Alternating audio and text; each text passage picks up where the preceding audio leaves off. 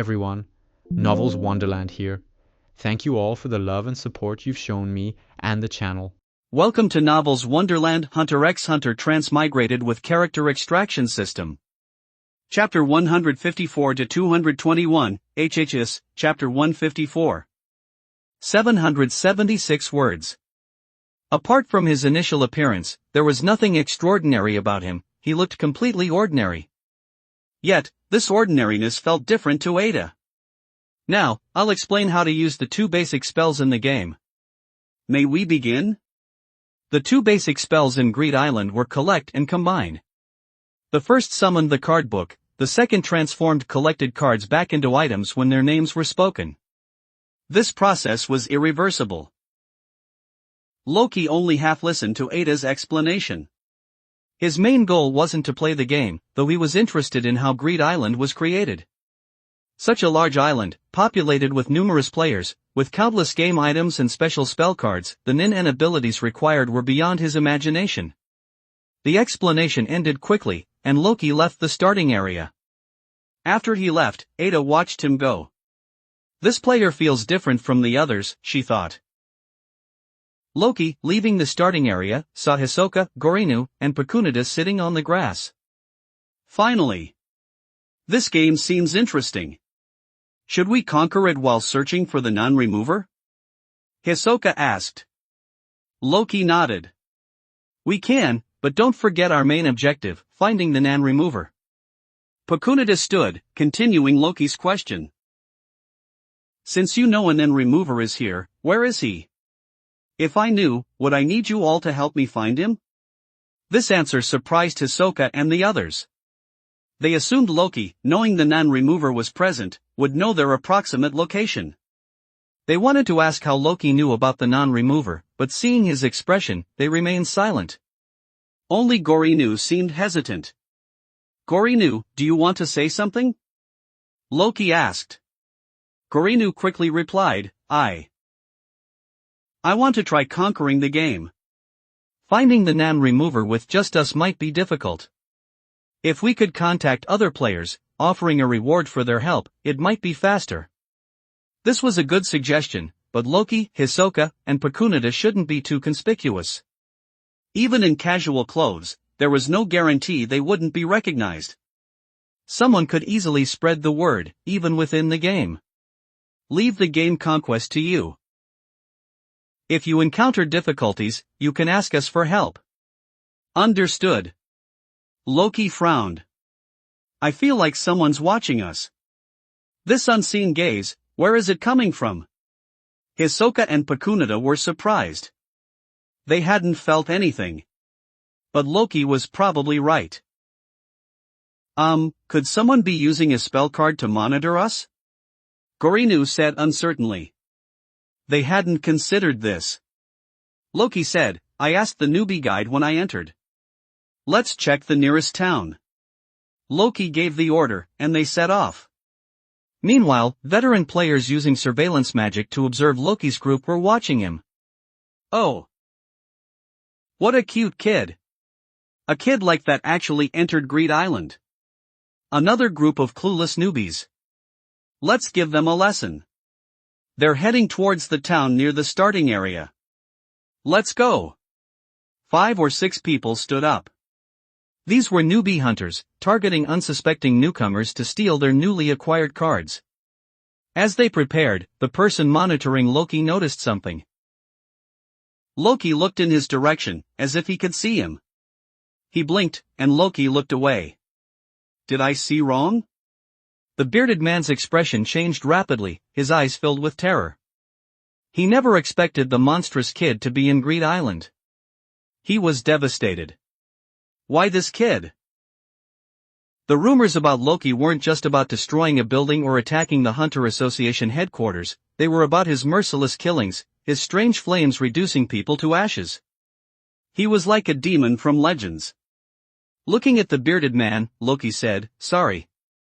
You didn't have to die. The burly man started crying. A tough-looking guy, crying. Pathetic. Hisoka laughed coldly, such an opponent was uninteresting. Swish. A bloody playing card appeared in Hisoka's hand, blood dripping from the edge. He appeared behind Loki. The men blocking Loki's escape in the alleyway suddenly had crimson marks on their necks. The bearded man, witnessing Hisoka's killing, froze. So fast. Bang! Pakunita fired a nin bullet, piercing his skull. Blood splattered. One by one, the bodies fell, lifeless. The two on the rooftop saw their companions die. Gorinu hadn't moved yet. Facing death, they unleashed their nin, breaking free from the black and white gorilla's hold, fleeing as fast as possible. They only had one thought: escape. Against such a monster, no one could win. It was a battle of different dimensions. Trying to escape? You're too slow. They looked back to see Loki airborne, his hands outstretched, red light emanating from his fingertips, forming small nin bullets. Underscore underscore underscore underscore underscore underscore underscore underscore underscore underscore underscore underscore underscore underscore underscore underscore underscore underscore. For more advanced chapters visit patreon.com/bars45. For $10 all advanced chapters. Chapter 155, HHS, Chapter 155. 750 words. Whoosh whoosh. Two nin bullets shot out, instantly piercing the two men's skulls. In their final moments, their eyes widened in terror. Such terrifying nen. Even a small amount is too much for ordinary nen users. Thud thud. They fell, thumb-sized holes bleeding profusely on their foreheads. Landing back on the ground, Loki looked at Pakunita.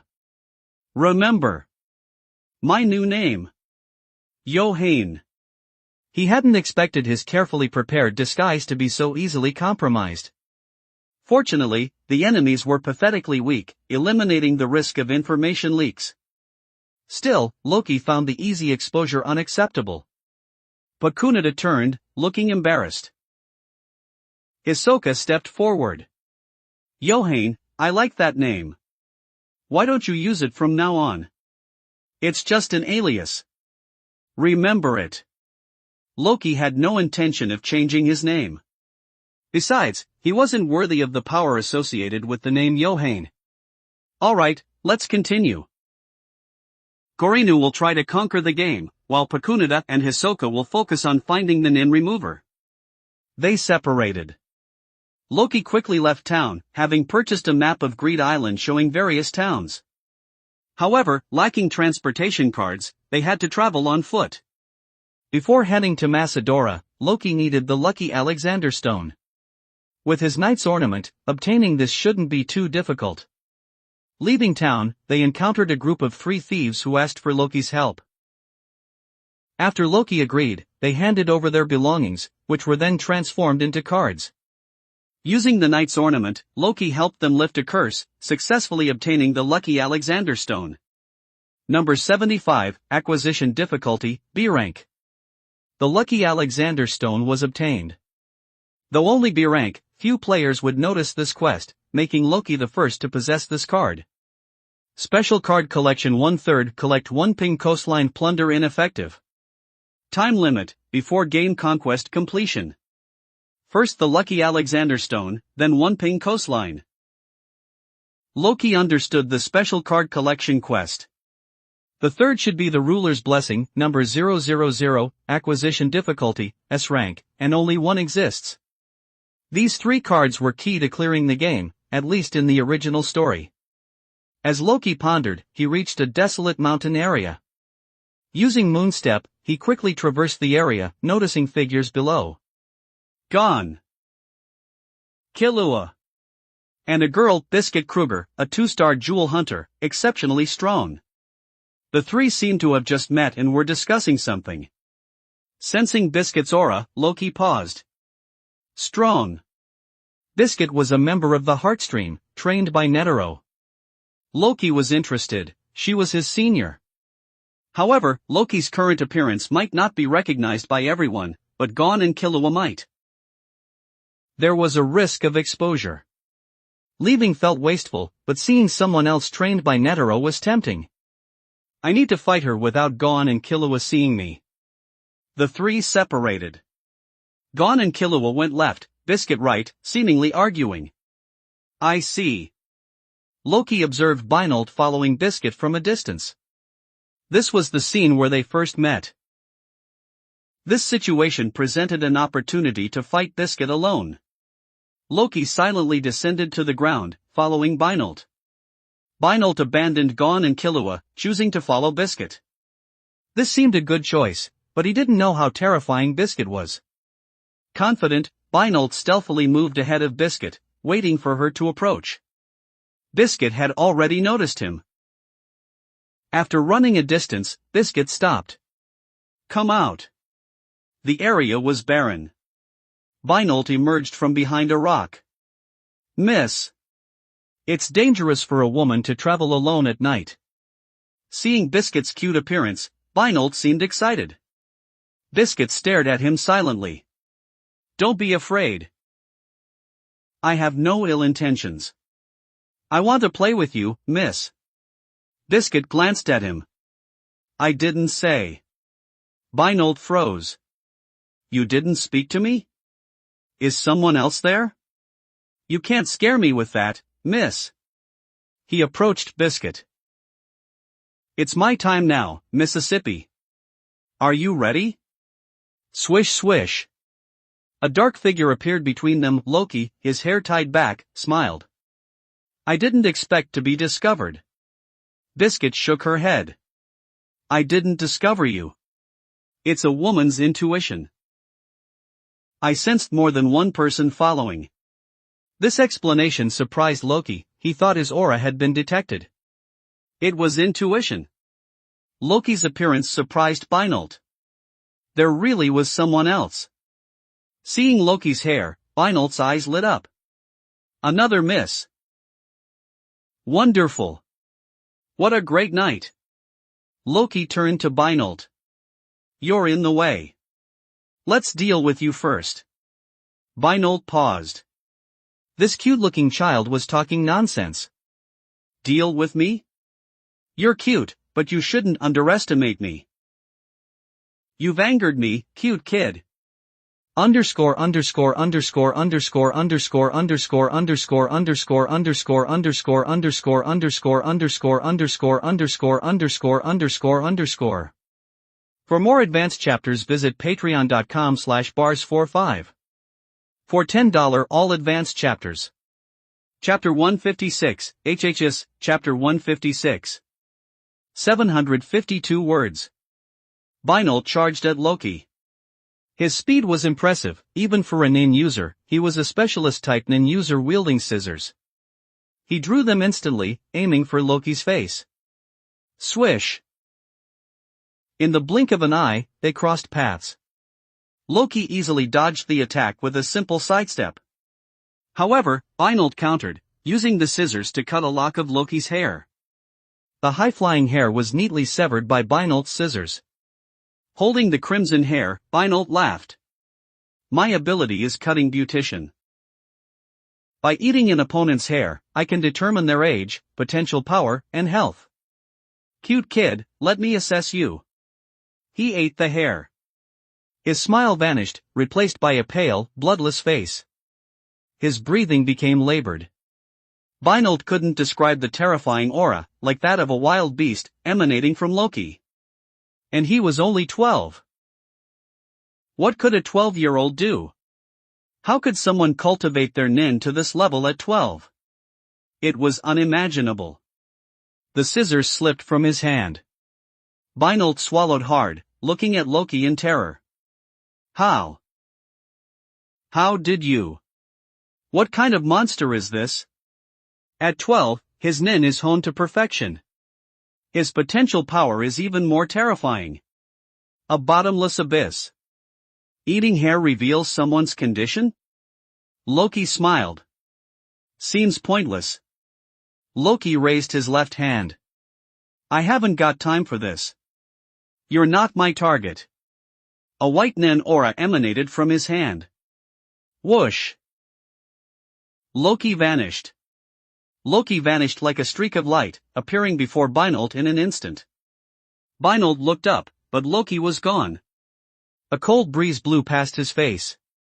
An intensely cold aura enveloped him, as if he were in a blizzard. He tried to move but couldn't. His nin, flowing in his arm, froze instantly. Light blue ice spread across his body, encasing him in a perfect ice sculpture in a blink of an eye. Even in his frozen state, his eyes reflected terror.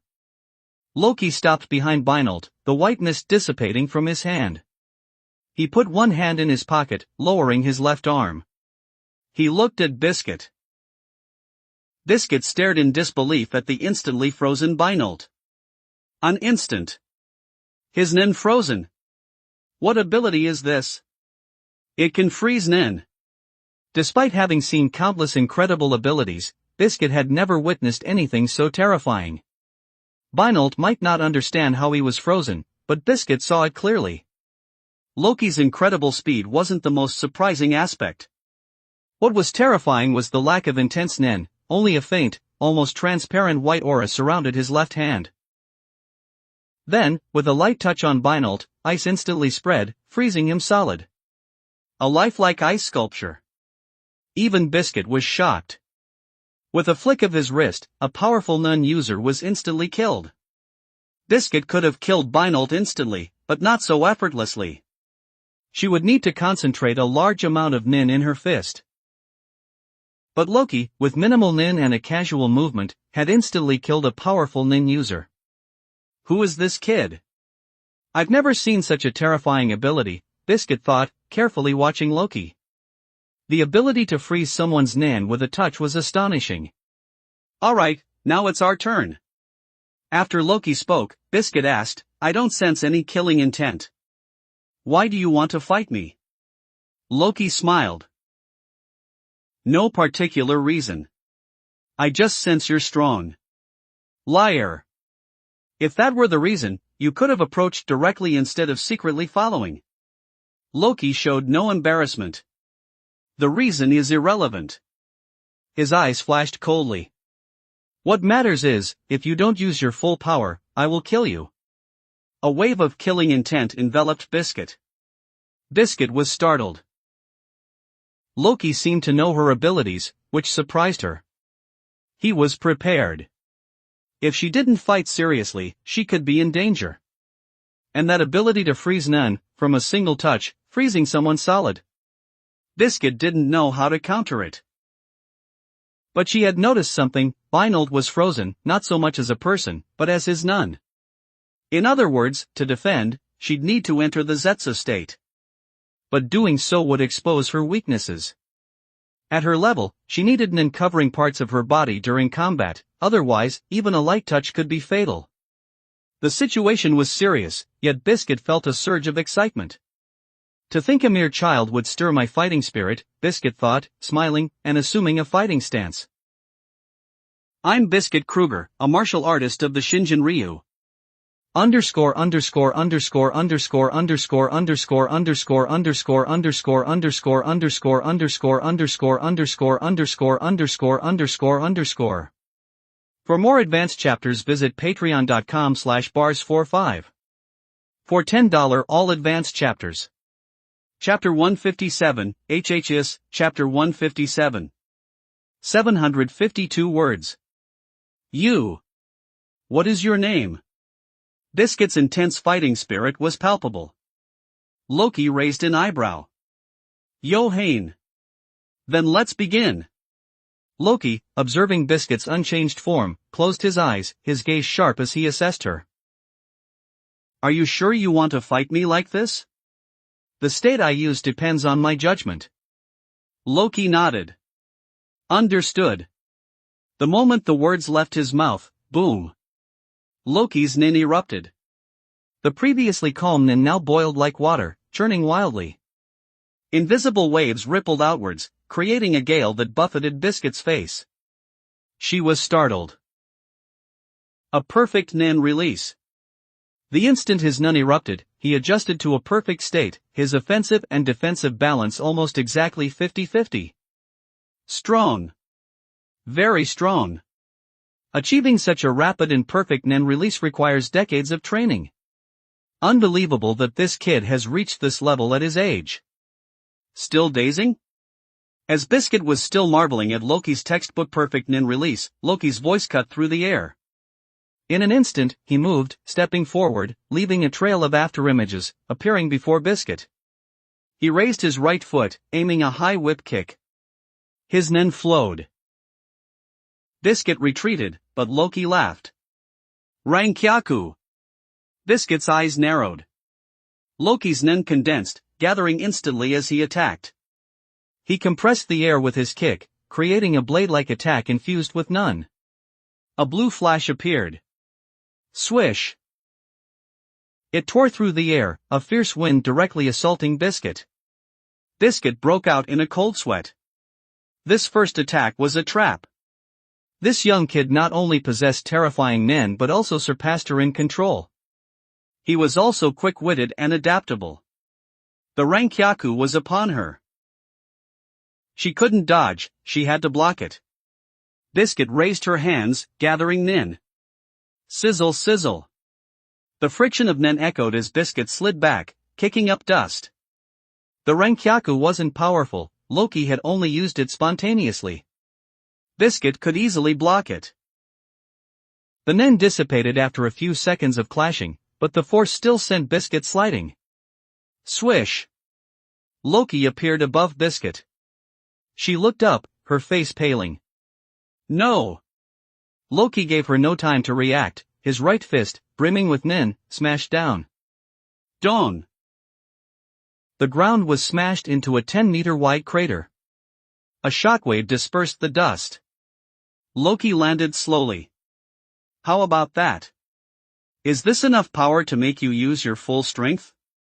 The sound of falling rocks echoed. Biscuit staggered to her feet, her face swollen from Loki's punch. She stared at Loki. Terrifying nun. This kid is an enhancement-type user, his nan's power far surpasses mine. In the instant of the attack, Biscuit had concentrated most of her nin on the areas most likely to be targeted, but the defense was insufficient. Humph. Strong. Johann, your power justifies my using full strength. But why didn't you use that ability to freeze nin? Loki replied indifferently, you didn't use your full strength either. Fine. I'll go all out, though honestly, I hate my next form. Biscuit's voice deepened. She clenched her fists, her body rapidly transforming, expanding drastically. The cute girl became a massive muscular man. This wasn't just a physical change, her nin surged, the ground cracking under the pressure. Cracks spread as Biscuit's size quadrupled, her height increasing proportionally. Loki observed this transformed Biscuit. Not bad. Finally, something interesting. Biscuit turned to Loki.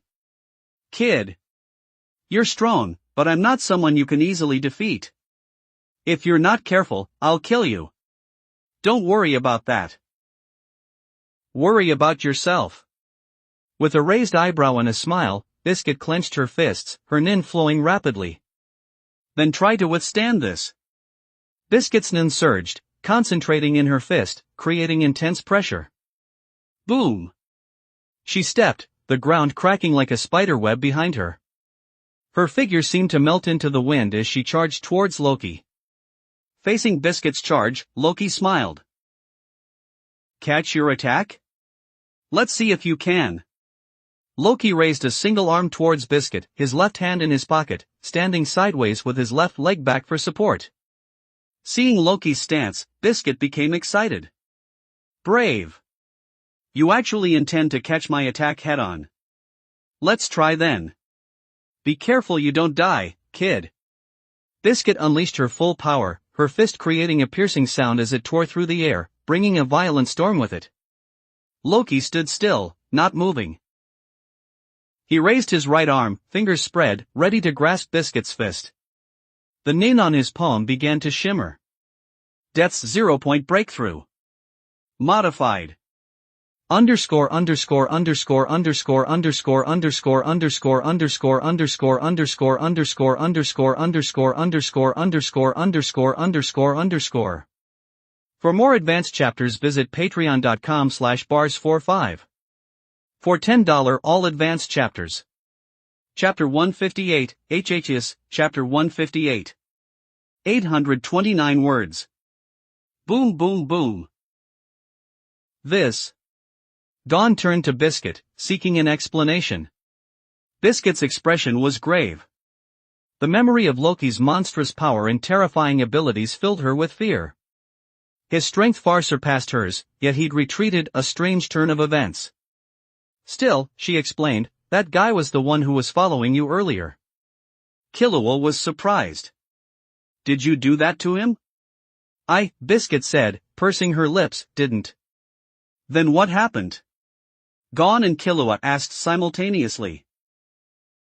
He was instantly frozen by someone who suddenly appeared, using a bizarre ability, Biscuit explained, glancing at the frostbite on her arm. That's the same person who injured me. He almost killed me, but strangely, he just left. Instantly frozen? What kind of bizarre ability is that? Killua frowned, approaching Binolt and touching the ice. Strange. It's ice, but it's not cold. Biscuit said, not cold? She had felt the terrifying cold herself, it wasn't something anyone could endure. She touched Binolt's ice and confirmed there was no temperature. Only the target feels the cold? Was he strong? Killua asked, unconvinced that someone so easily defeated could be powerful. Biscuit laughed. Strong? Kid, the three of you combined wouldn't stand a chance against him. Killua turned away, dissatisfied. Don't believe me? Biscuit said slowly. Then try. She used her Nen to melt the ice. Gon was surprised. Nen can melt ice? You two know nothing, Biscuit sighed. Since it's someone else's ability, the solution must also involve none. I tried already. Without Nen, forcibly breaking the ice is impossible, it's as tough as steel. Gon's initial reaction was disbelief. Ice tougher than steel? Seeing their expressions, Biscuit knew they wouldn't believe her. You two are too naive. The world of Nen users isn't governed by your common sense. She looked at them strangely. Who taught you Nen, you two idiots? Who guided your training? Gon and Killua exchanged glances. We're not telling you. Oh? Some nobody, I bet. Biscuit waved her hand. Let me introduce myself. I'm Biscuit Kruger, a professional hunter with decades of experience, trained in the Shinjin-Ryu. For the next while, I'll. Suddenly, Gon and Killua interrupted. What did you say? You're from the Shinjin-Ryu? Biscuit was surprised. You're also Shinjin-Ryu practitioners?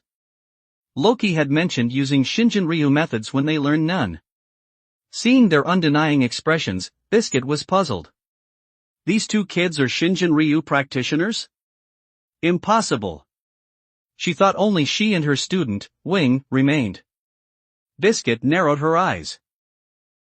You wouldn't be Wing's disciples, would you? They shook their heads. We don't know Wing, but we are Shinjin-Ryu practitioners. Biscuit frowned. Not Wing's disciples, yet Shinjin-Ryu practitioners. Suddenly, she remembered something. The rumor about the chairman's new disciple, that kid named Loki. Could it be? You two learned Nen from someone named Loki, didn't you? The mention of Loki's name startled Gon and Killua. It wasn't a name to be spoken lightly. Their expressions changed subtly, confirming to Biscuit that they had indeed learned Nen from someone who might be Netero's disciple. Biscuit herself hadn't met Loki, but she'd heard the rumors and reports. She admired his talent but disapproved of his injuring Netero. To think you two learned none from someone like that. Biscuit looked at them curiously. That kid, Loki, is incredibly strong. He even injured Netero. You two are his disciples? Gon and Killua froze, their eyes widening. What did you say? Who injured Chairman Netero? That perverted old man was injured? The two seemed completely unaware of such a significant event. Such big news, any Nen user would know. Biscuit crossed her arms. You too. You don't know that kid, Loki, attacked Hunter Association headquarters? She finished, and Gon and Killua felt like an atomic bomb had exploded in their heads. This news was too shocking. Attacking the Hunter Association. Why? Seeing their stunned expressions, Biscuit smiled. Don't be surprised, that's not all. When Loki attacked the Hunter Association, Chairman Netero was holding the 12 Zodiacs meeting. They exchanged glances. 12 Zodiacs? What? You don't know about the 12 Zodiacs, and your hunters? Biscuit looked defeated. The 12 Zodiacs were as famous as Netero within the Hunter Association. Killua said, "Alright, continue." Biscuit raised a finger. The 12 Zodiacs have 12 members, personally selected by Chairman Netero, each with a unique title. Regardless of their nin type, their strength far surpasses most nin users. Each has unique abilities and specialties, chosen and titled by Netero himself. She paused, looking at them gravely. The entire 12 Zodiacs, and Chairman Netero, were at the Hunter Association. That kid, who taught you nin, attacked the Hunter Association, killing 2 Zodiacs and injuring Chairman Netero. Silence fell. So now you understand how terrifying the guy who taught you nin is? They lowered their heads. They'd felt Loki's strength. Now, he was not only stronger but had embarked on a completely different path. Gon felt a strange unease.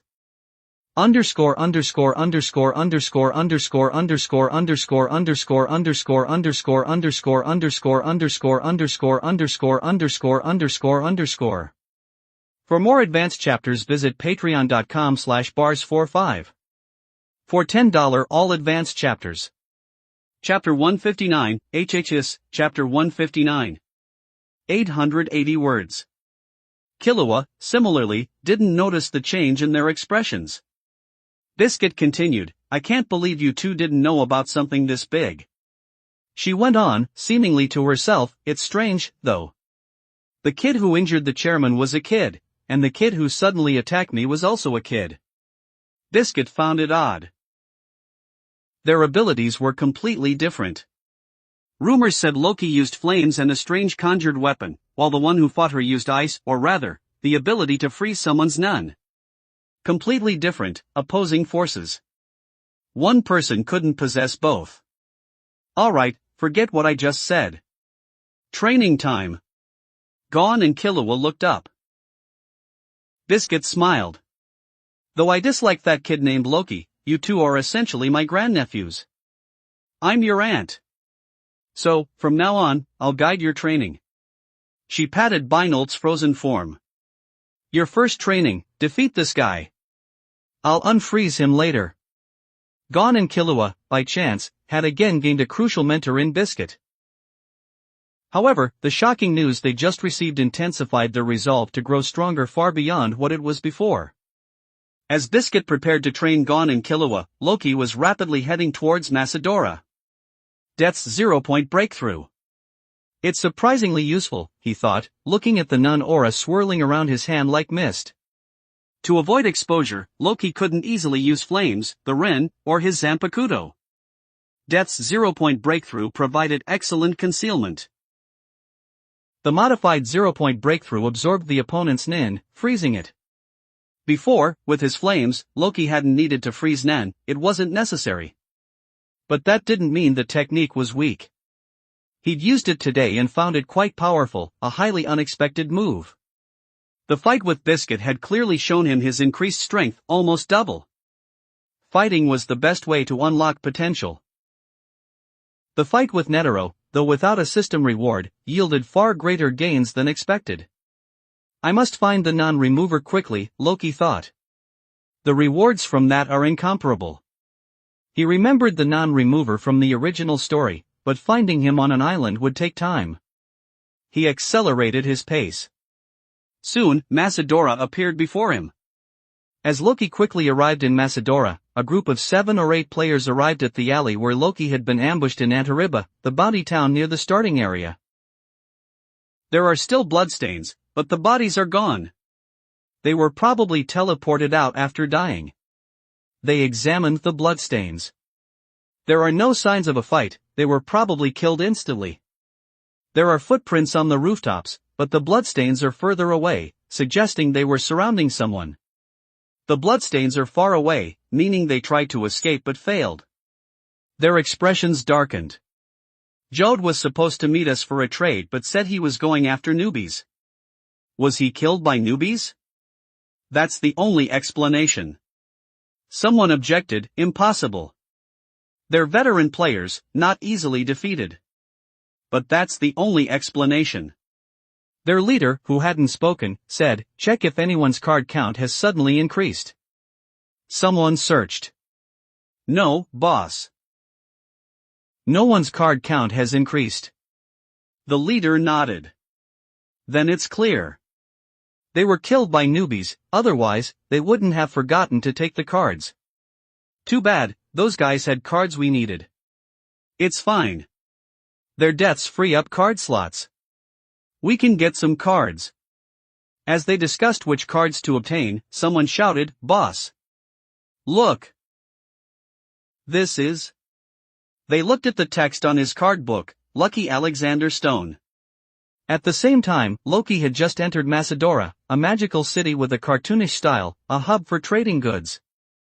You could buy many common tool cards and special spell cards in the department store. Because of this, many players gathered here. Loki checked the department store but didn't find the Nen remover. As he pondered how to discreetly and quickly find him, a system notification appeared. Mission triggered. Player purge. Too many players burden the game. Eliminate excess players to purify the game environment. Reward, 1 draw chance time limit, before game completion. Loki, about to enter the department store, stopped and sat by a flower bed. He frowned. Eliminate excess players. I was planning a low-key operation to find the Nan remover, he thought. This new mission has a low reward, even perfect completion only grants 1 S-rank draw chance. A bit underwhelming. He considered it. Though the reward wasn't attractive, fewer players meant it would be easier to find the Nen remover. The game was overcrowded. It was time to remove players who weren't actively playing. He could also get more cards.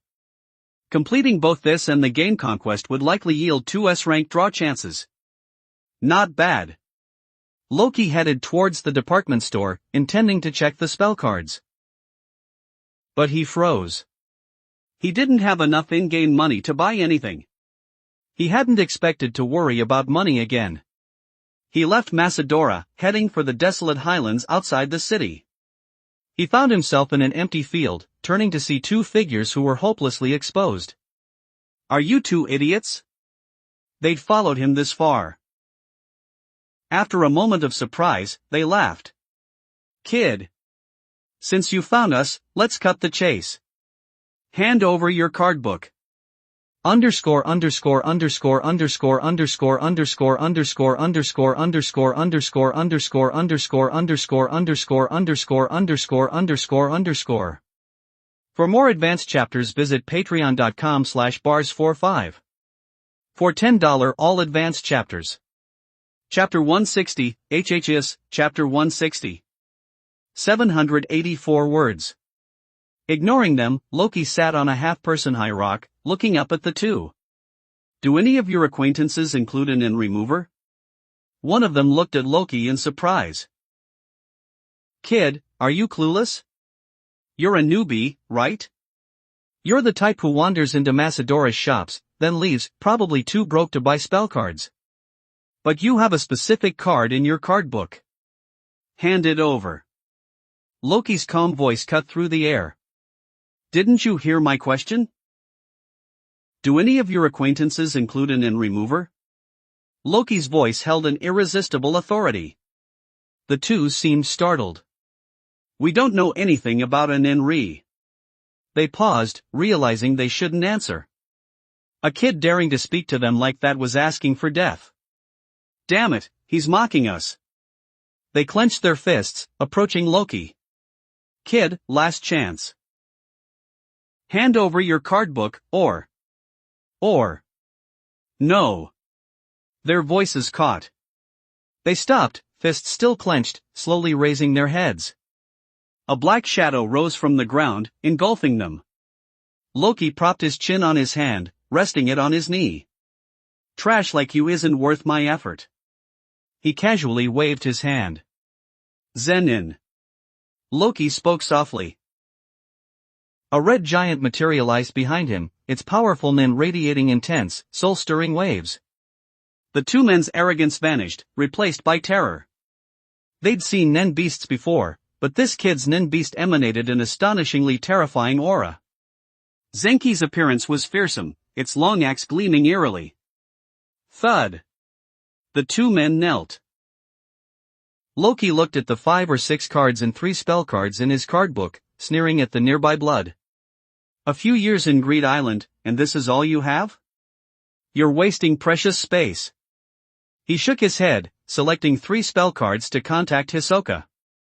The connection was made instantly, and Loki heard a pained cry on the other end. "Any news?" "None. Worse, I've got a bunch of suicidal idiots clinging to me." Hisoka sounded annoyed, having been targeted by players harassing newbies. Loki narrowed his eyes. This would slow their search for the nin remover. "It would take time. It's fine. Let's eliminate some obstacles. Fewer players mean a smaller target pool." Hisoka was surprised. "You want me to go on a killing spree, Lord Yohane? Suit yourself. But before you kill anyone, confirm if they're the non-remover or know anything about him." "I will. That's all." Loki was about to end the call when Hisoka asked, "Is this communication method using a game spell card?" Loki nodded. "And when you kill, take all the cards from their card books. Lord Yohane, to clear the game." "I'm just curious about a few things." "Understood." The call ended. Loki looked at his card book. What kind of nin abilities allowed for this card-based game? The card book, the spell cards, the transformation between cards and items, it was all mysterious, even to Loki.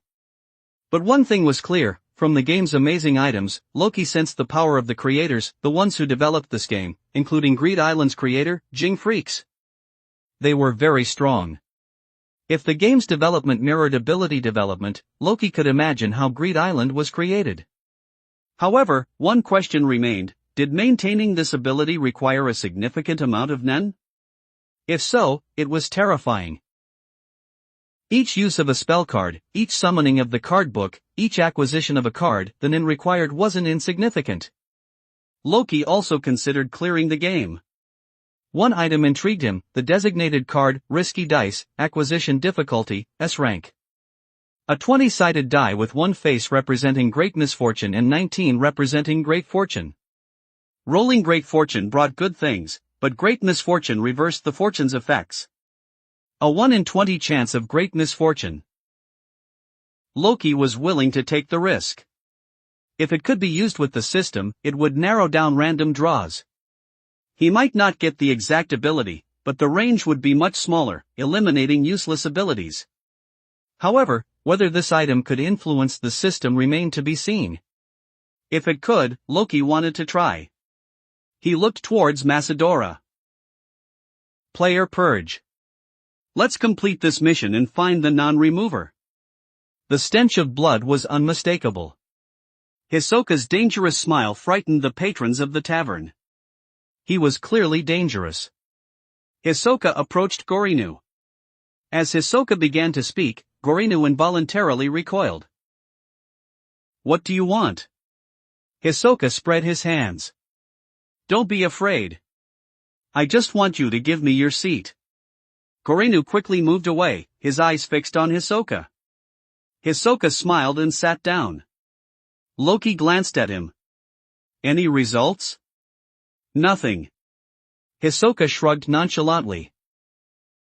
This attitude, underscore underscore underscore underscore underscore underscore underscore underscore underscore underscore underscore underscore underscore underscore underscore underscore underscore underscore. For more advanced chapters visit patreon.com/bars45. For $10 all advanced chapters. Chapter 161, HHS, Chapter 161. 672 words. Hisoka, it seemed, hadn't even considered gathering information or cards during his killing spree. He was completely indifferent. Did you forget my orders? Orders? Hisoka spun the cards that had suddenly appeared in his hands, a smirk playing on his lips. What orders? I don't remember. Loki turned, took a sip of juice, finished it, and slowly stood. Since you chose to follow me, you should obey my orders, Hisoka. Loki said, his back to Hisoka, his expression impassive. But Kunita subtly shifted, facing Hisoka. This positioning allowed her to launch an immediate attack, and Hisoka was the target. Hisoka glanced at her with surprise, but he wasn't concerned, but Kunita's abilities weren't particularly useful in combat. Hisoka's gaze, fixed on Loki's back, burned with a renewed desire for a fight. The recent killing spree had fueled his bloodlust, especially with such a perfect target nearby. However, Hisoka wasn't a fool. If Loki fought seriously, he wouldn't stand a chance. Loki wouldn't easily reveal his abilities, the consequences of discovery were unpredictable, a nuclear strike wasn't impossible. Greed Island, isolated from the world, presented an opportune moment. The tavern's atmosphere was tense. Hisoka, who had suddenly burst in, looked extremely dangerous. Yet, this dangerous man seemed to be on the verge of a confrontation with a seemingly ordinary kid. What in the world is going on here? Korinu swallowed hard, his gaze flitting between Hisoka and Loki. He clearly sensed the intense killing intent emanating from Hisoka, but Loki radiated no aura whatsoever. Why would this dangerous man be so fixated on this seemingly insignificant kid, especially since Loki appeared to be in a position of authority? Everyone held their breath, watching silently. Hisoka chuckled. Don't be angry. I said I'd follow your orders, but I genuinely forgot. I'll remember next time. Do you think I'd believe that? Loki said without turning. Hisoka's smile faded. Then what? Hisoka, I sense your killing intent. Care to test it? Suddenly, Loki turned, his cold gaze fixed on Hisoka. His calm tone belied the underlying threat. Hisoka's eyes involuntarily narrowed. That look. Terrifying. He's overwhelmingly strong. Loki. I want to kill him. Hisoka's expression turned ferocious, his gaze fanatical. But seriously, I'd be dead. He narrowed his eyes. Fighting seriously against you, I'd rather not die. This made Loki laugh. Hisoka's strategy was clear, to kill him, but he knew it was impossible, yet the desire remained. The compromise was to get Loki to agree to a fight without full power, a pure test of skill. Hisoka was a powerful nin user, not because of his nan's raw power, but his mastery of it. He was incredibly intelligent, capable of holding his own against stronger opponents. Subduing Hisoka would be advantageous. Weighing the options, Loki slowly turned, a faint smile playing on his lips. I won't use any of my previous abilities, we'll match each other's nin output. Care to try? Hisoka's expression turned serious, his nin surging. Seeing this, Loki nodded. Seriously, but with conditions. I accept. Hisoka readily agreed, anticipating Loki's conditions. Even death wouldn't matter if he failed to kill Loki at equal strength, any condition was acceptable. Hisoka's immediate acceptance confirmed his long-held desire for a duel. Loki looked at Hisoka. Where do you want to fight? Hisoka briefly considered this. For him, a location with sufficient visual obstructions would be ideal, maximizing his combat effectiveness. But since Loki was already limiting his power, specifying a location would be unfair. Doesn't matter. Here is fine. Loki nodded. Then let's begin. All right. The instant Hisoka finished speaking, Loki vanished. His speed blurred Hisoka's vision. Bang! By the time Hisoka reacted, Loki's fist had connected with his face. Despite Hisoka's instant nen defense, Loki's punch, even with suppressed nen, retained its full force. The blow landed squarely on Hisoka's face, feeling like a hammer blow of steel. Hisoka was sent flying backward, crashing through the tavern wall and out into the open. Underscore underscore underscore underscore underscore underscore underscore underscore underscore underscore underscore underscore underscore underscore underscore underscore underscore underscore. For more advanced chapters visit patreon.com/bars45. For $10 all advanced chapters. Chapter 162, HHS, Chapter 162. 735 words. The tavern, filled with dust, fell instantly silent. Everyone nearly tumbled from their chairs. An ordinary-looking kid possessed such terrifying power. Korinu stared at Loki in terror. The kid who'd been calmly drinking juice was a monster. He'd initially thought Loki was cowardly, remaining silent even when provoked. But now, the gaping hole in the tavern wall starkly revealed the terrifying being he'd just offended. He hadn't even seen the attack, Hisoka had already been sent flying. He shuddered, if that hit me.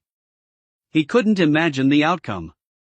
Hisoka's aura alone was dangerous enough, he feared Hisoka even more than this kid who could effortlessly send such a dangerous opponent flying. He secretly wiped the sweat from his face.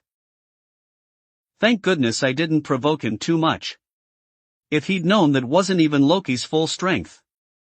Loki walked towards Hisoka. But Kunita shook her head. Why invite trouble? Loki stopped, smiling. He's unlike anyone else. For him, the hunt never stops. After one target, he seeks another. He enjoys the hunt, giving his all, no matter the prey. A man who dances on the edge of death. Kunita, still not understanding Hisoka, replied flatly, in short, he's an idiot, a madman. You could say that. Hisoka, sent flying through the tavern wall, landed in the next room, crashing through two walls before stopping. He crawled out from the rubble, touching his swollen right cheek. Even with non-protection, it was instantly puffed up. The force of the blow reminded him of someone long dead, Uvajin. Loki's punch, while using a similar amount of nen, had vastly superior power. The nen's strength was almost a replica of Uvajin's, but Loki wasn't an enhancement-type user. If Loki's nen was this strong, killing him would be difficult. Even a simple nen defense would be hard to break. However, this was far from Loki's full power, there was still a chance. Hisoka flicked his fingers, a card appearing between his fingers. If he only uses nen equal to mine, victory isn't impossible. Hisoka's gaze sharpened as he threw the cards. They tore through the air. Loki, his gaze turning, slightly tilted his head, dodging two cards. Only as they whizzed past did he realize something was off about the nen in the cards. They lacked the power to injure him. Would Hisoka make such a mistake? No. Thud thud. The cards embedded themselves in the wall behind Loki. Loki instantly used two strands of nen sticking to the wall. Bungee gum possesses both chewing gum and rubber properties, you see. Hisoka's chilling voice echoed. Loki instantly realized the danger. He covered his arms with nen, protecting himself. Bang! Hisoka, using the rubber properties for leverage, launched himself like a slingshot, his legs together, directly kicking Loki. Loki flew back, crashing through the wall behind him. Both side walls now had large holes. Hisoka's attack was as powerful as, if not more powerful than, Loki's earlier punch. Hisoka returned to the tavern, while Loki lay sprawled outside. Hisoka watched Loki's direction. He didn't wait long. In a blink, Loki reappeared, his body glowing with red nen, compressed to match Hisoka's output. Loki's rapid assault was like a streak of light. Hisoka's eyes gleamed with ferocity. No injuries? Hisoka, a transmuter, already has considerable nen power, yet that blow caused no damage. Only minor scratches on Loki's arms. Loki spun rapidly in mid-air, using the momentum to deliver a 360-degree roundhouse kick to Hisoka's head. Hisoka ducked, blocking with his left fist, nen flowing through his arm and legs. Bang! A loud clash of nen echoed. Loki's attack forced Hisoka back several steps. After regaining his balance, Hisoka countered. The card in his hand was instantly infused with terrifying nen, making it sharper than any blade, aimed at Loki's throat. Loki, landing, caught the card with one hand and punched Hisoka with the other. Hisoka used bungee gum to catch Loki's fist, preventing further advancement. They stood locked, their nen clashing, creating waves that spread outwards. Hisoka's cold gaze met Loki's. He whistled. An excellent counterattack. A chilling smile appeared on his face. Loki looked at him. Bungee gum is quite troublesome. Without a significant power difference, countering Hisoka's dual nen abilities was difficult. Now that his fist was stuck, Loki found himself in a tricky situation. They paused, underscore underscore underscore underscore underscore underscore underscore underscore underscore underscore underscore underscore underscore underscore underscore underscore underscore underscore. For more advanced chapters visit patreon.com/bars45. For $10 all advanced chapters. Chapter 163, HHS, Chapter 163. 723 words. The resulting shockwaves spread outwards. The wind wasn't particularly strong, but the dazzling speed of their movements was incredibly impactful. This level of combat was beyond the comprehension of ordinary nen users. Hisoka's aura was undeniably dangerous, but Loki, a seemingly ordinary kid, was terrifying when he fought seriously, and he seemed to have the upper hand. They had never witnessed such a battle before. Even though it was dangerous, no one dared to make a move. While the thought of fleeing crossed some minds, nobody dared to attract the attention of these two human behemoths. Everyone remained frozen, unable to make a single unnecessary movement. Bang! A violent clash of nen erupted as Loki and Hisoka simultaneously recoiled several steps. Loki stopped casually, while Hisoka slid several meters on the ground, bracing himself with one hand before stopping. The difference in their skill was evident. Hisoka frowned, a faint smile on his face. May I ask a question? Loki, poised to attack, shifted slightly. Ask. Why is your nen's power in both attack and defense similar to an enhancement-type user? This question made Loki pause. Is it? I didn't notice. He hadn't paid attention to this. During his water divination, Netero had mentioned his strong aptitude for emission, transmutation, and conjuration, but his abilities in other types were unclear. Loki hadn't focused on his other aptitudes, as specialization type nen strength was innate. His training focused on mental cultivation, essentially spiritual refinement. You didn't notice? Hisoka chuckled, lowering his head. Now, I wouldn't doubt you're an enhancement type user. Loki looked at Hisoka. Silence fell. Time seemed to slow. No one knew why Loki had suddenly fallen silent. To the others, the moment stretched endlessly, but to Loki, it was merely a blink. Suddenly, Loki raised his hand. Slowly, the fiery red nen aura dimmed, transforming into a white, translucent, icy aura that covered his hand. This change caused Hisoka's eyes to narrow. This aura, though not powerful, emanated a danger comparable to Loki's flames. That's... Loki smiled. I won't use my previous abilities, but this one isn't among them. Care to try? Or perhaps you'd prefer not to? You still haven't used abilities? What a terrifying talent, Hisoka said, awestruck. Loki's immense power wasn't just his nen, it wasn't his incredible combat skills. It was his seemingly endless array of abilities. Hisoka's eyes gleamed with a manic intensity. Then let's see this new ability. Hiss hiss hiss. The white icy aura hissed. Hisoka felt no fear, only a heightened desire to fight. This man was born for battle, never suppressing his instincts. He was an ingenious, but Hisoka's strength wasn't solely from training, it was honed through countless battles. Loki lowered his body, his nen now only on his hands. This excited Hisoka. He's focusing all his nin on his hands. He finally wants to enjoy the fight. He laughed maniacally, his nin reaching unprecedented levels, undergoing a strange transformation. Hisoka, you're excellent. As an opponent, you're superb. He. Hisoka's voice was hoarse, chilling, a terrifying killing intent swirling around him like a tangible black aura. His veins bulged, blood flowing rapidly, putting immense strain on his body. But his power surged instantly. In a flash, Hisoka moved like lightning, appearing before Loki, his hands already moving at incredible speed, tearing towards Loki's throat. The explosive sound of clashing nin only came after Hisoka's attack. Loki, standing motionless, slowly raised his dark eyes, watching Hisoka. This guy is getting stronger in battle.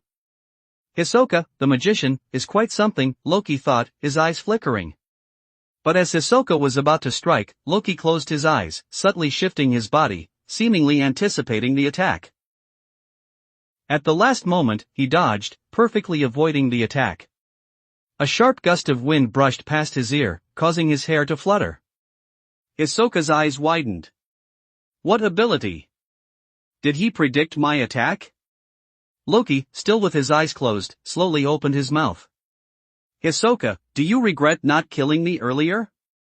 His calm voice, devoid of emotion, struck everyone like a hammer blow.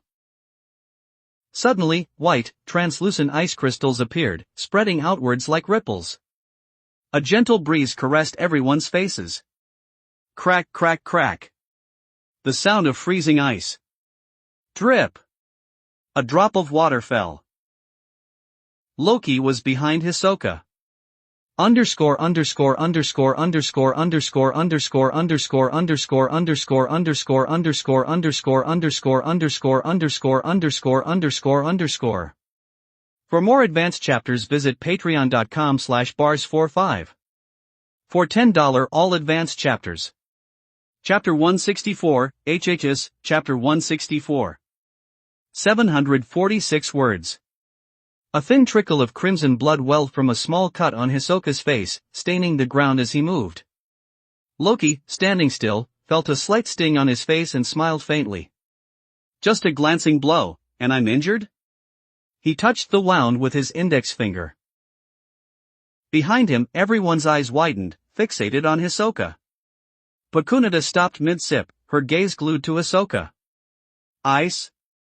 How? Flames and ice. Two completely opposite powers? Appearing on the same person? Pakunita was already amazed by Loki's flames, converting none into flames indicated an exceptional talent. But now, he also possessed the opposite ice.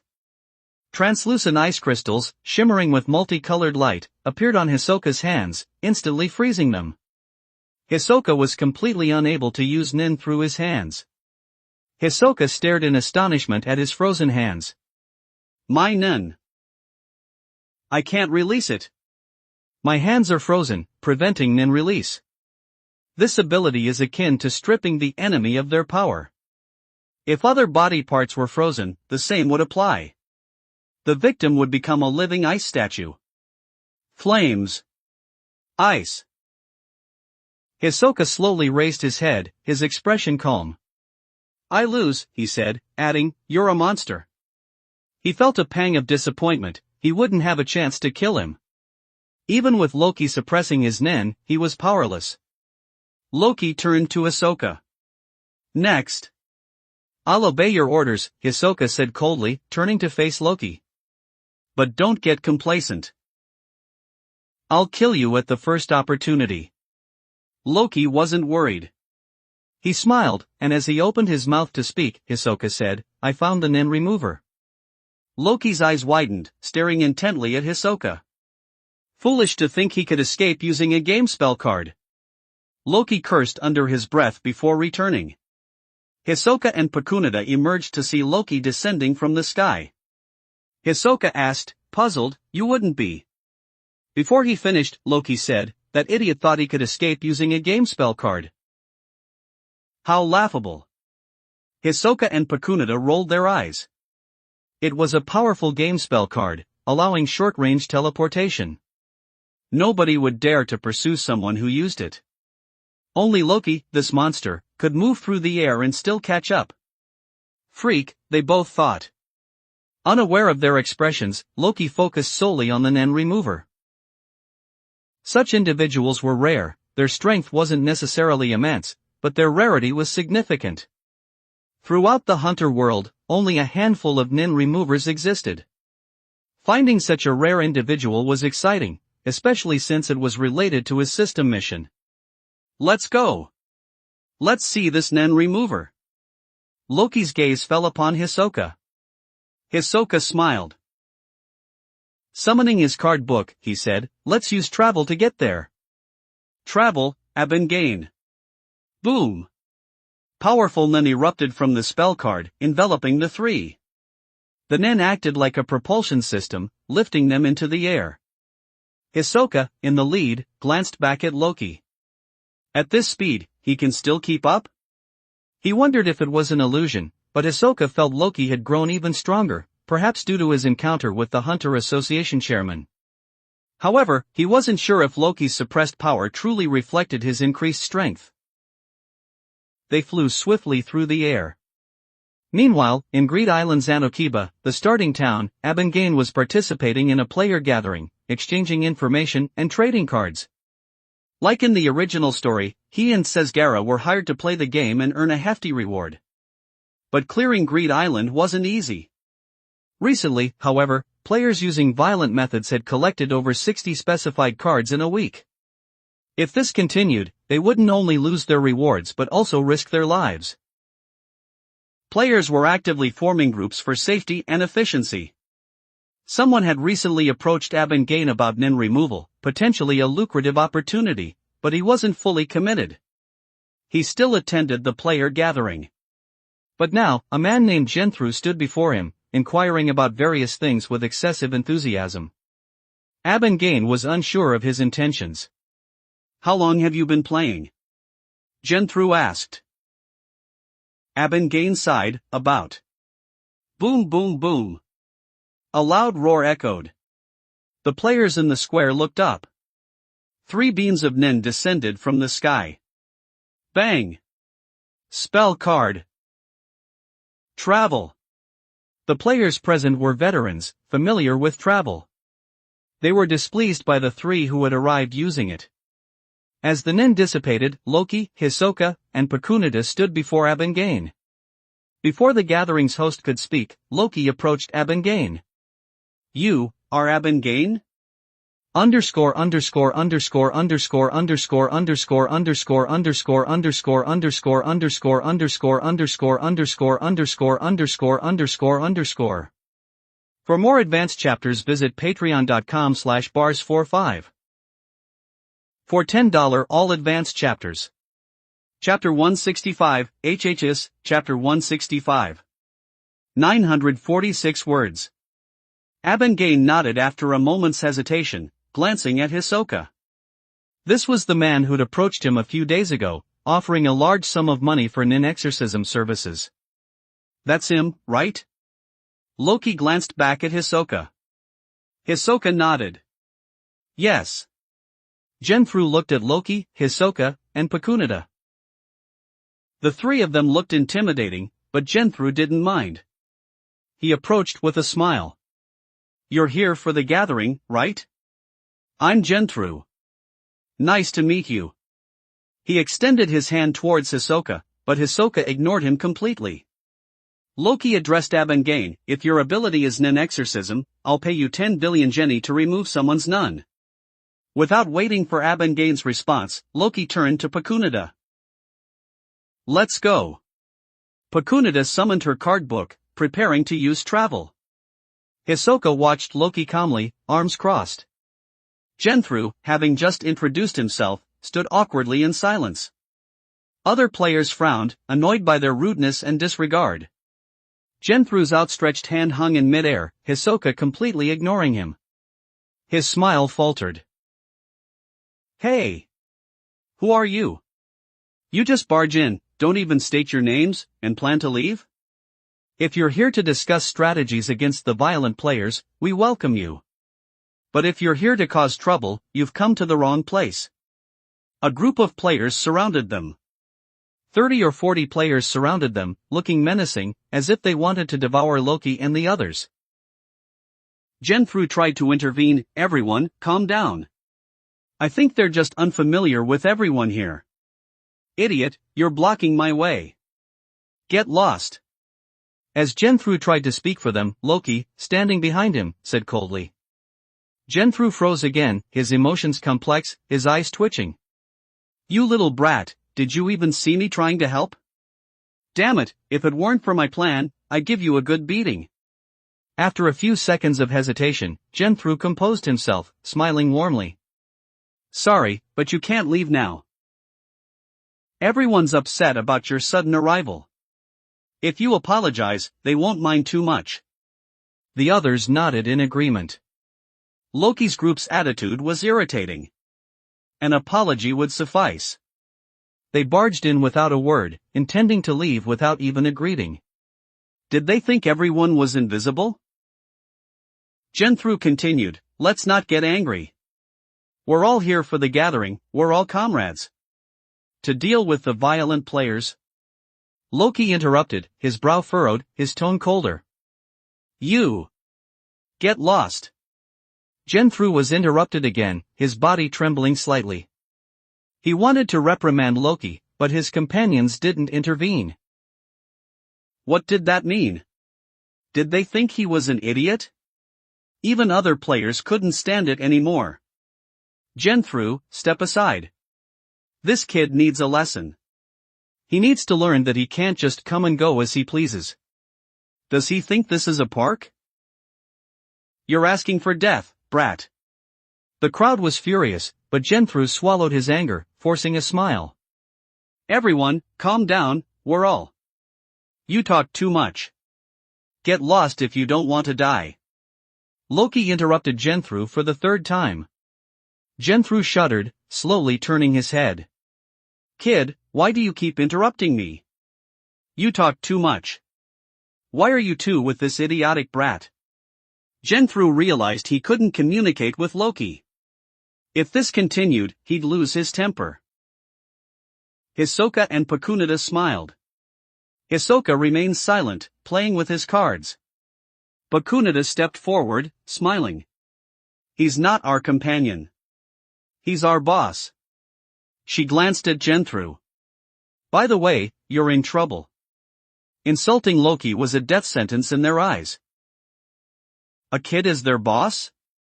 The surrounding players burst into laughter after a moment of stunned silence. Genthru looked down at Loki. Kid, you're arrogant. Do you think hiring 2 people gives you free reign? This is Greed Island, a non-users game. Even with your money, don't be so arrogant. Genthru had mistaken Loki for a wealthy man with 2 nin users as bodyguards, based on the casually mentioned 10 billion Jenny and Hisoka and Pakunita calling him boss. Loki slowly raised his eyes. Idiot, I haven't got time for you. Get lost if you don't want to die. All eyes turned to Genthru. Loki was incredibly arrogant. Genthru could barely contain his rage. He clenched his fist, then surging into it. The powerful nun surprised the surrounding players, they hadn't realized how strong he was. Now, it was clear he was above average. He looked coldly at Loki. Say that again. Loki smiled faintly. He wanted to let this guy go, but he was pushing his luck. Get lost if you don't want to die. Genthru's face contorted with rage. His eyes narrowed. You forced my hand, brat. The instant Loki finished speaking, Genthru punched him in the face. He'd had enough of this arrogant kid who'd completely ignored him. The sudden punch stunned the surrounding players. Such a powerful nin attack would severely injure, if not kill, Loki. They were eager to see it. Loki and his group had completely ignored everyone. Abengane, Loki's client, wanted to intervene, but Hisoka, standing beside him, calmly said, Don't. 2 simple words, yet they echoed in Abengane's mind like thunder. His back was instantly drenched in cold sweat. This guy is terrifying. Just a single word from Hisoka had filled Abengane with terror. Such a person wouldn't be easily swayed by money. This kid couldn't have simply hired them. Abengane was still thinking this when Genthru's fist suddenly stopped. The powerful nin was blocked by an incredibly weak nun. A hand effortlessly grasped Genthru's fist. Everyone was stunned. Their surprise wasn't that Loki had blocked Genthru's attack. Anyone in this game was capable of that. Underscore underscore underscore underscore underscore underscore underscore underscore underscore underscore underscore underscore underscore underscore underscore underscore underscore underscore. For more advanced chapters, visit patreon.com/bars45. For $10 all advanced chapters. Chapter 166, HHS, Chapter 166. 784 words. Everyone knew they were nin users. Strength wasn't something easily judged by appearance. Their arrogance suggested they had something to rely on. Yet, with such ease, Loki effortlessly blocked Genthru's attack with a casual movement. The stark contrast between Loki's faint nin aura and Genthru's surging nin was striking. Genthru's nin was terrifying. Dodging it wasn't surprising, but a head-on clash where Loki used only a minuscule amount of nin to block Genthru's powerful nin-infused punch was unbelievable. If the situation were reversed, it wouldn't have been so shocking. Genthru had undoubtedly trained his nin far longer than Loki. It should have been a one-sided suppression, but Loki had effortlessly blocked the attack, showcasing a clear difference in skill. Everyone stared at Loki. Did that kid use some special ability? A player whispered. Others wanted to agree, but the exchange had seemed completely ordinary, not requiring any special abilities. That little nin blocked Genthru's attack. Unbelievable. Genthru, did you hold back? Unable to believe Loki's feat, they suspected Genthru. They'd rather believe Genthru had held back than accept Loki's casual defense. Genthru's expression calmed, his eyes fixed on Loki. This kid. He's no ordinary person. Others suspected he'd held back, but he knew he hadn't. At the moment of Loki's intervention, he'd sensed an incredibly powerful nin flash, but only for a moment. He couldn't be sure if it came from Loki. Regardless, the kid was strange, and his companions were equally suspicious. They'd remained passive while their supposed boss was attacked. Either they believed Loki could handle it, or the nin burst had been from one of them. This realization made Genthru grab Loki's wrist. He'd forgotten about his plan. Even if the plan succeeded, he wouldn't be satisfied without venting his anger. He had to kill this brat today. Genthru's amiable expression twisted into a cruel sneer. Die, you brat. You blocked my punch, so try blocking this. A pinch of gunpowder. Boom. Loki's wrist exploded. The flames spread, creating a powerful blast of wind. As the smoke cleared, the surrounding players scattered.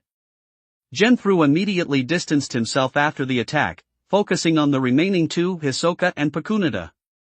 Why did it explode? A player asked. A stronger player replied, idiot. That's Genthru's ability. Didn't you hear him say a pinch of gunpowder? That's what he used. Powerful. He used nin to simulate an explosion. That kid's dead, right? That explosion would kill anyone who didn't defend with far greater nin. Hisoka and Abengane jumped aside, followed by Pakunada. The players frowned. Genthru looked at them, their expressions remained unchanged. He wondered, that kid was their boss, right? They don't react to his death? Suddenly, a gust of wind swept through, dispersing the smoke. Loki stood unharmed, smiling at his wrist. Was that your full strength? Genthru froze, staring at the unscathed Loki. His eyes widened. Impossible. My pinch of gunpowder attack didn't injure him? How is this possible? Pathetic attack. That explosion was barely stronger than a grenade, not even comparable to a rocket. Everyone gasped. The kid compared nin to weaponry. While nin was powerful, it was the first time they'd heard it compared to conventional weapons. Jethro adjusted his glasses, staring at Loki. Loki suddenly looked up at everyone. Speaking of explosions, I can do that too. Loki stated this calmly. Jethro smiled. Explosions too? He couldn't possibly have the same ability. He looked at Jethro's smile. You don't believe me. Jethro ignored Loki, his gaze shifting between Hisoka and Pakunita. The attack failed. That nin burst was likely from one of them. Otherwise, that kid would be dead. Loki remained silent. Jethro glanced at him. That kid is insignificant, those two are the real threats. 1 against 3 is a disadvantage. If my companions hadn't separated, these enemies would be nothing. The other players were still reeling from Jethro's attack. Such power was beyond their capabilities. They'd assumed everyone was at a similar level, but Jethro's power far surpassed theirs. Everyone. Let's capture these 3. We can't let them leave so easily. If they're scouts for the violent players, our gathering will be compromised. Jethro couldn't confidently take on Hisoka and Pakunita alone, but with the others, he could temporarily restrain one while dealing with another. After exchanging glances, the other players stepped forward. They couldn't let Loki's group leave without explanation. Let's do this. They ignored us, they weren't here to talk. There's no point talking to such players. Don't worry about the kid, we'll focus on the other 2. Jethro was finally relieved, he wouldn't be facing both Hisoka and Pakunita at once. He wouldn't lose. Underscore underscore underscore underscore underscore underscore underscore underscore underscore underscore underscore underscore underscore underscore underscore underscore underscore underscore. For more advanced chapters visit patreon.com/bars45. For $10 all advanced chapters. Chapter 167, HHIS, Chapter 167. 826 words. Loki took 2 steps forward, his eyes narrowed, a slight smile playing on his lips. You keep talking about these violent players. Everyone's attention turned to Loki. The violent players were the hottest topic among the players lately. Their sudden appearance had disrupted the established game ecosystem, causing widespread fear. The most crucial issue wasn't their killing spree, it was the possibility of them clearing the game. Loki stopped, looking at the players before him, and spoke softly. If the violent players you're referring to are the ones who killed those trash players, then I believe it's the 3 of us. Silence. Loki's confession stunned everyone. The only sound was the silence. After a few seconds, a large man stepped forward, confronting Loki. He glared menacingly. Kid, is that true? His eyes narrowed. Among those you killed, was there someone who looked like me? Loki looked at him, pondering for a moment. Oh. There was one, a fool. Loki's eyes flickered as he looked at the man. That fool spoke to me just like you, and I. He raised his hand, nin surging. Loki leaped, his arm transforming into a hand blade. With a swipe, PSSCH. Blood splattered. Loki landed, flicking away the blood from his fingertips, standing silently before the large man's body. Loki shook his head. That's how I killed him. As the words fell, the blood rained down, and the large man's body thudded to the ground, his severed head rolling nearby. Silence. Everyone stared at the corpse. He's just dead, someone stammered. Not just him, Loki said calmly. All of you. Loki clenched his fist, raising his right arm slowly. At that moment, Jethro felt a sudden heat, cold sweat beading on his brow. A feeling of unease washed over him. He found the answer the next second, flames erupted from Loki's raised fist. A wave of heat washed over Jethro's face. An incredible aura burst from Loki, the flickering flames visible to everyone. The nin blast created a spreading vortex. Loki smiled. I said, explosions? I can do that too. He swung his arm, punching out. Flames erupted, engulfing everything. Boom boom. A deafening roar echoed. Jethro's vision was filled with flames. He suddenly remembered an intelligence report from before entering Greed Island, a monstrous kid whose ability was to convert none into flames, a terrifying monster who'd destroyed an entire building with a single attack and even dared to raid Hunter Association headquarters. As the flames threatened to consume him, Jethro chuckled bitterly. So the violent players are that monstrous kid. Back at the mansion, Abengane felt immense anxiety. When leaving Greed Island, he could have chosen many locations, but Pacunida's earlier warning prevented him from making any move. He obediently chose the location Loki specified, a luxurious mansion, secluded from others. Inside, Baze opened the door for the four of them. "I'll see Krallo. You stay upstairs." Hisoka smiled, casually sitting down. Pacunida showed no emotion at the mention of Krallo, remaining calm. Loki took Abengane to the mansion's basement, where a specially constructed cell awaited. Though Krallo's limbs had been broken by Hisoka, Loki was still concerned. He'd locked him in the cell, using anesthetic to immobilize him, making it easier for Baze to guard him. In the dark, damp corridor, flickering lights illuminated their path to the iron door at the end. Loki's heartbeat quickened. After successfully removing Krallo's nen, the next step was to extract the Phantom Troop's secrets. He eagerly anticipated the reward for completing this mission. With a creak, the door opened. The room was unlike the outside. Despite being a cell, it resembled a hospital room. White fluorescent lights illuminated the clean, white walls and smooth floor. Flowers were placed in a corner, and a television displaying an old adventure story was mounted on the wall opposite Krallo's bed. As the door opened, Krallo, seemingly aware of Loki's presence, said to the television, "This colorful world is vast. Full of wonder and magic. If I could, one day I'd explore every corner of the world." Whether he was speaking to himself or Loki was unclear. Loki entered. Abengane glanced at Krallo, whose limbs were clearly broken and restrained by chains on the small bed. A needle was still injecting anesthetic at regular intervals. Even with his limbs broken, this treatment was necessary, demonstrating the man's danger even incapacitated. Abengane pointed at Krallo. "Do you need to remove his nen?" Loki nodded. "Can you do it?" "Let's see." Abengane approached Krallo, sensing his nun. Krallo turned, looking at Abengane. "You actually found one.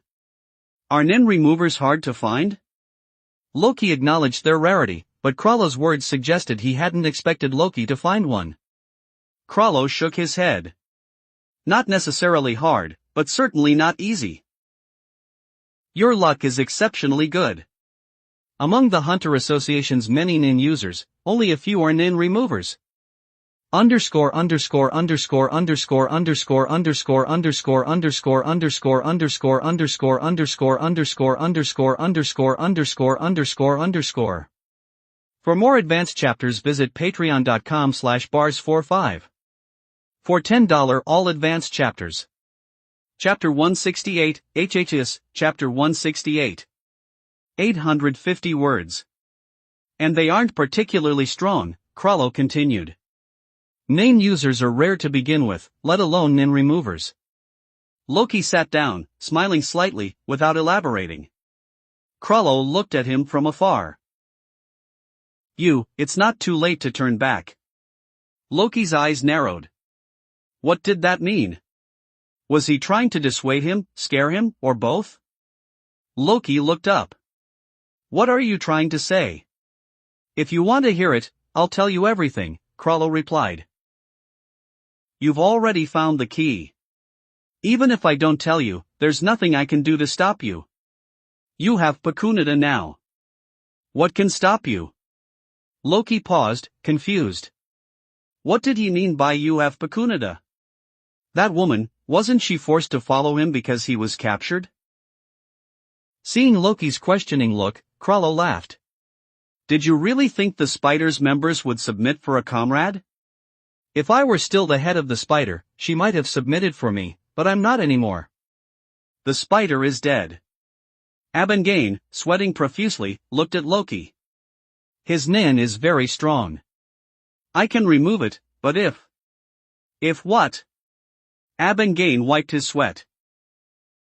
My nen removal method uses the target's nen to conjure different nen beasts that devour it. If the target's nen is too strong, then the nen beast, after consuming the enemy's nun, will immediately attack everyone around, including me. So if we can't kill the nen beast, we're all devouring the enemy's nen and then attacking. Interesting. A final test, huh? Loki thought, shrugging. Don't worry, leave it to me. There won't be any accidents. Abengane swallowed hard. Disobeying Loki meant death, but performing the nen removal might also kill him. The nen beast, after consuming the nen, would become exponentially stronger. He couldn't imagine how terrifying it would be. Should I start now? Loki nodded. Begin.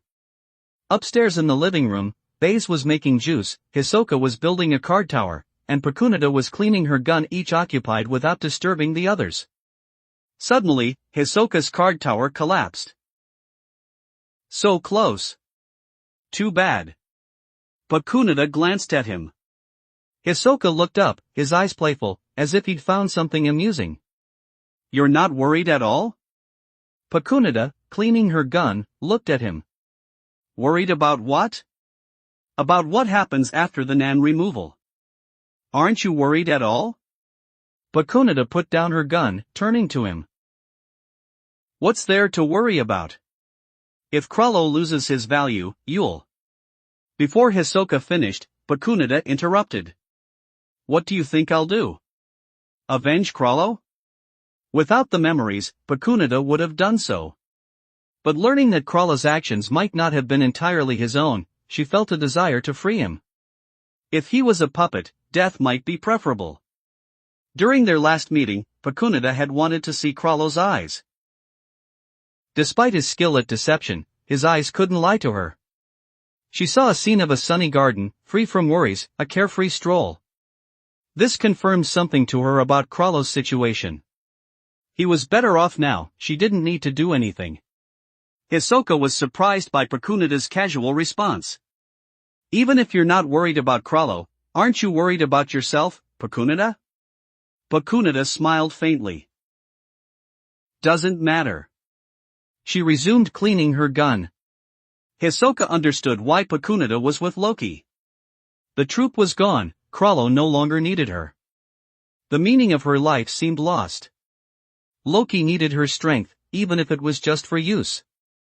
That's why she was with him. Boom! A loud bang echoed from the basement, shaking the mansion. Dust fell from the ceiling. What happened? Baze asked. Hisoka and Pekunita both frowned. If it was the nen removal, it meant Krallo's nen was very strong. If not, it was worse. If it was a fight. Before they could think further, the mansion shook violently, and wave after wave of powerful energy erupted. The three of them jumped out of the mansion, onto the lawn.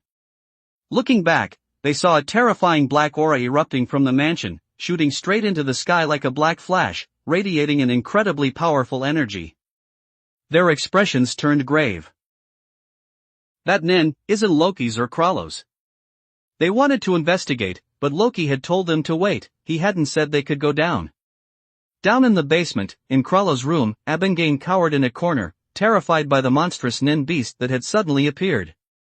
After devouring Krallo's nun, it went berserk, a blurry black monster radiating an evil aura, its gaze fixed on Loki, its powerful nun pressing down on him.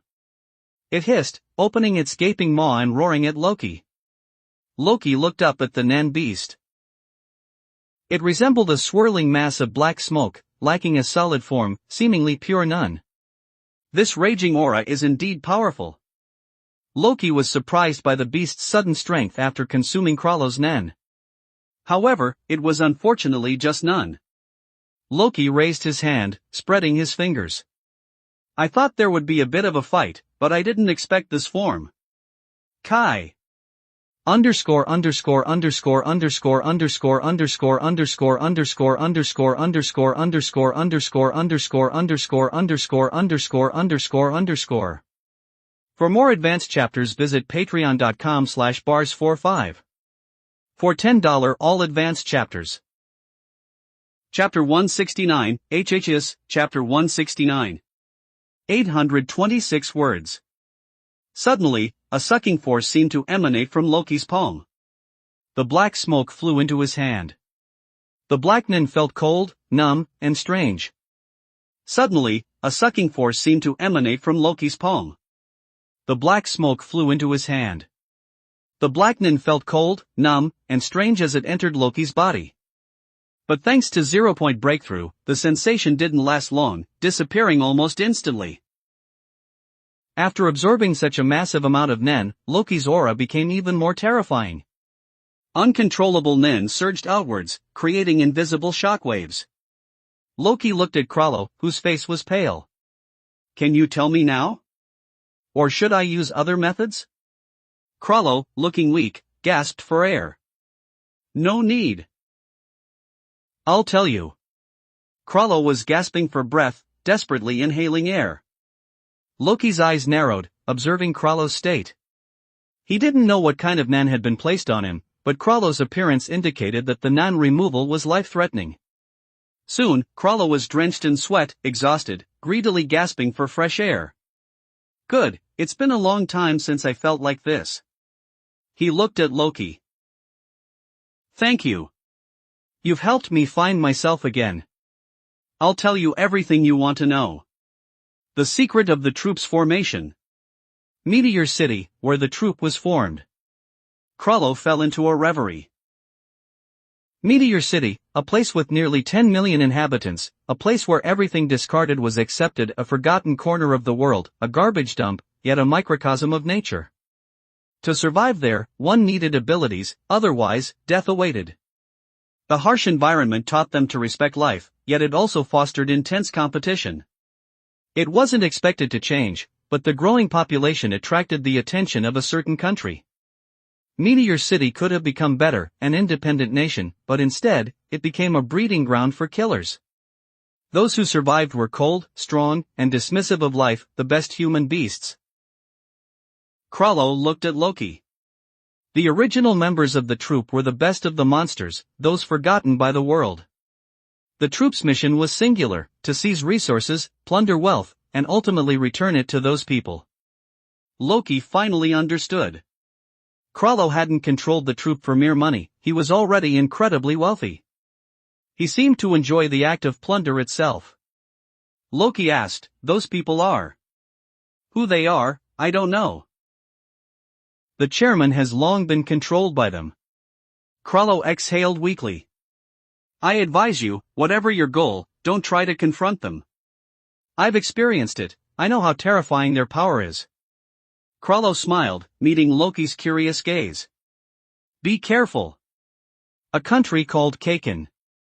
Krallo's breath grew shallow, his body rapidly aging. His hair, skin, and eyes aged visibly in a matter of moments. Were you acting under someone's orders? Krallo unexpectedly asked. Loki shook his head. No. I'm just curious. After Loki spoke, Krallo looked at him for a long time. I sense you're not lying, but that's not the whole truth. Krallo's breathing became shallower.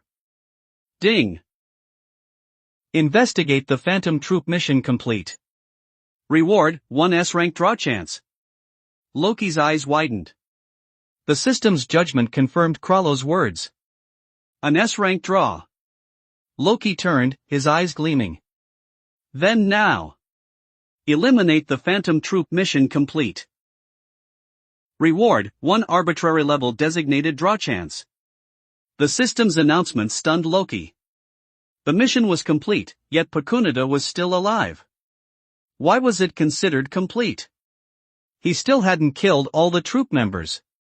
After a few seconds of hesitation, unable to understand, Loki couldn't wait any longer. He looked at Abengane, cowering in the corner. You can leave. Abengane quickly left, leaving Loki alone by Kralo's bed. Loki raised his hand, a flame appearing. He incinerated Kralo's body. Taking a deep breath, Loki opened his system interface. Draw commencing. Use designated draw function? Loki chose yes. Designated draw enabled. Please select. Countless character images appeared.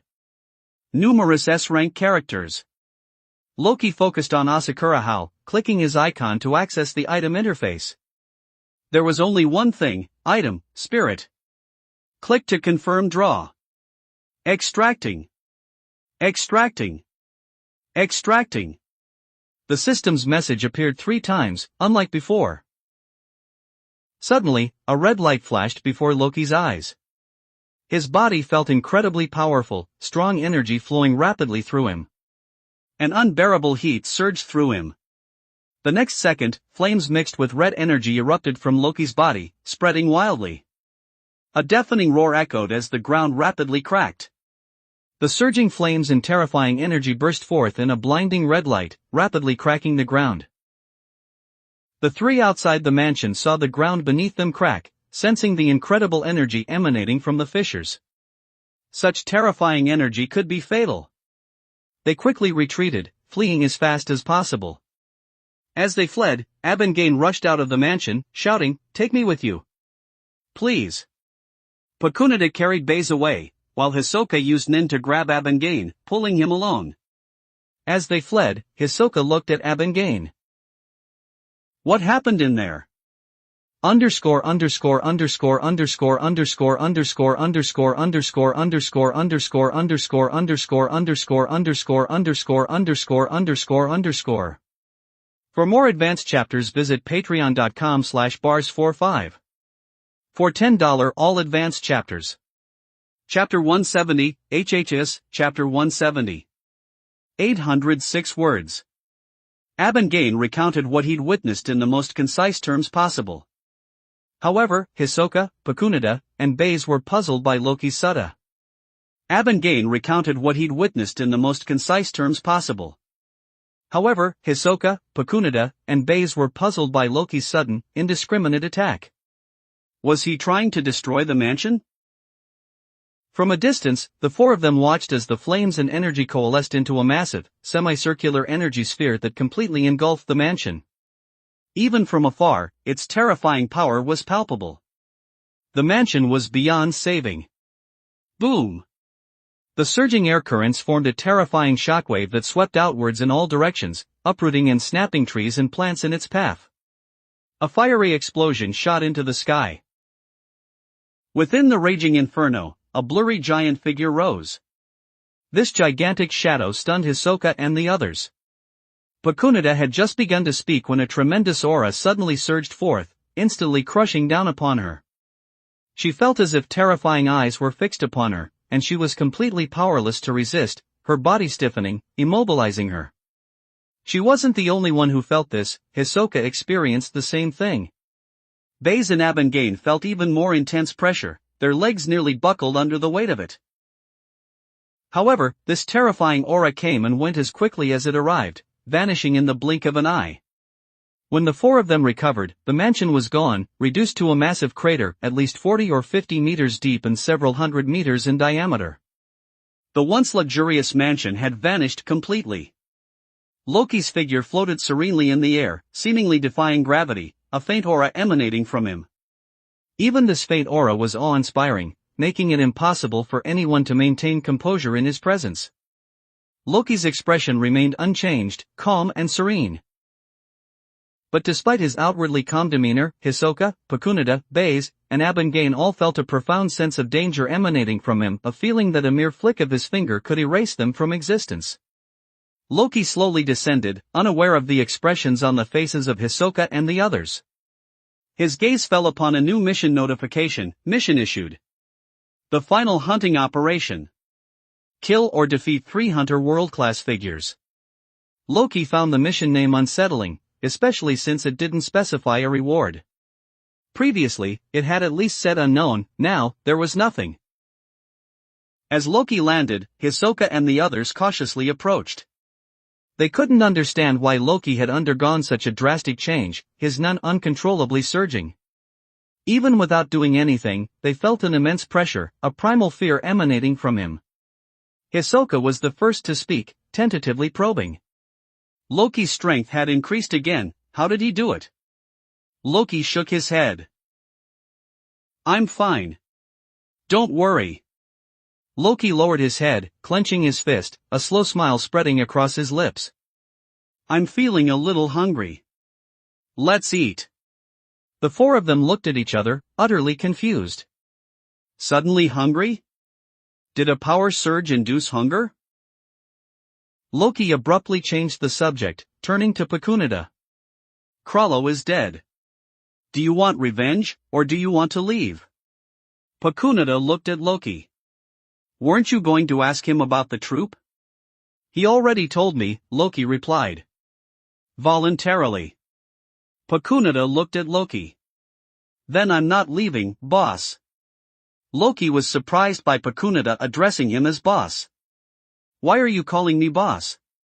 The spider is gone, but a new spider has been born. Krallo voluntarily told you his secrets, entrusting everything to you. Bearing his secrets, you are the new boss.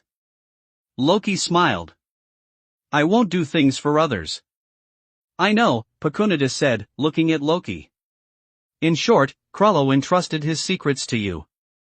Whether you choose to unravel the mystery or abandon it, the choice is yours, boss. They're here. Boom boom boom. The day after Tsugaru and Gorinu met, at their appointed meeting place, Loki, Hisoka, and Gorinu arrived using travel. 3 powerful nen blasts landed, and the 3 stood up, facing Tsugaru and the others. Gorinu smiled. This is my companion. Yohane Kurama, Krallo. Loki used the name Yohane Kurama, while Hisoka used the name Krallo Lucifer. Loki was speechless when Hisoka chose that name. He'd used the same name as in the original story. Tsugaru glanced at Hisoka, nodding. No problem, Hisoka clearly looked dangerous and powerful. Turning to Loki, a seemingly ordinary kid, Tsugaru said, need to prove your strength? Loki spoke proactively. I can prove it. Tsugaru nodded, smiling faintly. A demonstration would be preferable. Bang! None erupted. Loki leaped vertically, reaching a height of at least 50 meters before landing. Acceptable? Loki asked calmly. Tsugaru rubbed his eyes, disbelieving what he'd just witnessed. The nin burst had been instantaneous, without any preparatory movements, as if it were effortless. Underscore underscore underscore underscore underscore underscore underscore underscore underscore underscore underscore underscore underscore underscore underscore underscore underscore underscore. For more advanced chapters visit patreon.com/bars45. For $10 all advanced chapters. Chapter 171, HHS, Chapter 171. 986 words. Simple, direct. Loki didn't make any elaborate movements, he simply leaped. His jump far exceeded his previous record. Wiping the sweat from. Simple, direct.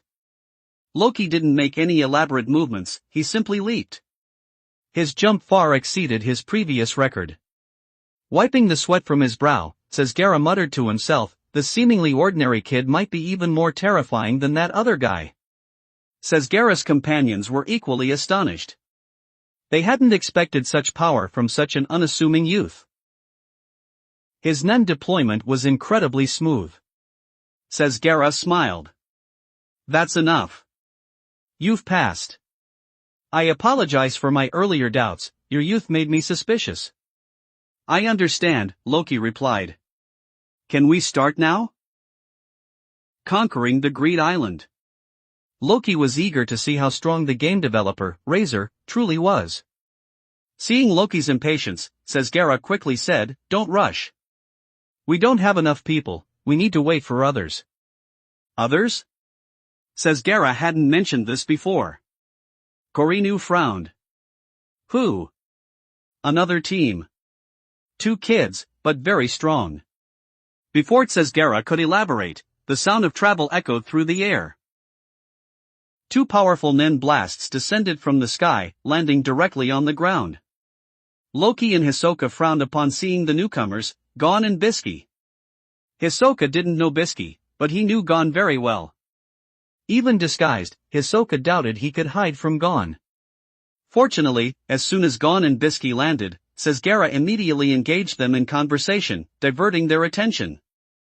Hisoka whispered to Loki, "Should we continue? Gon might not recognize your appearance, but he'll definitely recognize me." "It's fine. Let's continue. We'll deal with it if we're discovered," Loki replied calmly. Leaving now would be suspicious. They were already disguised, they might as well continue. They could deal with any problems later. After Tsezgara finished speaking with Gon and Bisky, he introduced Loki and the others. Loki noticed Killua's absence, remembering their encounter at the docks. Killua had likely left Greed Island to take the hunter exam. "This is the other team, Gorinu, Yohane Kurama, and Krallo," Tsezgara said, introducing the three. Gon's eyes fell on Hisoka, and he gasped. Simultaneously, Bisky stared coldly at Loki. "It's you." The atmosphere suddenly turned tense. Tsezgara sensed something was amiss. "Did you have a conflict before?" Loki spoke first. "We fought, but it wasn't a major conflict." Gon stared at Loki, thinking, he's the one who defeated Bisky. He looks about my age, but he seems familiar. Gon didn't dwell on it, turning to Hisoka. "What are you doing in the game?" Hisoka's face stiffened. "I'm interested in this game." "Is there a problem, Gon?" "No. I didn't expect you to be interested in this game. It's surprising." Gon readily accepted Hisoka's explanation. Bisky frowned. She didn't know their relationship, but Hisoka had clearly lied, only Gon would believe it. Yet, Gon's surprise at Hisoka's presence quickly faded, replaced by apparent delight at having him as a teammate. Hisoka and Loki stood on the periphery as the others discussed their strategy.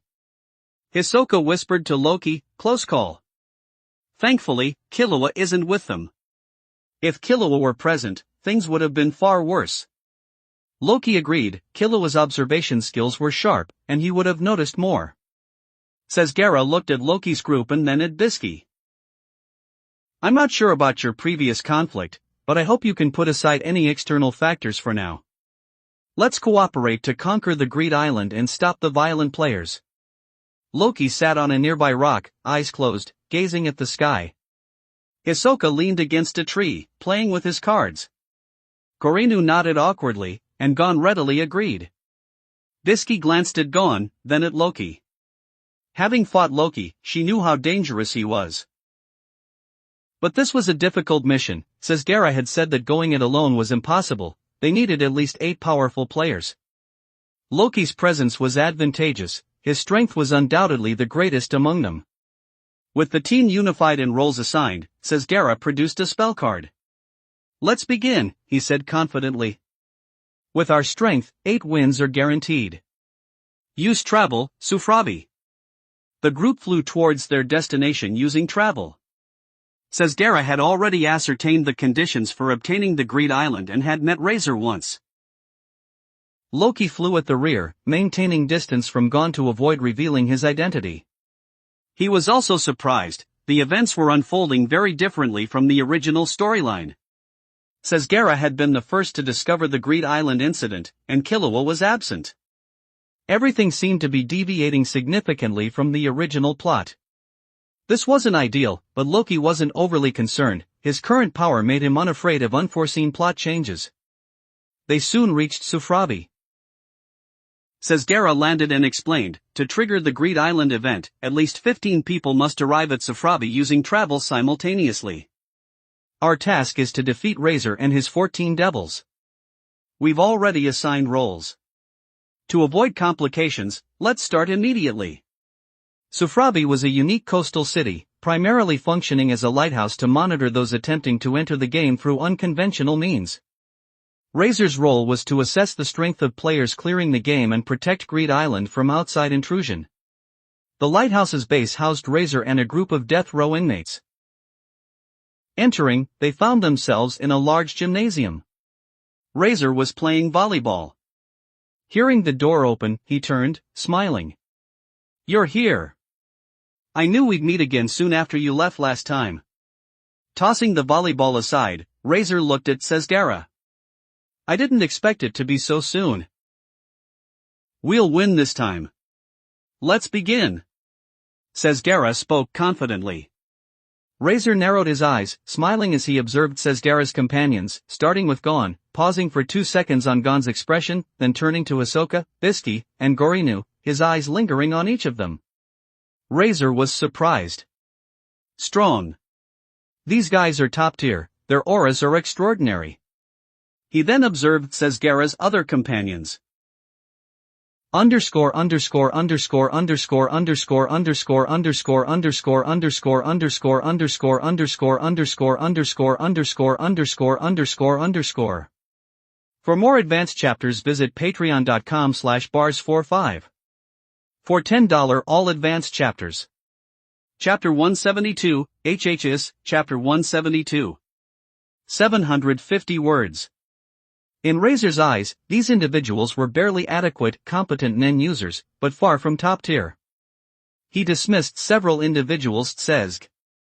In Razor's eyes, these individuals were barely adequate, competent NEN users, but far from top tier. He dismissed several individuals Sesgara had brought along as fillers, their fearful expressions spoke volumes about their weak abilities. Finally, Razor's gaze fell upon Loki. His eyes widened slightly, pausing for several seconds before he began to scrutinize Loki from head to toe. Another kid, but this feeling. Razor's expression turned serious. "What's this? A kid giving me a sense of danger?" He felt like a lamb facing a wolf, yet he couldn't find anything unusual about Loki. His aura was ordinary, almost negligible. "Am I mistaken?" Razor frowned, shaking his head. "Impossible. My instincts are usually right. This kid is hiding something." He glanced at the death row inmates behind him. Letting them play would be a waste of time. Razor nodded at Sesgara. "Alright, let's begin. The first event is dodgeball. 8 players per team." Sesgara was taken aback. "Dodgeball? 8 players? Wait, didn't you say 1 win per person?" Razor, stretching, replied, "Yes, 1 win per person. The winning team in this match automatically wins 8 rounds. It saves time, doesn't it?" Razor smiled, his nen suddenly erupting. Swish swish swish. 7 beams of nen appeared beside him, instantly forming 7 nen beasts. Their powerful auras were evident to everyone. Sesgara understood. Based on previous information, the sporting events were meaningless. Razor would ultimately decide the winner. Sesgara frowned, he hadn't anticipated this. He looked at Loki and the others, seeking their opinions. Gon was eager to participate, and Gorinu, at Loki's nod, also agreed. "Alright, let's begin." Sesgara turned to his companions. Including Loki, Hisoka, Gorinu, Bisky, Gon, and himself, they were 2 players short. He had to choose 2 from his remaining companions. Gorinu stepped forward. "Wait," Sesgara. "What is it?" Gorinu shook his head. "Sesgara, let me choose the remaining 2 players. Your companions are quite capable, but I can do better." Sesgara understood Gorinu's intention. His companions were competent but a level below the others. "Fine, but..." Sesgara didn't object but didn't understand Gorinu's reasoning. Gorinu smiled. "Just watch." Nen activated. A white and a black gorilla appeared beside Gorinu. "This is my ability." Seeing the Nen beasts, Sesgara understood. Since Gorinu's ability involved Nen beasts, he could cooperate with them, achieving greater power than his other companions. Sesgara turned to Razor. "Is that alright?" You do the same, right? Razor smiled. Of course. The rules of dodgeball were then explained. The game was simple: dodge or catch the incoming balls. The match began with Loki serving. Razor watched Loki step forward. This kid's nen is so faint it's almost imperceptible. I didn't notice before. Now, I see, he's perfectly blended with his surroundings, minimizing his presence. Terrifying. Razor's expression turned serious. If I fought him, and he disappeared from sight, it would be disastrous. The ability to blend with the environment perfectly would be deadly in battle. It's been a while since I've had such an interesting opponent. Razor smiled. Loki got the ball first, throwing it to Gorinu. Let you attack first. Razor smiled, stretching. Sesgera watched Gorinu catch the ball, nodding. Gorinu focused on Razor's nen beasts, easily eliminating two. Razor sighed. Warm-up's over. Let's get serious. Gorinu, who'd just been praised, was annoyed. Had he intentionally let Razor's nen beasts win? Warm-up's over? Then, Gorinu infused the ball with nen, creating a powerful aura. Your turn. The ball flew through the air in a graceful arc, heading straight for Razor. Sesgera exclaimed, impressive power. Gorinu's nen was strong, infusing it into the ball made it as hard as stone. Bang! The instant Sesgera spoke, Razor caught the ball with one hand, effortlessly deflecting Gorinu's powerful throw. Smiling faintly, Razor said, my turn. Boom! Razor's nen erupted, creating subtle vibrations that spread outwards. Sesgera was stunned. Gorinu's powerful throw had been effortlessly blocked. The difference in skill was vast, like the gap between the fillers and the main players. While Gorinu was momentarily stunned, Razor launched his attack. Bang! The ball shot out like a cannonball, instantly reaching Gorinu. No good. The power. It's too strong. Can I catch it? No. Impossible. Dodge. Too late. White Sage. Gorinu shouted, instantly switching places with the white gorilla. Dong. The nen-infused ball struck the white gorilla's head. Underscore underscore underscore underscore underscore underscore underscore underscore underscore underscore underscore underscore underscore underscore underscore underscore underscore underscore. For more advanced chapters visit patreon.com/bars45. For $10 all advanced chapters. Chapter 173, HHS, Chapter 173. 841 words. The gorilla's head exploded instantly, its body collapsing and dissolving into none. The spectators held their breath. Is this still a game? The gorilla's head exploded instantly, its body collapsing and dissolving into none. The spectators held their breath. Is this still a game? Is this a murder game? If that hit Gorinu. Razor looked at Gorinu, who had swapped places with his nen beast. Impressive ability. Diski watched Gorinu, panting on the ground. Gorinu is strong, but facing Razor's attack, he didn't even try to take it head-on. At that moment, a calm voice echoed from behind. That was just one hit. Get up, Gorinu. Hearing the voice, Gorinu, gasping for breath, immediately stood up, fearfully looking towards the source of the voice. I am sorry, I was careless.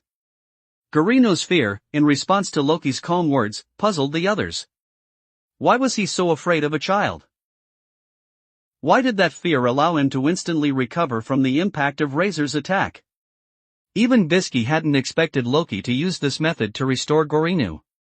Gorinu's reaction was even more surprising. Loki's words had instilled more fear than Razor's attack. Otherwise, Gorinu wouldn't have recovered so quickly. Razor focused intently on Loki. This kid. Gon caught the ball and looked at Hisoka. Hisoka. Hisoka, watching from the sidelines, turned to Gon, understanding. He caught the ball. Counterattack begins. Bang.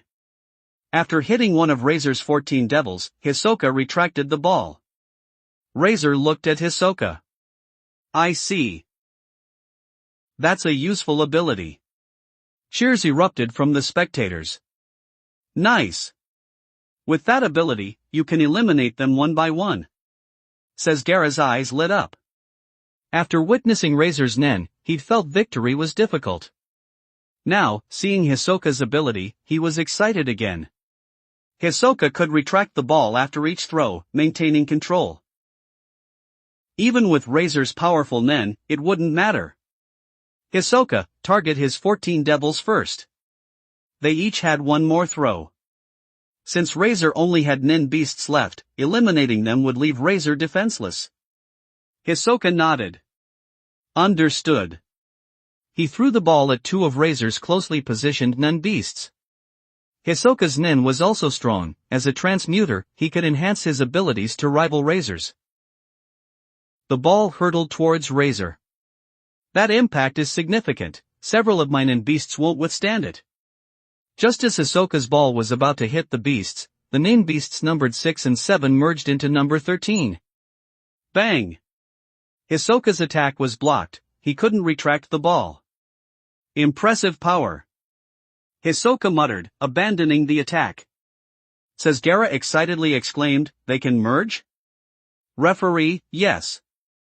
If they can merge, can they split? Of course, but not exceeding the maximum number. Says Gaara's face darkened. The nen beasts could merge, significantly increasing their power. The ball returned to Razor's hands. He looked up at everyone. Who's next? His gaze locked onto Loki. Kid. Power I can't fathom. Today, I'll see what you're hiding. Loki slowly raised his head, meeting Razor's gaze. He's going to attack me. Sigh, Loki thought. He'd wanted to wait for a one-on-one showdown, but Razor seemed eager to test his strength. Loki's eyes widened, a calm smile spreading across his face as he gazed at Razor. This only fueled Razor's curiosity. That smile. Is he daring me? Kids these days are so confident. Razor tossed the ball into the air, watching it spin. Let's see what you've got, kid. Don't die too easily. Razor's jump caused everyone to stare. What's he doing? A spike. That will be far stronger than before. Be careful, don't get hit. Bang! A sharp sound of nen erupted as Razor slammed the ball, infusing it with none. Instantly, the ball shot towards Loki like a projectile. So fast. More powerful than before. Dodge. The spectators watched in terror as the ball, now like a cannonball, flew towards Loki. Says Gaara focused intently. That speed and force. It's as powerful as a cannonball. Just as he worried, a purple light flashed towards Loki. Dodge, Yohane. Before the last word left his mouth, the nen-infused ball reached Loki in the blink of an eye. The spinning ball's wind brushed against Loki's face. To everyone, he seemed frozen, his nen still, his posture casual. Didn't react? No good. If he doesn't dodge. Bisky stared intently at Loki. Facing such an attack. In a flash, Loki was about to be hit. Loki opened his mouth, his smile unchanged, and calmly said, Goki, appear. Chapter 287, The Terrifying Nen Beast. Chapter 288, Astonishing Control. It was Loki's turn to attack. Everyone watched intently. How strong would the kid's attack be, capable of blocking Razor's attack with a nen beast?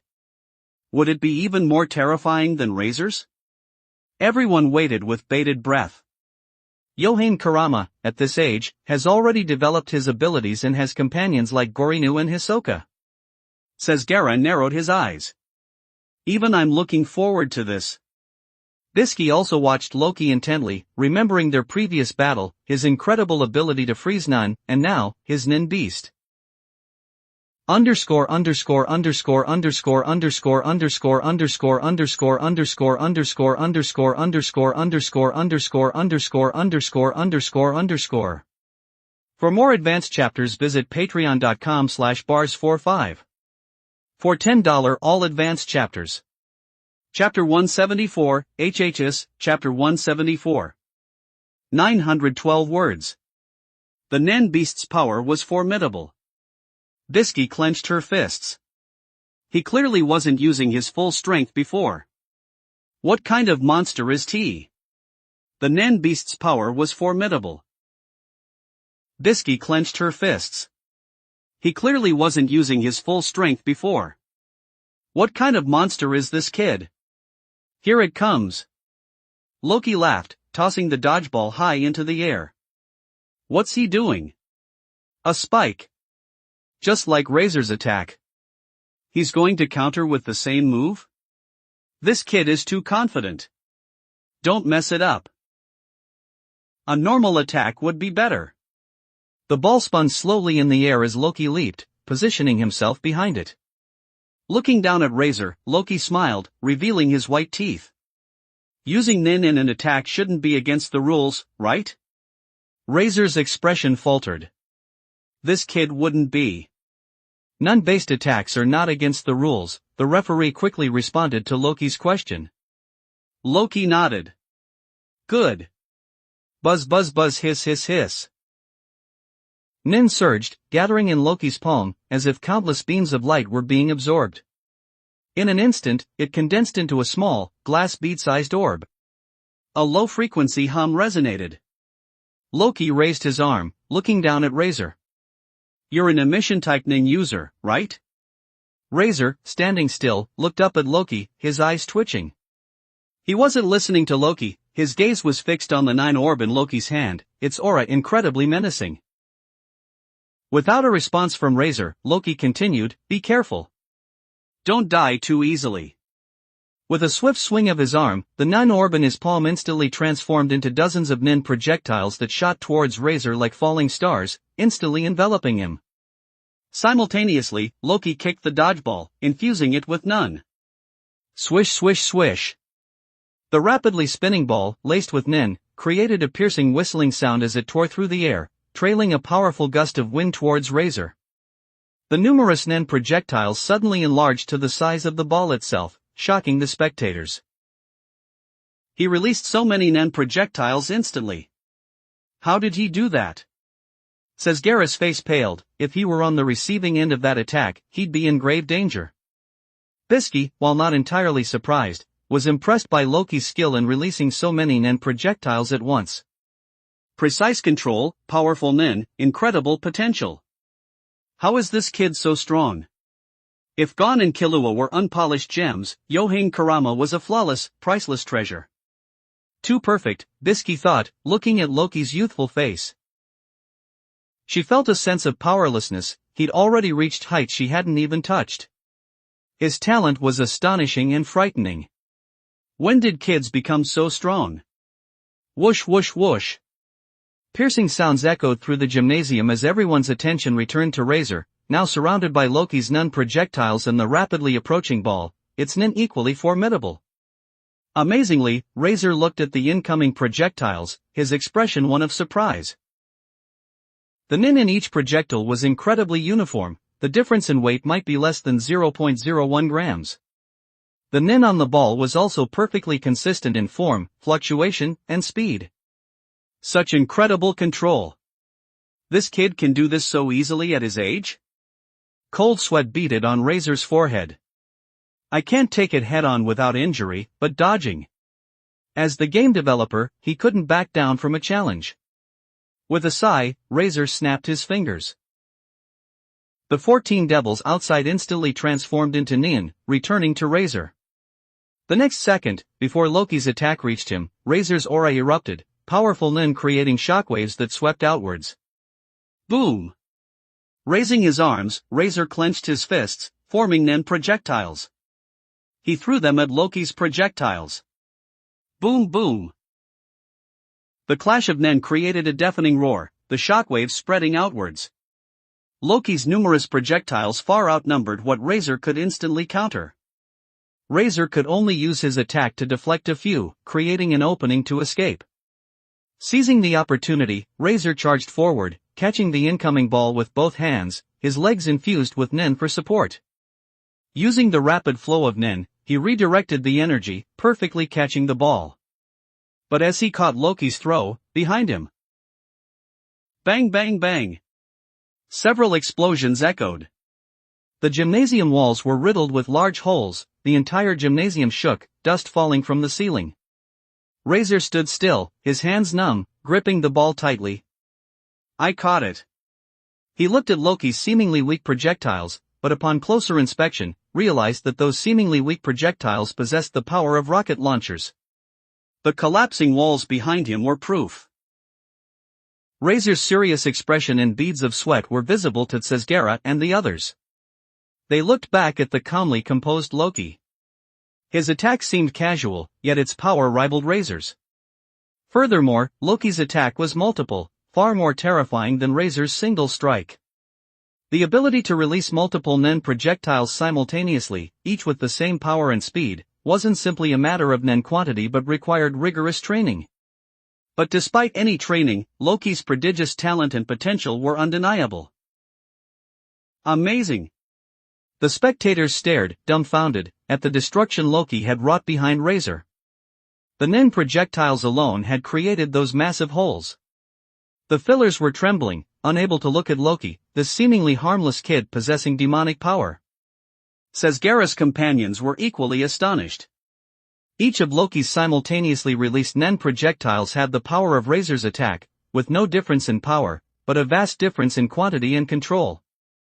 Underscore underscore underscore underscore underscore underscore underscore underscore underscore underscore underscore underscore underscore underscore underscore underscore underscore underscore. For more advanced chapters visit patreon.com/bars45. For $10 all advanced chapters. Chapter 175, HHS, Chapter 175. 966 words. If they hadn't witnessed it with their own eyes, they wouldn't have believed it possible. Loki gestured invitingly towards Razor. Your turn. If they hadn't witnessed it with their own eyes, they wouldn't have believed it possible.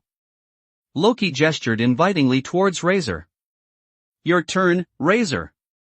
The tables had turned. Razor was now wary of the kid's power, finding himself, for the first time, suppressed by sheer strength. He chuckled wryly. Loki's voice cut through the air. As the game developer, don't disappoint me. Loki unbuttoned his shirt, casually tossing it aside. He seemed uncomfortable wearing clothes, having grown accustomed to his cloak. A strange symbol, a small, flame-like black mark, was revealed on his chest, subtle and almost unnoticeable. After Loki spoke, the fillers raised their heads, staring at Razor and Loki. Razor laughed, stretching his wrists as he looked at Loki. So you noticed. Was it that hard to notice? Loki countered. It wasn't. Non-users like Razor, Hisoka, and Bisky likely realized from the start that Greed Island wasn't a game but a reflection of reality. Only the weaker Nin users, after seeing the game's spellcards, truly believed it was a game world. Stretching finished, Razor focused on Loki. Kid, he said, his tone serious. You're the most troublesome player I've ever encountered. I can't afford to be careless, I might lose. As the game developer, I can't lose to you so easily, I'd be ridiculed. Razor's words and expression conveyed his determination not to lose. Loki smiled. Then don't disappoint me. I won't. Razor bent down, raising the ball high with his right hand, his Nin erupting, flowing out from his body. My previous attack wasn't my full power. Are you ready? Razor warned Loki kindly. If not, you'd better dodge, otherwise you'll die. You're worrying too much, Loki replied, raising his right hand, fingers spread, his eyes widening. This action caused Razor's temples to throb, his face darkening. Damn kid, daring to underestimate me. This was a clear sign of intent to catch Razor's attack with one hand, mirroring Razor's earlier catch of Garinu's throw, a blatant display of contempt. The others gasped, uncertainly murmuring. Yohane Karama, is he trying to catch it with one hand? Yeah, probably. But it's not Gorinu. Sesgara grew anxious. Even though Loki was strong, he couldn't possibly catch Razor's attack with one hand. Don't be reckless, kid. You'll die. Suddenly, Razor's voice boomed, too late. I want to see how you'll catch my attack with one hand. Bang! Razor roared the word attack, his furious shout followed by a terrifying, high-speed whistling sound. Instantly, invisible waves spread from Razor's hand, rippling through the air. The Nin, unleashed with ferocious power, created a deafening blast. The attack hurtled towards Loki with immense force. The spectators' eyes widened. The ball, a streak of light in the air, carried a terrifying aura. Even without directly feeling its power, the shockwave alone was terrifying. They couldn't imagine facing such an attack head-on. Yet, Loki, the target of Razor's attack, merely raised one arm towards the rapidly approaching ball. The Nin swirling around the ball acted like a thruster, accelerating it further. Even dodging might be impossible, let alone catching it with one hand. That kid's going to die. Too confident. If he'd planned to dodge from the start, he might have reacted, but now. He was about to win, but that idiot got cocky. The spectators had already sentenced Loki to death. Inside the arena, watching the ball grow larger in his eyes, Sesgara felt a chill down his spine.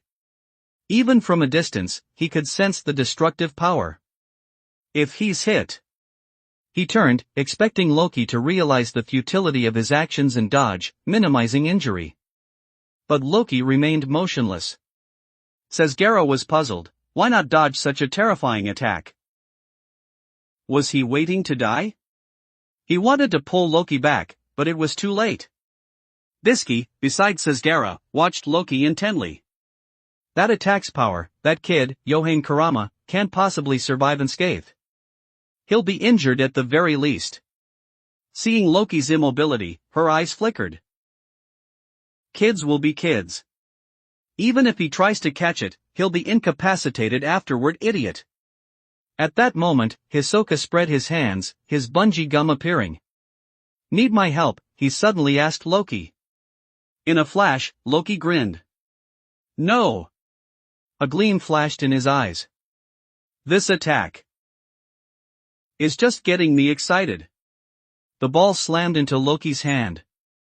Hiss hiss hiss.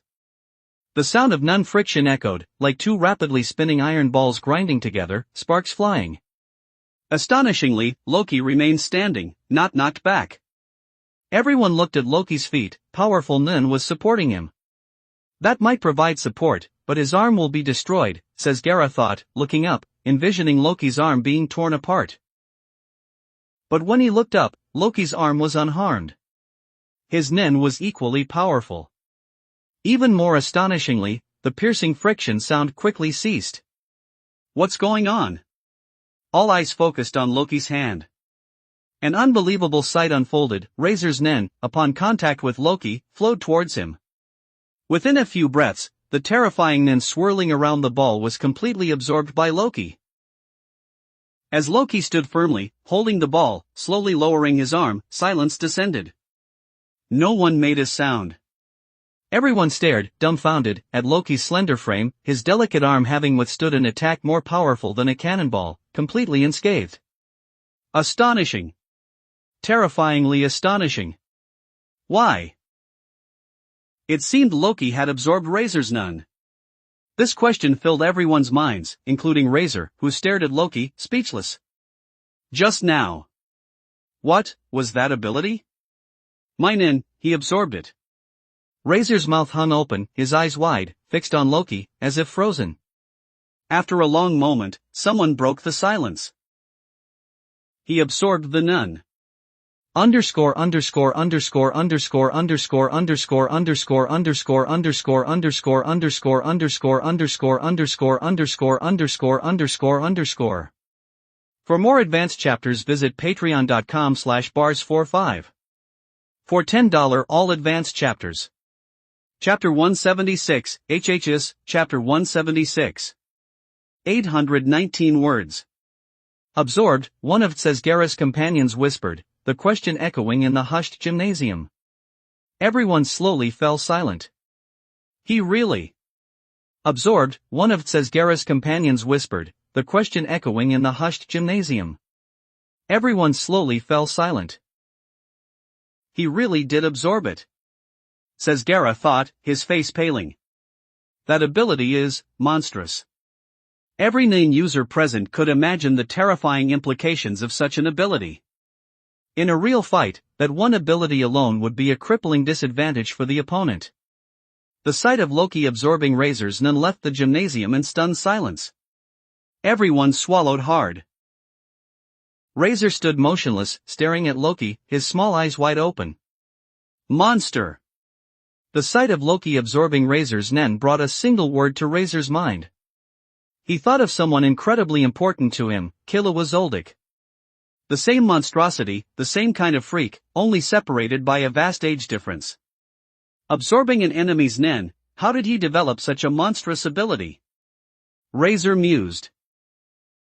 NIN abilities could be developed according to the user's will, but there was a prerequisite: the stronger the ability, the more difficult the conditions for activation. Loki's ability to absorb NIN was absurdly powerful, yet its activation seemed effortless. It should have incredibly stringent conditions, yet Loki used it so casually. This was what truly shocked Razor. If he could use such a powerful ability so easily, imagine the terrifying power of an ability with truly harsh activation conditions. Is that your full power? Loki asked, looking at the two NIN beasts beside Razor. Aren't you going to recall them? Otherwise, you might not be able to withstand my next attack. Razor's eyes flickered several times before he slowly lowered his hands. It's probably unnecessary, Razor said wryly. A kid who could withstand his attack with one hand, without even flinching, wouldn't be defeated even if he recalled all his NIN beasts. At best, it might force Loki to take a few steps back, pointless. Loki's smile vanished. Razor's surrender was disappointing. He'd just begun to find it interesting. What a boring game. Loki frowned, his displeasure evident. Seeing Loki's anger, Razor couldn't help but say, "You win." I surrender. Razor's surrender was completely unexpected. Everyone was stunned. Tsezgara was frozen in place, he hadn't even had to move, and they had won. It was too easy. After the initial surprise, everyone looked at Loki. They understood, without Loki, victory against Razor, a powerful game developer, would have been extremely difficult. The fact that Loki had forced the game developer to surrender made him even more terrifying, especially since he was just a child. Referee, since Razor's team has surrendered, the winner is Tsezgara's team. With that, Razor's NIN beasts disappeared. No one in the gymnasium had expected this outcome. While others rejoiced, Loki stood with his head down, gripping the ball, NIN surging from him, creating powerful gusts of wind. The joyful atmosphere vanished, replaced by a heavy tension. Bang! Loki crushed the ball in his hand. He looked coldly at Razor. You disappointed me, Razor. Razor looked at Loki. Attacking the game developer has serious consequences. What consequences? Loki asked. Tsezgara stepped forward. Yohane Kurama, don't be impulsive.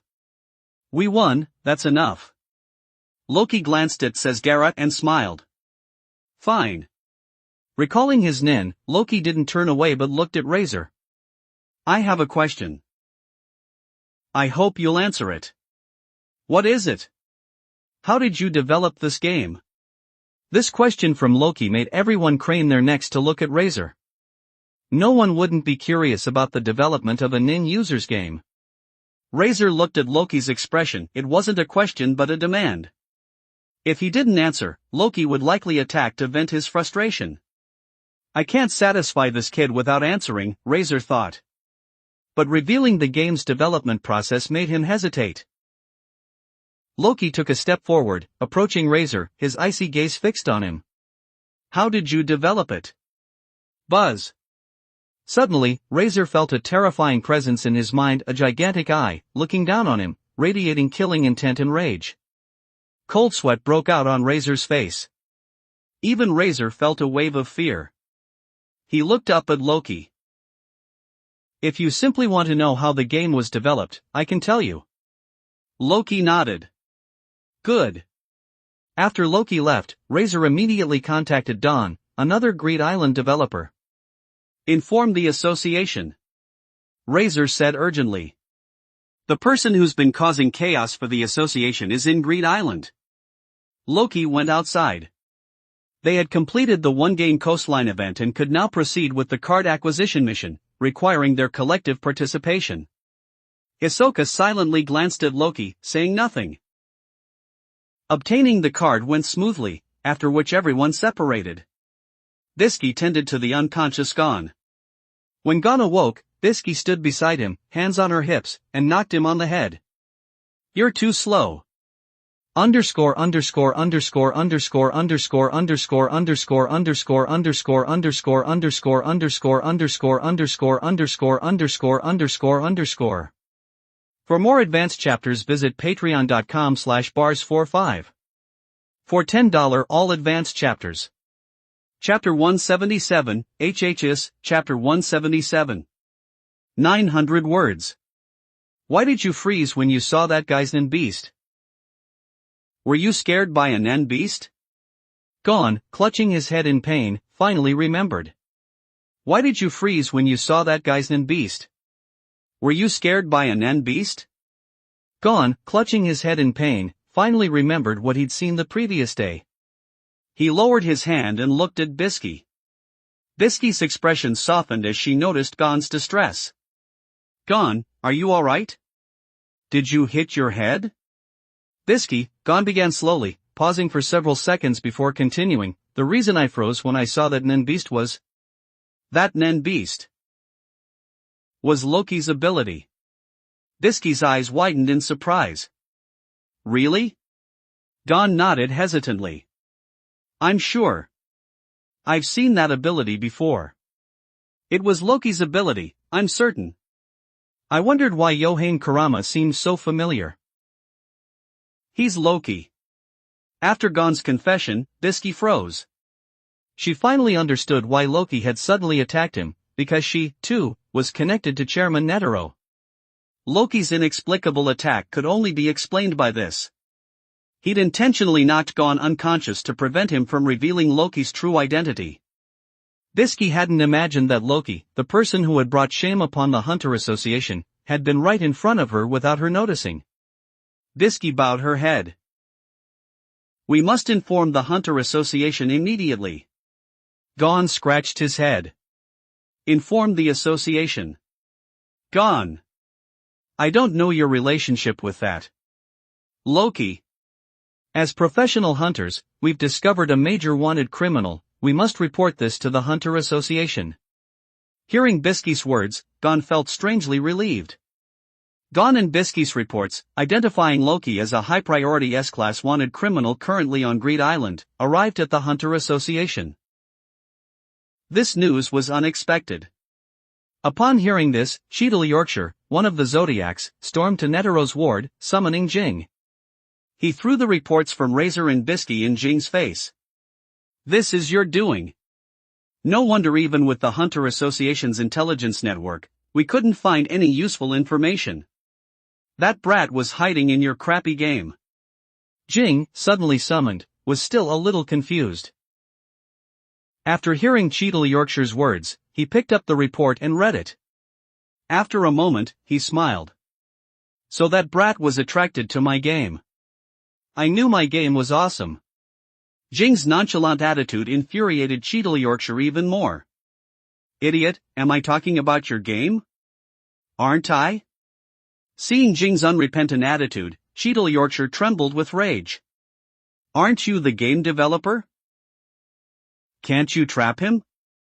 You're a Ning user too. Do you really need to ask?" "No. I checked Greed Island's data. The game allows for instant movement. Can you teleport him to Hunter Association headquarters, or my designated location?" Jing waved his hand dismissively. Impossible. Cheadle Yorkshire, have you lost your mind? Every ability has corresponding conditions. Cheadle Yorkshire, upon hearing Jing's explanation, calmed down slightly. Jing couldn't have known about this criminal's presence beforehand, so he wouldn't have designed such an ability. As Cheadle Yorkshire was asking Jing about capturing or killing Loki, an association member rushed to him. The vice chairman's team received news about Loki and has already begun their operation. Upon hearing this, Cheadle Yorkshire punched the corridor wall, creating a large hole. Idiots! Who authorized them to act unilaterally? They're all fools. Can those vice chairmen's trash handle a monster like Loki? Jing smiled. You can't blame them. Whose fault is it that your intelligence was compromised? The leak indicated that the vice chairman's faction had infiltrated the chairman's. Otherwise, such important information wouldn't have leaked so quickly. Cheadle Yorkshire, his face flushed after being rebuked again by Jing, glared at him before hurrying away, presumably to confront the vice chairman's team. Jing smiled and re-entered Netero's ward. Looking at Netero, whose aura was slowly strengthening, he said, "It looks like he'll recover in about 5 days. We got the one restricted coastline card. Should we continue conquering Greed Island?" Hisoka asked Loki as they walked down a dark path. Loki, walking forward, looked up. Pakunada emerged from the path ahead. They had collected the second special card. The system's mission, collecting special cards, had only one left, Ruler's Blessing. As Loki had expected, obtaining this card required collecting 99 specific pocket cards to trigger the event. There was no need to rush. The game player purge mission was Loki's priority. Loki looked at Hisoka, Pakunada, and Gorinu. Others call us violent players. Let's act like them. Loki raised his hand. Seize cards, conquer this game quickly, and purge the useless players. He looked towards Macedora. Let's start with Macedora. Macedora's department store was a popular location with many players, a unique and irreplaceable place. Finally, a massacre. It's the first time I've seen you so bloodthirsty. Hisoka smiled, his cold aura like a chilling wind. Pakunada looked at Loki in surprise. She'd noticed that Loki's killings weren't random, there was always a reason. But this time, it seemed purely for the sake of killing. Conquering the game and killing were normal, but purging useless players. Pakunada didn't understand. She found Loki's actions strange. Of the 4, only Gorinu felt uncomfortable. He wasn't a bloodthirsty demon. Killing made him uneasy, but he dared not object. Anyone of Hisoka or Pakunada could kill him without Loki's intervention. As Loki prepared for the player purge, underscore underscore underscore underscore underscore underscore underscore underscore underscore underscore underscore underscore underscore underscore underscore underscore underscore underscore. For more advanced chapters visit patreon.com/bars45. For $10 all advanced chapters. Chapter 178, HHS, Chapter 178. 1103 words.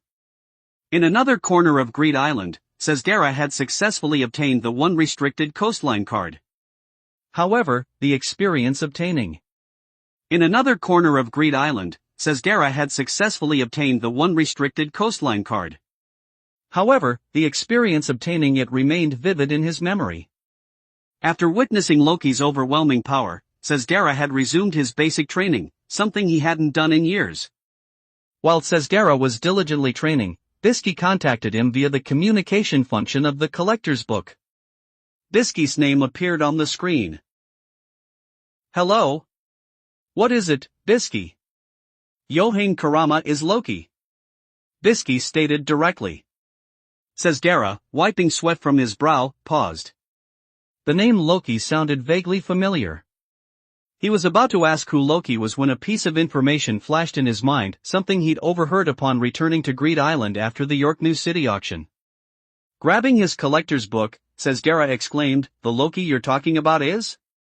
The one who attacked the Hunter Association, killed 2 members of the Zodiacs, and injured Chairman Netero, Bisky confirmed, her voice heavy. He's an S-class wanted criminal, a prime target for the Hunter Association. Sesgara felt a chill run down his spine. Loki's power during the fight with Razor had been utterly overwhelming. He was fortunate that Loki hadn't targeted him, otherwise, he might already be dead. Bisky, are you certain about this information? Sesgara questioned, aware of the severe consequences of a mistake. Absolutely. Gon learned none from Loki. That's why, during the fight with Razor, Loki used a Nin beast to knock Gon unconscious to prevent him from revealing Loki's true identity.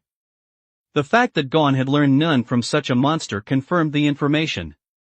Yohane Kurama was indeed Loki, the monstrous criminal who had committed unforgivable crimes against the Hunter Association and was now hiding in Greed Island.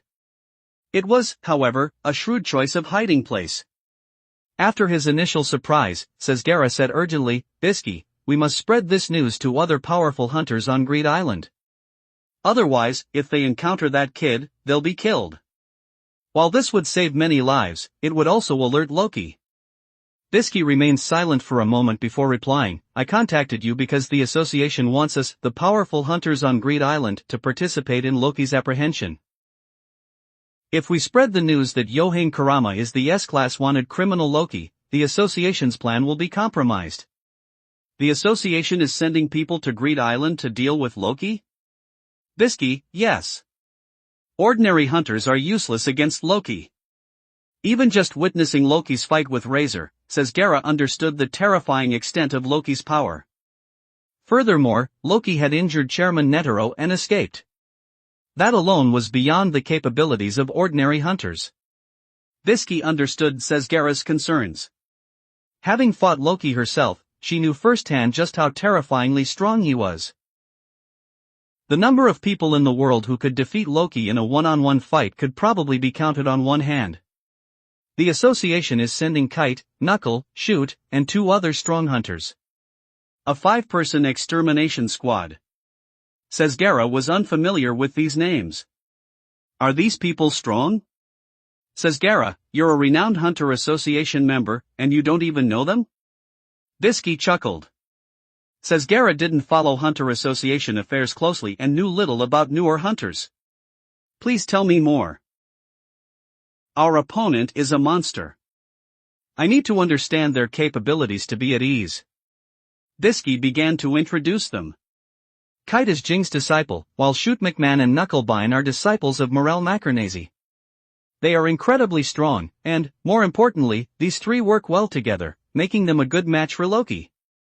Upon hearing the names Jing and Morel Macronese, Sesgara understood. Jing was a super-famous, incredibly powerful hunter. Morel Macronese was also a renowned and powerful marine hunter within the association. In that case, I'm relieved. You said the association wants our cooperation. How can I help? Bisky, we've all worked with Loki, and I fought him. Before the extermination squad arrives, we need to monitor him, ensuring he doesn't leave Greed Island. Once they arrive, you'll need to meet Loki and use the in-game migration spell card to move him to the starting point. Sesgara felt a sense of relief. At least he wouldn't have to fight. This was acceptable. It was simply a matter of surveillance and making contact with Loki. Having teamed up with Loki against Razor, Sesgara knew that approaching Loki without revealing his identity shouldn't be too dangerous. The association's plan was sound. Understood. When will the extermination squad arrive? Tonight. Good. I'll prepare. Contact me when the operation begins. All right, then. The association's operation to apprehend Loki was underway. In Macedora, a group of players who preyed on newcomers had just stolen cards from 2 unsuspecting players and were swaggering towards their nighttime rendezvous. 10 of them, with menacing expressions, caused other players to quickly move out of their way. 2 pathetic newbies. They've been in the game for so long and only collected 2 A-class cards. These newbies are trash. Yeah, what are they even doing here? The group laughed as they walked, suddenly encountering a child standing in the middle of the road, showing no intention of moving. Other players turned to look at the child. What's he doing? Why is he just standing there? Stupid kid. This is bad. If this kid doesn't have good cards, he's doomed. Hey, kid. The leader approached, a mocking glint in his eyes. You're blocking our way. The child standing before them was Loki. He looked up at the menacing figure, nodding calmly. Yes. So? Ha! The leader, slightly taken aback by Loki's calm response, glared at him. So? You're blocking our way. Hand over an A-class card, and I'll let you go. Cards? These guys were incredibly greedy. A-class cards weren't easily obtained. If not, you're not leaving today. Decide, hand over a card that satisfies me, or get beaten up. The others surrounded Loki, their menacing expressions causing nearby players to sigh another victim. These players who stole cards were a plague on the game, but they were too numerous to fight alone. Cards? Wait. Loki raised his hand, and his collector's book materialized before him. He flipped through the pages. Cards. A-class cards, found them. 5. Which one do you want? He pushed the collector's book towards them. One of them snatched it, exclaiming, "Boss! He really has 5 A-class cards. Wow! This kid has collected about 60 different pocket cards. We're rich, boss." But as he finished speaking, no one responded. Suddenly realizing something was wrong, he looked around. Underscore underscore underscore underscore underscore underscore underscore underscore underscore underscore underscore underscore underscore underscore underscore underscore underscore underscore. For more advanced chapters visit patreon.com/bars45. For $10 all advanced chapters. Chapter 179, HHS, Chapter 179. 925 words.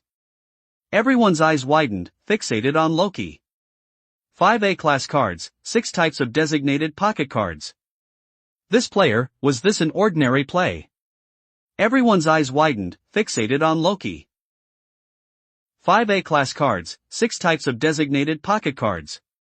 Was this an ordinary player? The air hung heavy, thick with unspoken tension. Silence reigned. The person holding Loki's collector's book suddenly understood. His hands trembled as he returned the book, his face contorted with fear. I am so sorry. I was just joking, I didn't really want to steal your cards.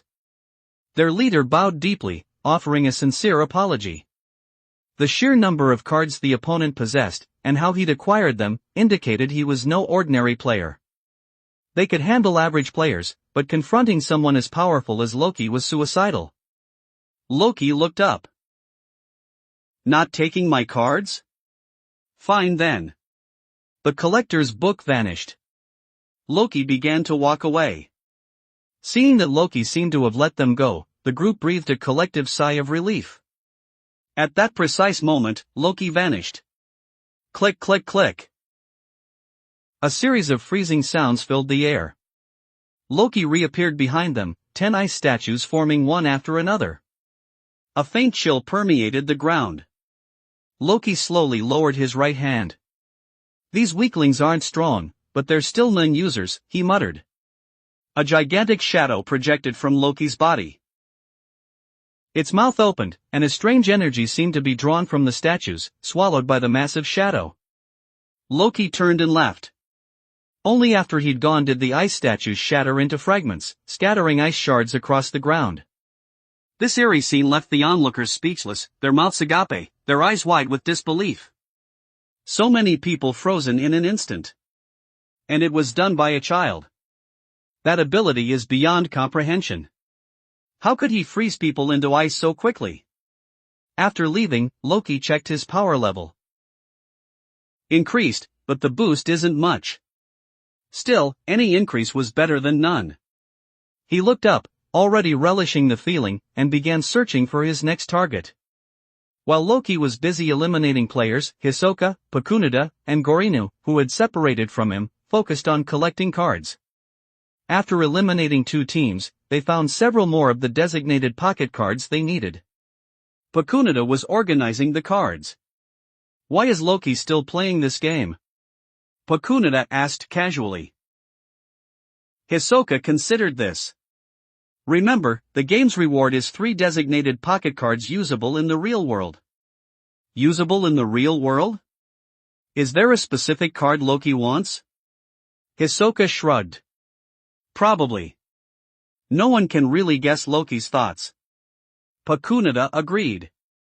Having followed Loki for so long, they still couldn't understand his motivations. As they talked, Gorinu, standing in a spot where they couldn't see him, seemed agitated. Hisoka frowned, noticing Gorinu's unusual behavior. "Gorinu, what are you doing?" Gorinu looked up, startled. "Oh, nothing. There are some cards I can't fit in my collector's book. My free pocket is almost full, so I'm discarding some useless cards." Hisoka examined Gorinu carefully before lowering his head. "Is that so?" Pakunada finished organizing her cards. "Alright, let's move on." She tossed a travel card to Gorinu. "You use it." Gorinu had interacted with many players, making him a good choice for selecting the next target. Use travel. As twilight deepened and the moon rose, Kite, Knuckle, Shoot, and 2 other strong hunters, Nanzo and Ben, emerged from the starting hut on Greed Island. Kite adjusted his hat, looking around. "It's nostalgic being back here." "Kite, have you been here before?" Knuckle asked.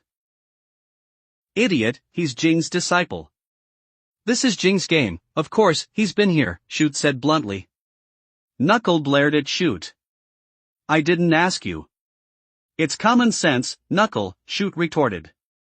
Both were Morel Macarnase's disciples, yet their personalities were vastly different. Kite sighed. "Don't get too relaxed. Our opponent isn't going to be easy." "Seriously, why us? Jing and the others would be a better choice," Kite thought, grumbling to himself. Knuckle, outwardly unconcerned, was internally on high alert. Nanzo and Ben surveyed the surroundings. "Let's start setting up." Kite nodded. "Please." Knuckle and Shoot began their preparations. Kite checked on his companions, everything was proceeding smoothly. He opened his collector's book, the cards were still inside. As he prepared to contact Bisky, Bisky appeared, gone trailing behind her. Kite looked at Bisky. "You must be MS." "Bisky." "That's right." "And you're Jing's disciple, Kite." Kite nodded. Bisky was about to speak when Gon suddenly ran forward. "Mr. Kite. I didn't expect to meet you here." Kite smiled, pleased by Gon's words.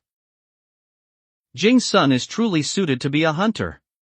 "Kite, are you confident you can handle Loki?"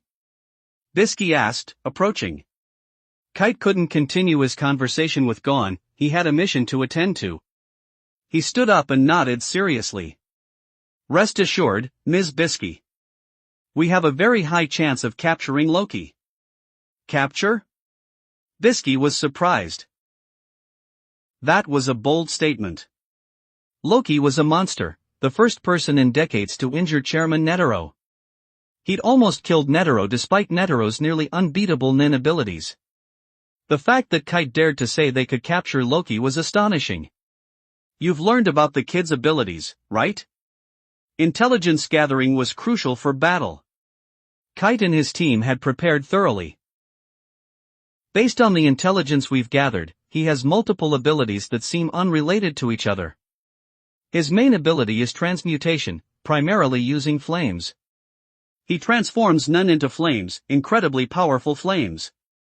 Underscore underscore underscore underscore underscore underscore underscore underscore underscore underscore underscore underscore underscore underscore underscore underscore underscore underscore. For more advanced chapters visit patreon.com/bars45. For $10 all advanced chapters. Chapter 180, HHES, Chapter 180. 843 words. He can even ignite his opponent's nun. He has a conjuration type ability, Godspeed, a short sword that can freely extend and retract, A.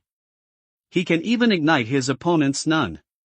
He has a conjuration type ability, Godspeed, a short sword that can freely extend and retract, and significantly enhances his own nen after using Shinsodot. And, as you mentioned, the ability to freeze his opponent's nun.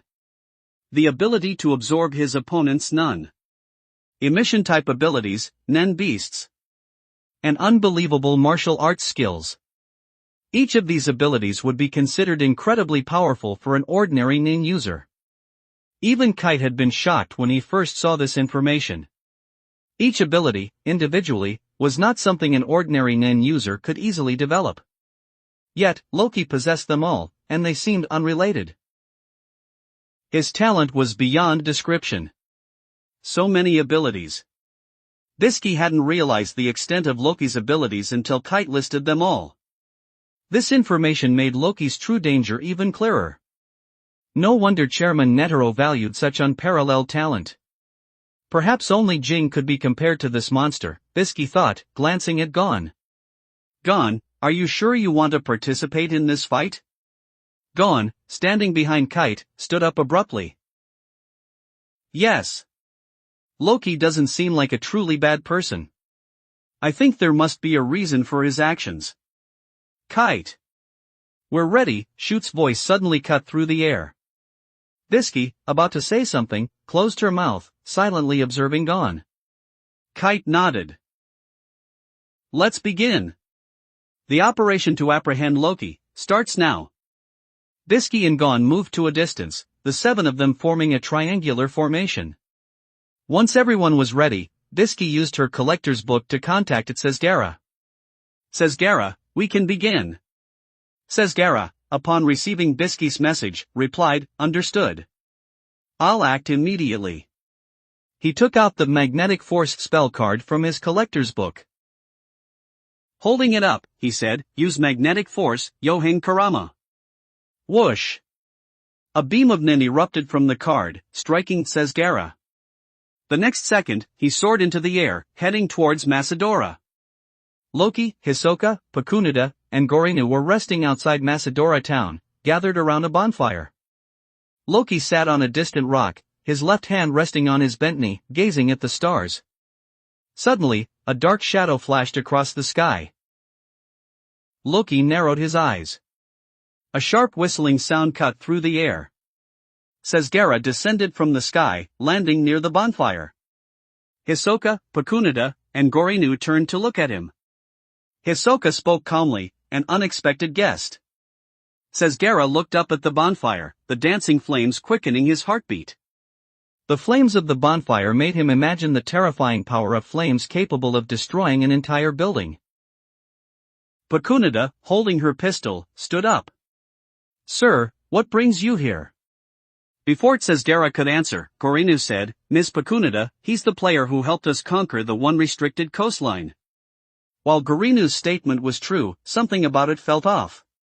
Sensing Pakunada's hostility, Sesgara quickly said, please calm down, ma'am. I'm here to trade cards. Trade?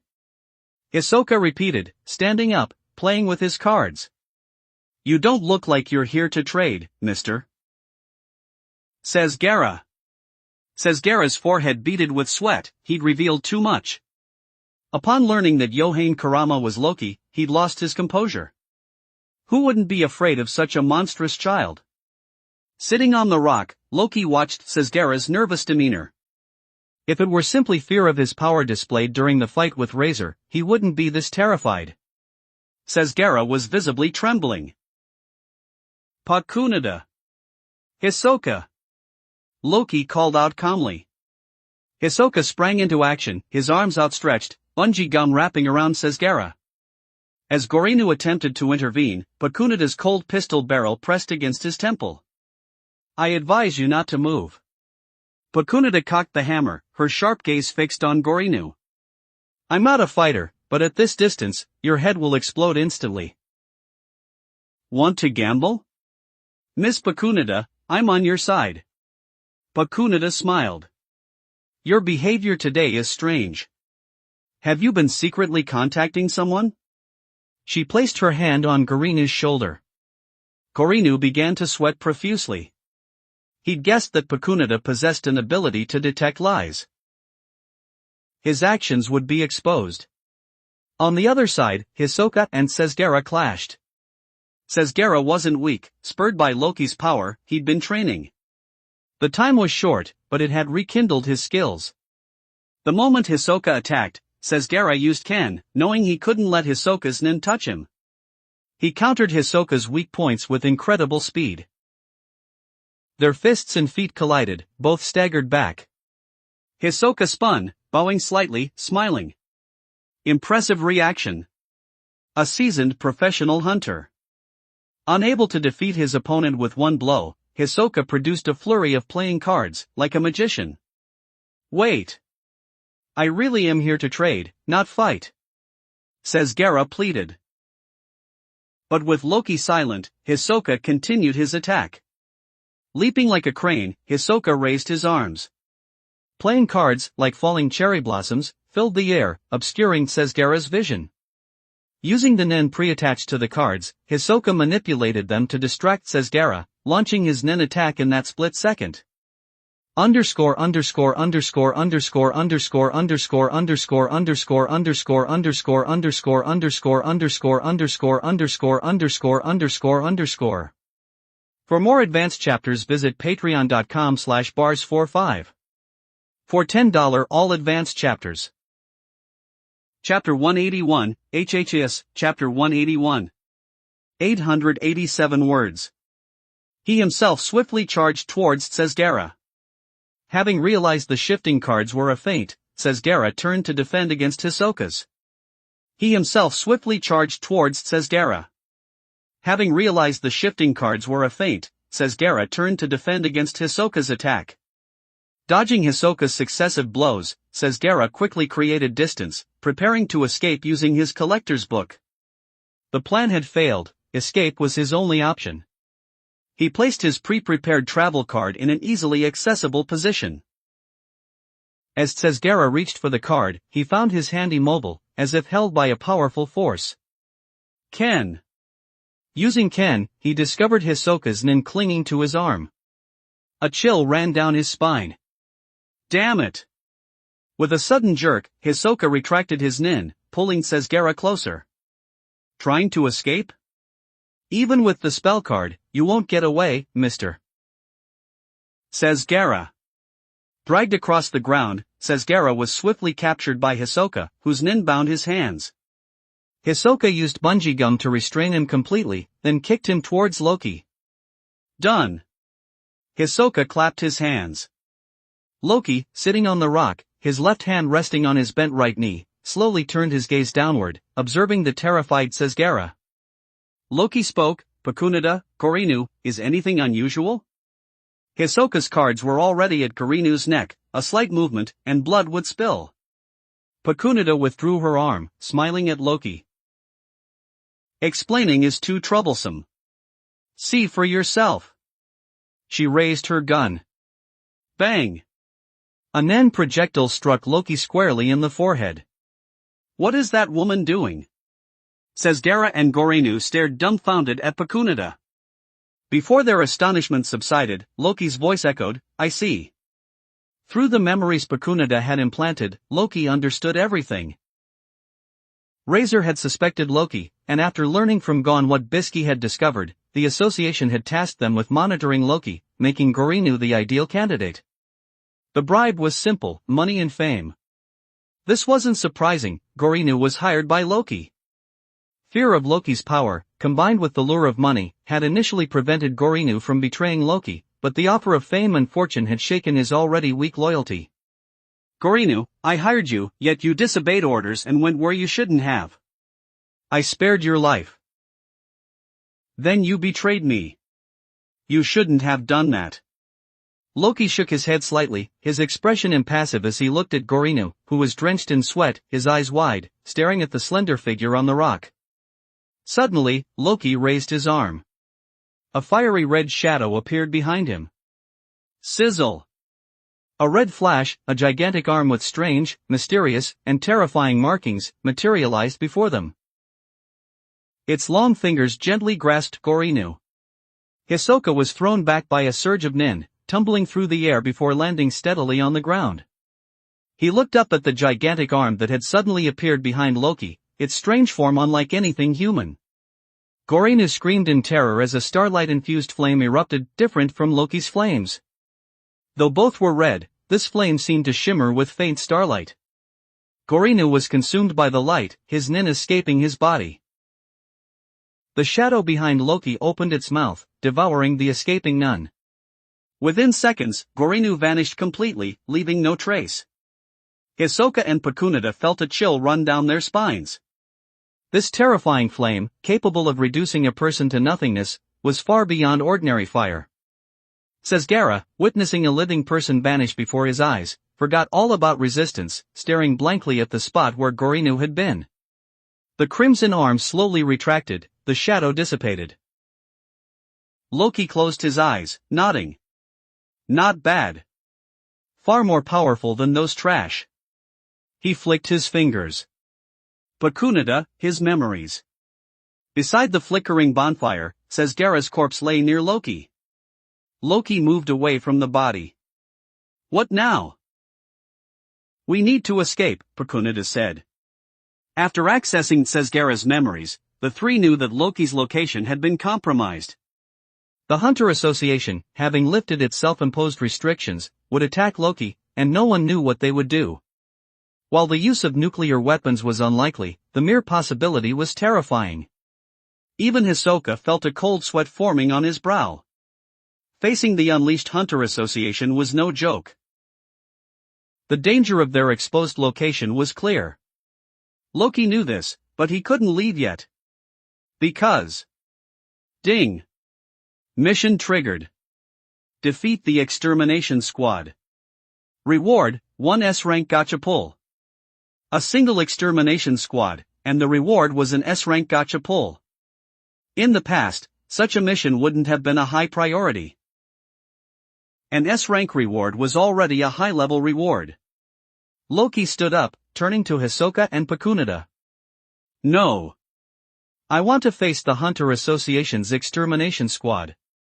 Hisoka grinned excitedly, while Pakunada looked at Loki with a questioning expression. After a long moment, she sighed, smiling wryly. In a way, you're quite similar to Krallo. Loki didn't appreciate the comparison. Hisoka stood up. Then let's go. I want to see what kind of nin users the Hunter Association sent. They should have some interesting toys. Jing freaks. Do you know him? Loki asked. Hisoka frowned. No. Is he famous? Neither Hisoka nor Pakunada paid much attention to the association's members. Loki smiled. Your toy, gone, his father is Jing Freaks. He developed this game, Greed Island. Hisoka's interest peaked. I see. He must be incredibly strong. Underscore underscore underscore underscore underscore underscore underscore underscore underscore underscore underscore underscore underscore underscore underscore underscore underscore underscore. For more advanced chapters visit patreon.com/bars45. For $10 all advanced chapters. Chapter 182, HHS, Chapter 182. 789 words. His disciple, Kite, is the captain of this extermination squad. Hisoka's eyes widened slightly. Loki looked up. Let's go. We'll go there. His disciple, Kite, is the captain of this extermination squad. Hisoka's eyes widened slightly. Loki looked up. Let's go. We'll go there. Seeing Loki and Hisoka's eagerness, Pakunada knew further argument was futile. As she prepared to summon her collector's book and use a spell card, Loki stopped her. No need for a spell card. Let's just fly there. Pakunada and Hisoka exchanged glances. We can't fly. Don't worry about that, Loki said. It's time for it to get some fresh air. They didn't understand what it referred to. Loki smiled faintly. Come out and say hello, fire spirit. Boom. Buzz. A terrifying aura erupted, a boundless energy surging from Loki, spreading in all directions. Rednen coalesced into a tangible form. A gigantic body rose from the ground, its black shadow engulfing them. Hisoka and Pakunada's faces turned pale. They slowly tilted their heads upwards. Ms. Bisky, do you think Sesgara will be alright?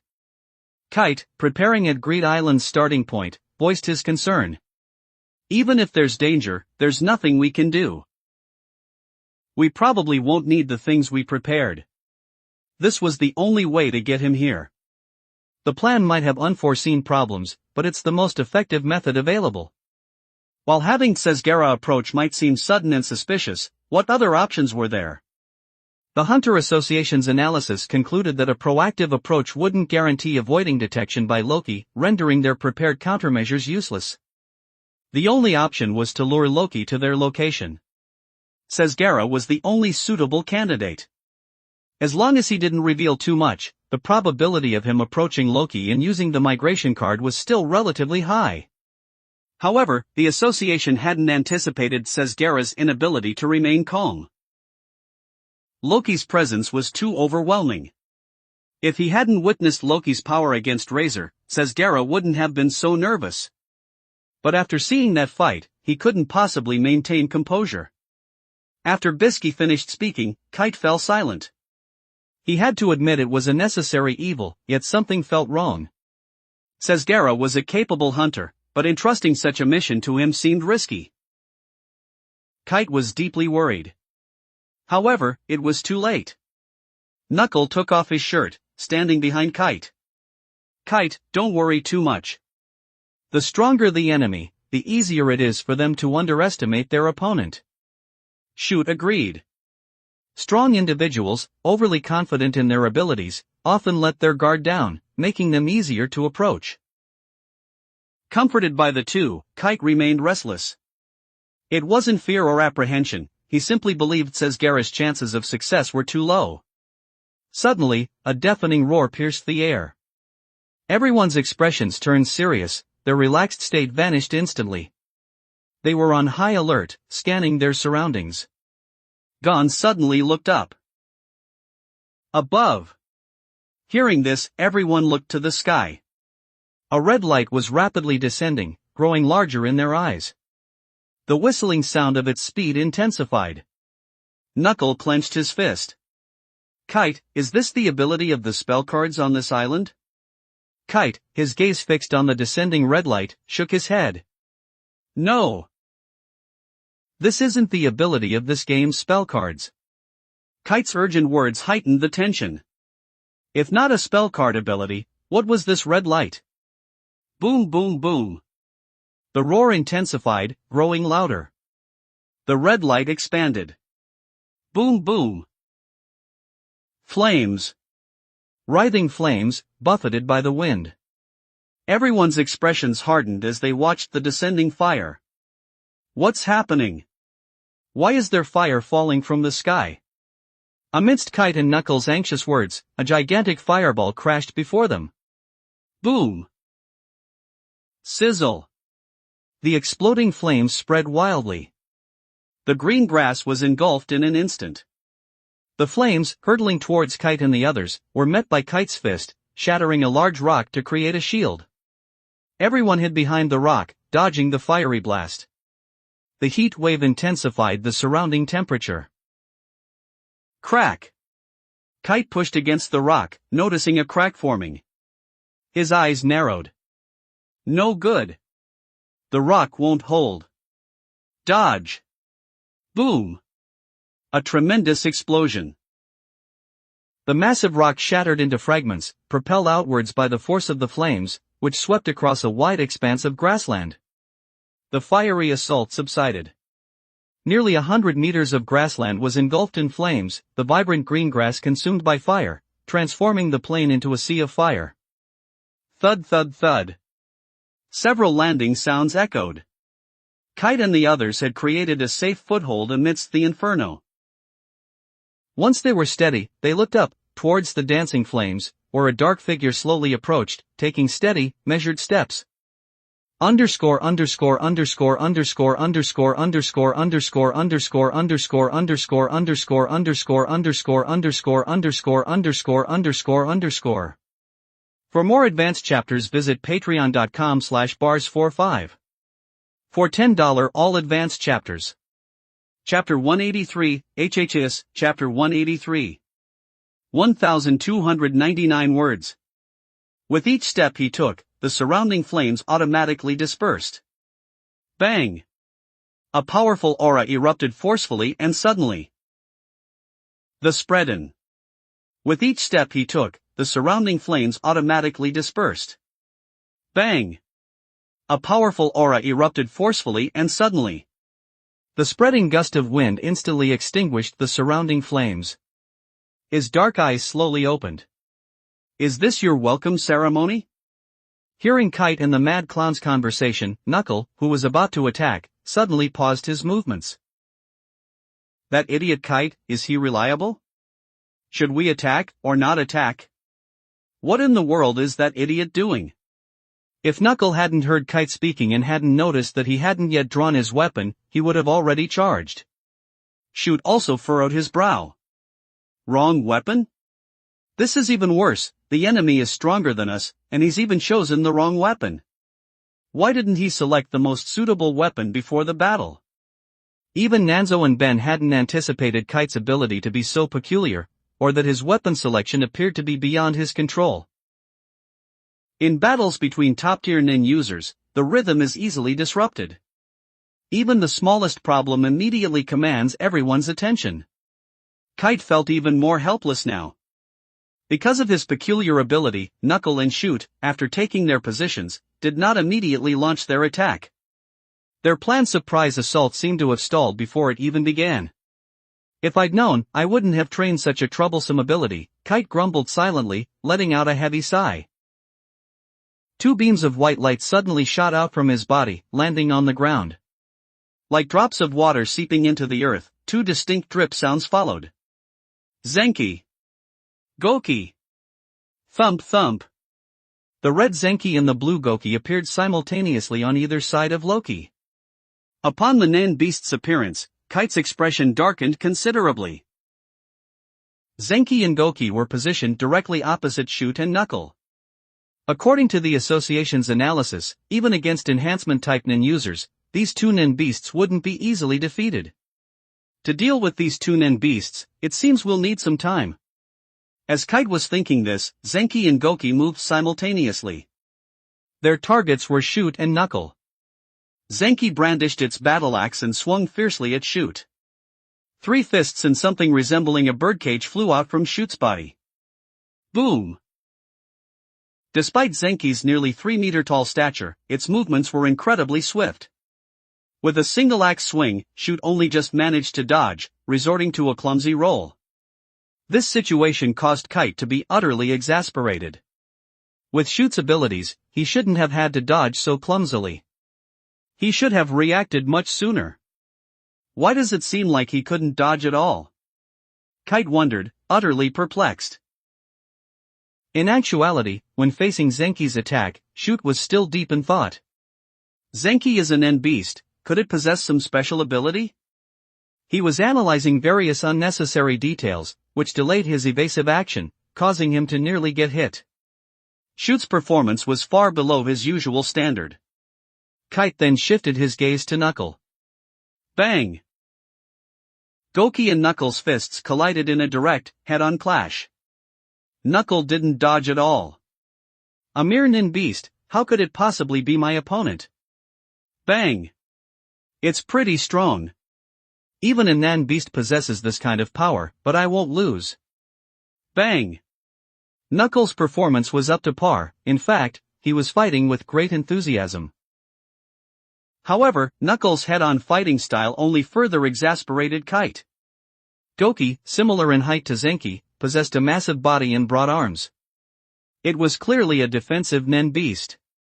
Knuckle was actually engaging in a head-on clash with a nin beast that obviously possessed frightening defensive capabilities. This was nothing short of reckless behavior. However, unlike Shoot, Knuckles' seemingly reckless behavior was intentional. He was extremely anxious. What is Shoot doing?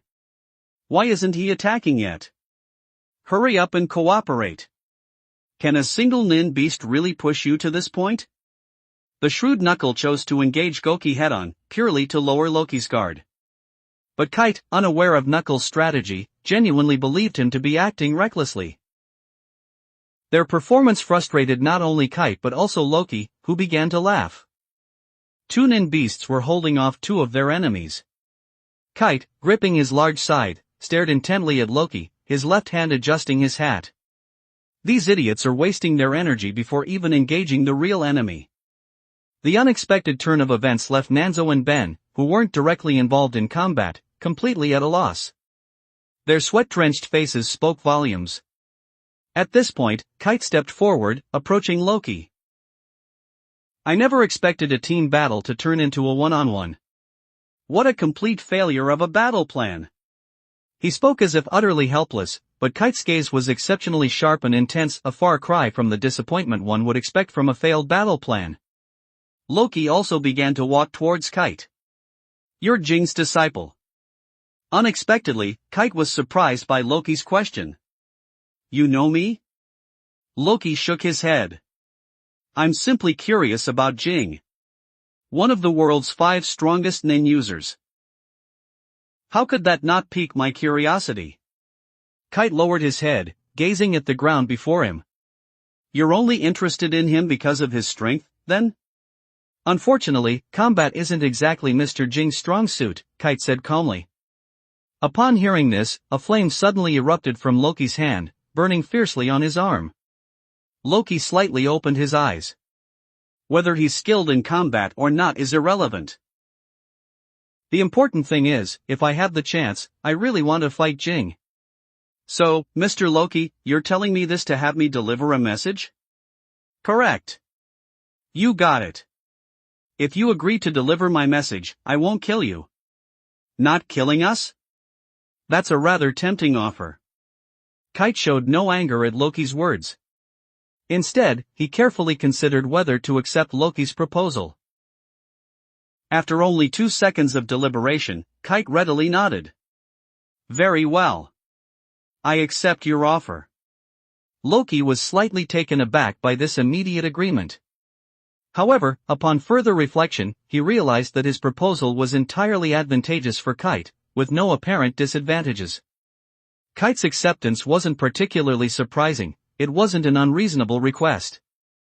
It was merely a message in exchange for their lives should they lose. Why wouldn't he agree? Reaching this conclusion, Loki found himself shaking his head slightly, somewhat amused by Kite's pragmatic thinking and perceptive understanding. He purely weighed the pros and cons, leaving personal emotions entirely out of the equation. A true disciple of Jing, indeed a highly qualified hunter. Loki glanced at the scythe in Kite's hand and smiled. That weapon doesn't seem very practical for combat, does it? Kite nodded in agreement. Indeed, it's somewhat unwieldy. But unfortunately, I have no choice in the matter, the weapons I use aren't something I can select myself. Kite, you're still complaining to me? My choices are always correct. Your ingratitude is one thing, but your complete lack of appreciation is unforgivable. The mad clown's incessant babbling caused Kite's expression to darken further. Be quiet. Now is the time for battle. Loki, equally unwilling to listen to the strange clown's incessant chatter, took a single, measured step forward. Then let's begin. Let's see just how skilled a disciple of Jing you truly are. Boom! An extremely sharp and powerful air burst resounded. Loki's figure flickered like a phantom, vanishing instantly. This speed caused Kite's expression to change drastically. Remarkable footwork. By instantly tapping the ground more than a dozen times, he generates speed far exceeding normal capabilities. Just how did this kid devise such a movement technique? Boom!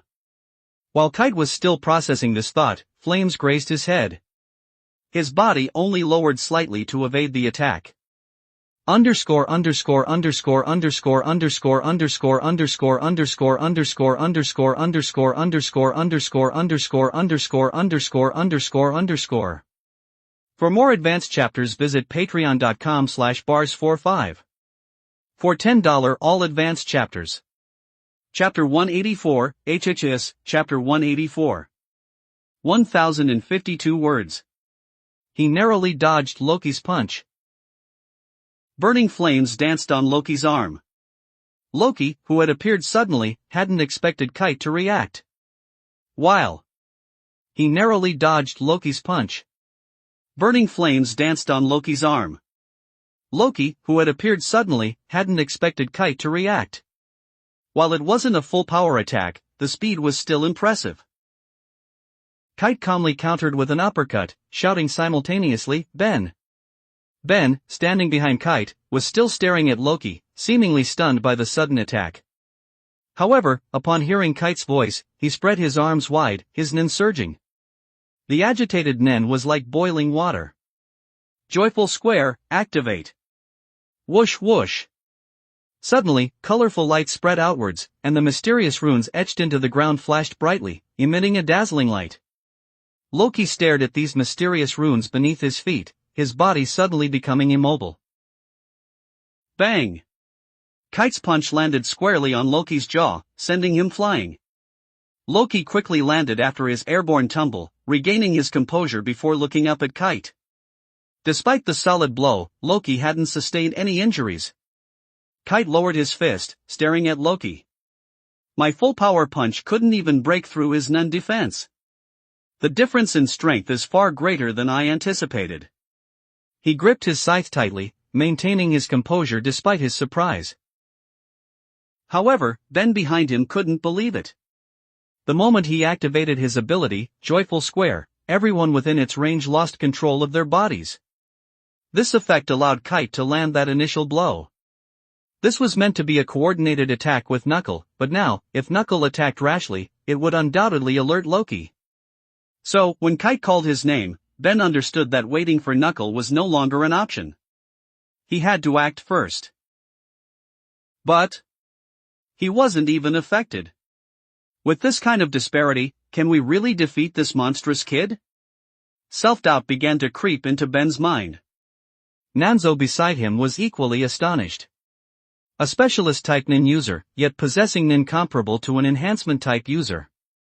Can we really defeat such a formidable opponent with our coordinated abilities? After being forced back by Goki's punch, Knuckle turned to observe the situation. He hadn't even had time to cheer at Kite's initial blow before witnessing Loki remain completely unaffected. Knuckles' jaw dropped as he stared at Loki. Meanwhile, Shoot was too preoccupied grappling with Zenin to pay attention to the fight here. Loki, however, was focused on the peculiar nin runes beneath his feet. Activating his Byakugan, he observed that the nen forming these runes was subtly merging with the surrounding environment, making forceful destruction impossible. Looking up, Loki glanced at Ben. An unfamiliar ability user. His ability was what prevented me from moving, allowing me to be hit. I never expected such an unassuming individual to possess such an ability. I need to deal with him first. With this thought, Loki immediately acted. His fingers twitched slightly, and a sudden burst of nin erupted. He raised his hand, clenched his fist, and swung forcefully. Fire Fist. A terrifying inferno of flames erupted from Loki's arm, hurtling towards Ben. The instantly erupting flames surged like a raging tide, engulfing everything in their path. This wide-range flame attack further emphasized the troublesome nature of Loki's fire abilities to Kite. His superior nin, combined with his incredibly practical abilities. Seeing the flames rapidly approaching, Kite knew that escaping wouldn't be difficult, but Nanzo and Ben would be in danger. With a sigh, Kite turned, quickly grabbing both of them and throwing them to safety, losing his own chance to escape in the process. In the blink of an eye, the flames engulfed him. Red light filled Kite's vision. The battle has just begun, and I'm already forced to use my trump card? Suddenly, a black shadow dashed in front of Kite. A massive rock flew in from behind, shielding Kite from the initial onslaught.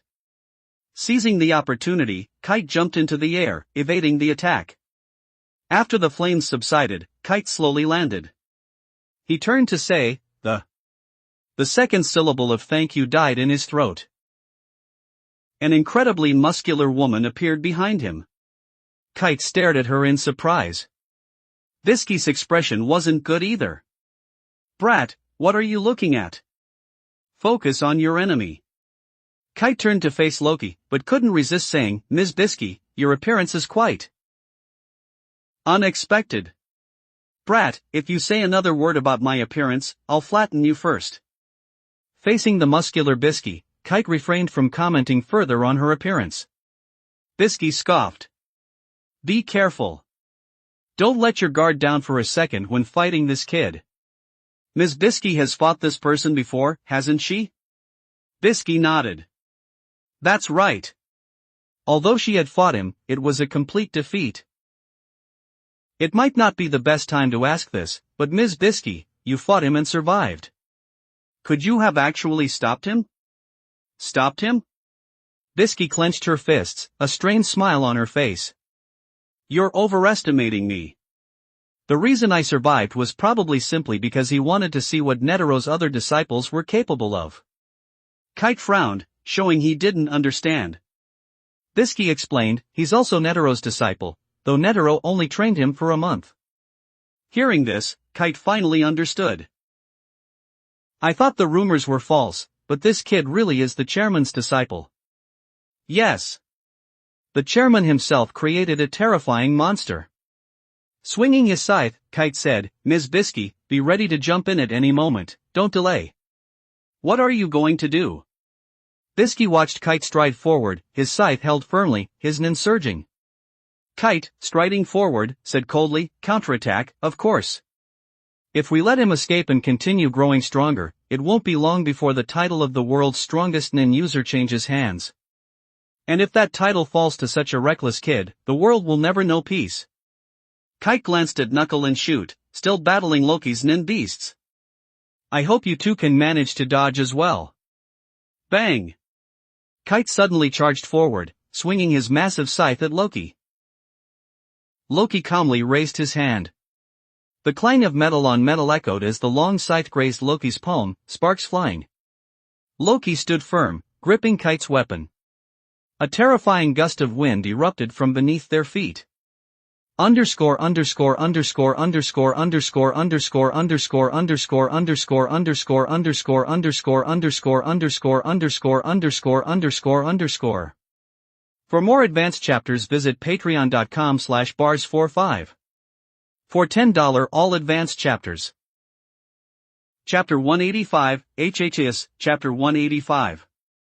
1085 words. The difference in strength is truly staggering. He actually caught my weapon with his bare hand. A look of shock flashed in Kite's eyes. The difference in strength is truly staggering. He actually caught my weapon with his bare hand. A look of shock flashed in Kite's eyes. Even with Nen protecting his hands, to catch a weapon infused with a large amount of Nen would require at least several times the opponent's Nen. Yet, Loki had done it with such ease. There's nothing to be surprised about. You are all simply too insignificant. Loki's hand burst into flames, which he hurled towards Kite. Clang clang clang clang. Loki, using only his bare fists, met Kite's scythe in a head-on collision. Loki's overwhelming Nen directly overpowered Kite, forcing him to retreat step by step. With each successive clash, Loki's power seemed to increase, while Kite's brow furrowed deeper and deeper.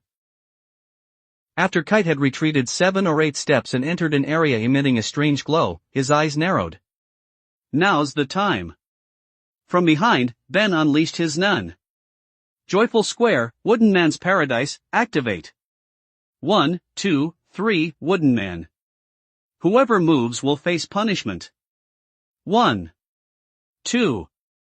The instant the word 3 left Ben's lips, Kite swung his scythe. Silent waltz. The spinning scythe seemed to instantly draw on the surrounding air currents. Then, as Ben finished counting to 3, Kite's attack launched. A white circle of light enveloped Kite, expanding outward in all directions. The dangerous white light approached in an instant. Loki, seeing the rapidly approaching light, instinctively wanted to dodge. But he sensed the danger, any movement would put him at risk. He couldn't move, yet Kite's attack was about to land. Although his Nen far surpassed Kite's, this wasn't an attack that could be easily blocked. In a fraction of a second, Loki made his decision. He stood his ground, watching Kite's attack slice towards him.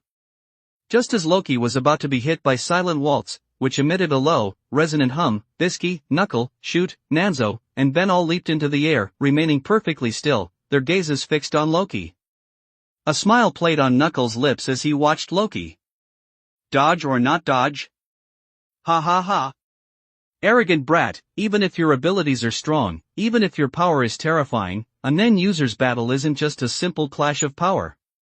The combination of various abilities often unleashes unexpected power. We were specifically chosen by the Hunter Association to deal with you. You dare to underestimate me by only using Nen beasts? If you move, I'll show you what I'm capable of. His eyes widened as he stared at Loki.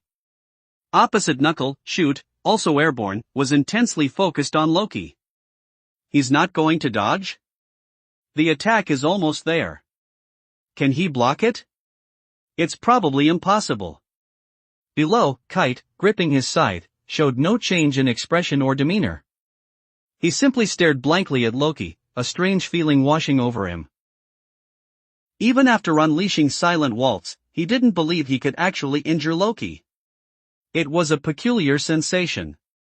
However, even if he couldn't injure Loki, if Loki moved, the subsequent battle would become much easier. As Silent Waltz neared Loki, he remained motionless, like a wooden statue. He's willing to take the hit rather than move? If Loki truly made that decision, the outcome would depend on the extent of his injuries. However, compared to landing a hit, Kite preferred to see Loki dodge. Ben's ability, Joyful Square, was, in a sense, completely useless on its own. But with the cooperation of teammates, it became incredibly dangerous. First, Joyful Square requires extensive preparation, etching runes with Nen within a specific area. The preparation alone takes 2 to 3 hours. The maximum diameter of the area is limited to 50 meters. During preparation, the Nen used to etch the runes emits a noticeable glow and Nen fluctuations, easily detectable by any nearby enemies. Secondly, Joyful Square only lasts 10 minutes. After the runes are etched, at least 5 people must enter the area within 15 minutes for the ability to activate. This ability requires significant preparation time and creates considerable disturbance. Without favorable geographical conditions, any enemy within a 15-minute radius would easily notice it. Anyone with even a little vigilance wouldn't easily enter the Joyful Square's range. Only on Greed Island, utilizing abilities like travel and magnetic force, could someone quickly reach the designated location from a great distance. Elsewhere, using this ability would be nearly impossible. The difficult prerequisites enhance the ability's effectiveness. Joyful Square has 5 games, each lasting 5 minutes. Within the 10-minute activation period, only 2 of the 5 games can be played. If Loki moved during the Wooden Man game, the subsequent punishment would greatly assist Knuckle in utilizing his abilities. Move. Hurry up and move. Why isn't he moving yet? Knuckle roared inwardly. As the attack was about to hit Loki, and Loki remained completely unmoved, Knuckles' anxiety intensified.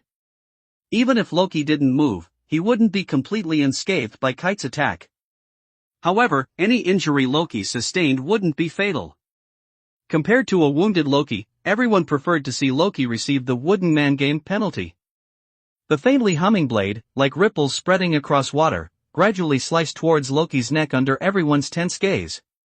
Then, a shocking sight unfolded. The suddenly descending blade instantly severed Loki's head. The severed head, still airborne, slowly rotated. Everyone's eyes widened in disbelief, fixated on Loki's body, which remained standing, and his severed head, high in the air. He's been defeated? Shoot couldn't believe it. A monster who had left the association chairman and the 12 zodiacs in disarray had been so easily defeated by Kite. Bisky was equally stunned. The monstrous kid who had previously pummeled her was dispatched with a single, effortless blow. Kite. Jing's disciple. This guy must have deliberately hidden his true strength, Bisky thought. Knuckle, still airborne, twitched his mouth.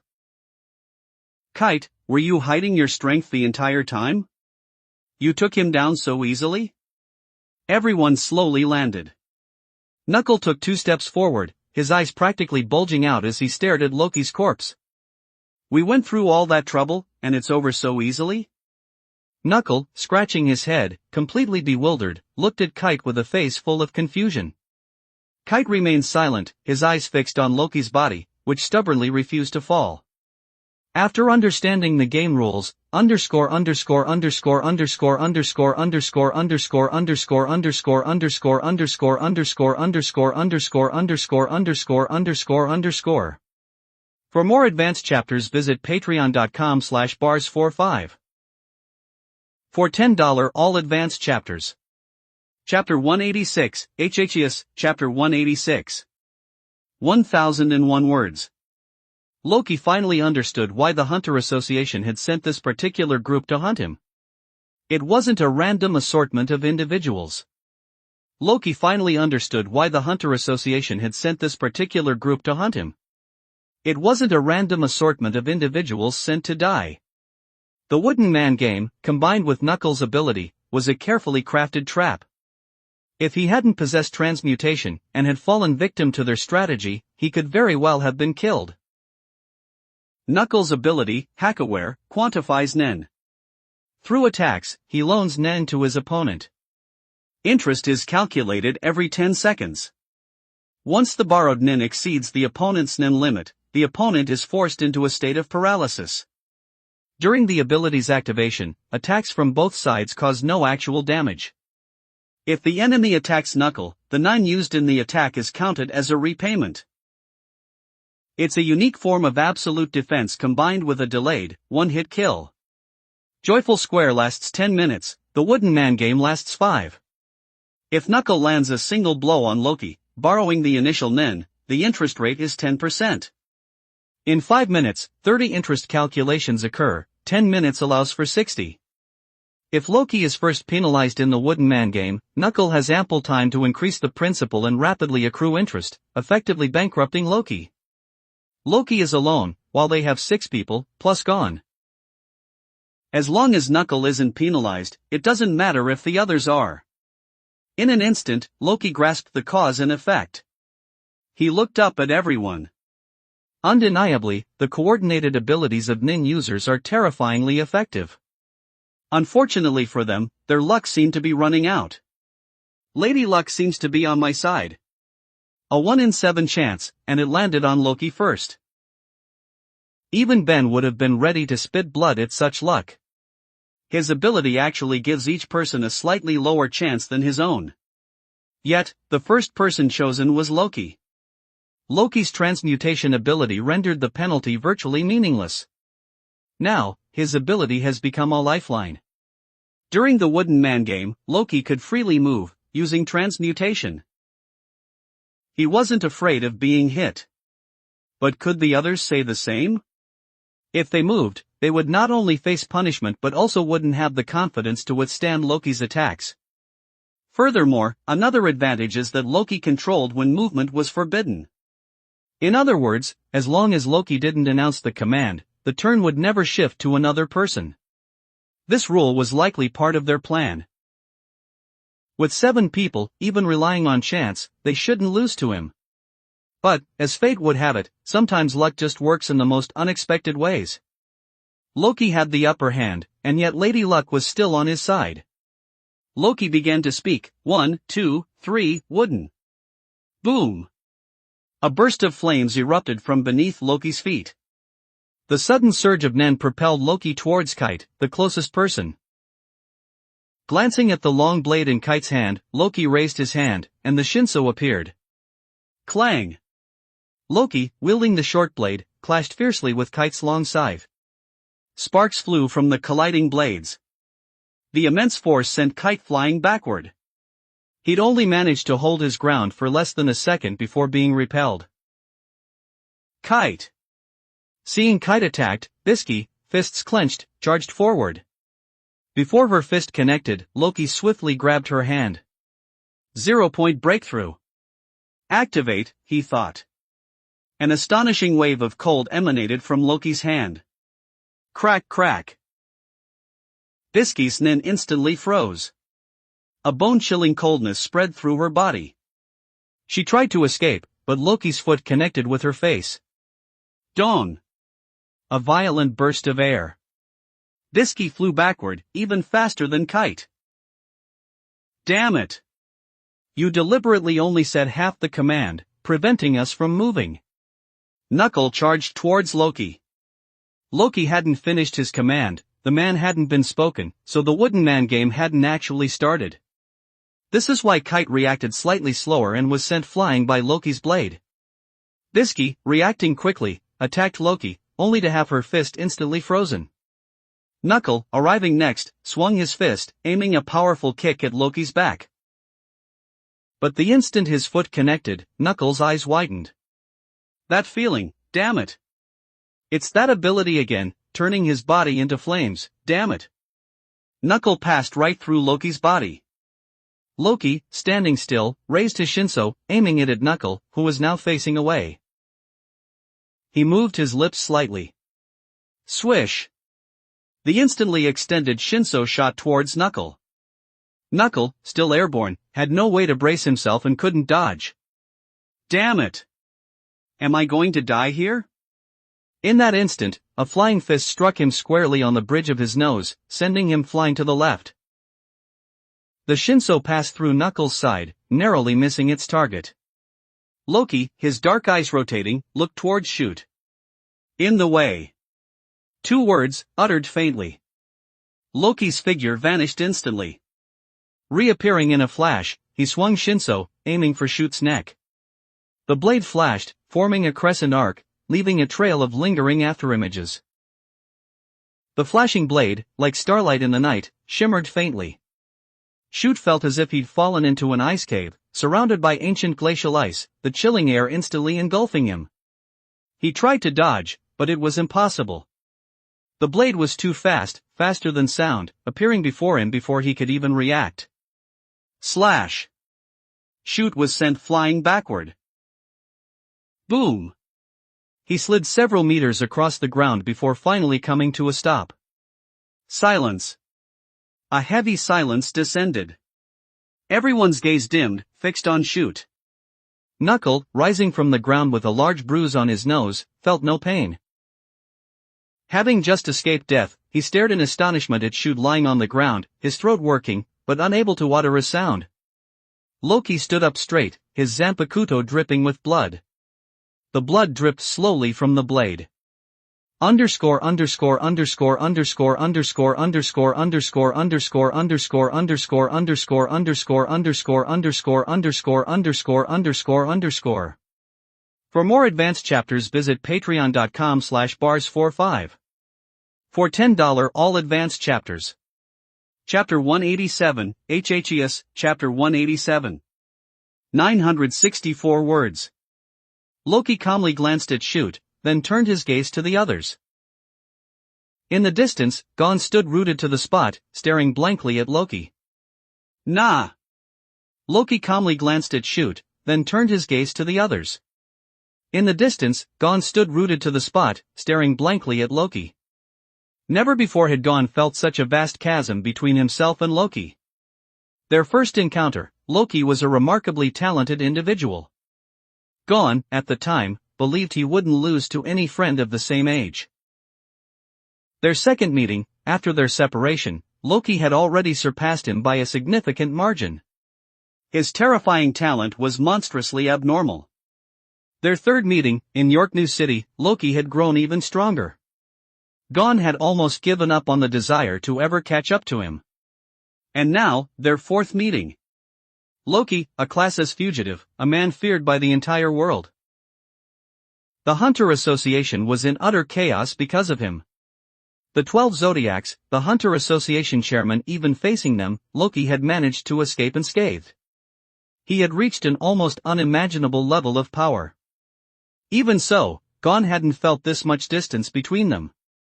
But now, at this very moment, Loki, hand gripping his blood-stained Zanpakuto, tilted his head, his cold gaze sweeping over them. In that gaze, Gon didn't sense much killing intent. It was more like the look one gives a stranger. Loki didn't see them as enemies, but merely as ordinary, unremarkable strangers. What are you all staring at? Suddenly, Loki's calm voice rang out. A spray of blood erupted before everyone's eyes. This time, it was Knuckle, impaled through the chest. Loki, with his left hand gently pressing on Knuckle's head, pushed him to the ground. Wielding his blood-stained Zanpakuto, Loki's gaze shifted to Kite. Loki, who had initially held some expectation of them, had lost all interest after witnessing the Wooden Man game ability. He had anticipated a far more troublesome ability, but it turned out to be inconsequential. Transmutation allowed Loki to completely ignore their coordinated abilities. The only purpose of the battle, for Loki, was now clear. Loki abandoned his playful demeanor. The Shirkai-released Zanpakuto amplified his power, making his already overwhelming strength even more terrifying. Kite, under Loki's unwavering gaze, felt his eyes tremble slightly. 2 strikes. He took down Shoot and Knuckle in just 2 strikes. Now Kite truly understood just how monstrous Loki's power was. If their initial battle plan had succeeded, they might have had a chance. But the plan completely fell apart due to Loki's transmutation ability. It wasn't the analyst's fault. Who would have imagined Loki possessed such a devastating technique? Unsolvable. Just like Chairman Netero's abilities. It was truly worthy of being a disciple of Netero. Retreat. Kite's words cut through the air. Loki's attack halted abruptly. You surrender? Continuing the fight would only result in unnecessary casualties. Kite spoke rationally. A correct assessment. Loki nodded. Kite slowly lowered his head, the mad clown vanished instantly. His nen completely dissipated, leaving him in a state of zero defense. Kite had even retracted his aura. Killing him would be an instant matter for Loki. So, can we leave now? Kite asked seriously. Remembering their prior agreement, Loki smiled. Yes. But you need to deliver a message for me. Here's my contact information. Once you've decided on the time and place, I'll contact Mr. Jing. Kite produced a piece of paper, seemingly bearing a phone number. His tone suggested that Jing would almost certainly agree to fight Loki. Although Jing was a wanderer, he likely wouldn't refuse Loki's challenge. Inviting Jing to fight was all for the final hunting operation mission. Loki didn't necessarily need to kill anyone, but if he could kill Jing and have Fire Spirit consume his soul, that wouldn't be bad either. I'll contact you. Loki took the paper. Seeing this, Kite went to Knuckle, helping him to his feet, and said to Nanzo and Ben, who stood motionless, "Take Shoot and let's go." The two exchanged glances, utterly bewildered. Why, when Loki clearly had the opportunity to kill them, did he choose not to? Was it merely because of a ridiculous agreement? On their way out, Kite remained silent. Behind him, Nanzo and Ben supported Shoot, whose chest bore a gaping wound. The two still couldn't comprehend why they had escaped unharmed. Even Gon was puzzled. Let's tend to their wounds ahead. Then, leave Greed Island as quickly as possible. Bisky, speaking calmly, broke the silence. Kite, at the front, nodded. Knuckles' condition was also dire, his body was pierced by a blade, and the blood wouldn't stop flowing. If this continued, he would bleed to death before he could receive treatment. Reaching a secluded cave, they entrusted Knuckle and Shoot to Bisky's care. Kite sat down at the cave entrance. Nanzo and Ben, still shaken, finally spoke. Kite, why? Why did that monster let us go?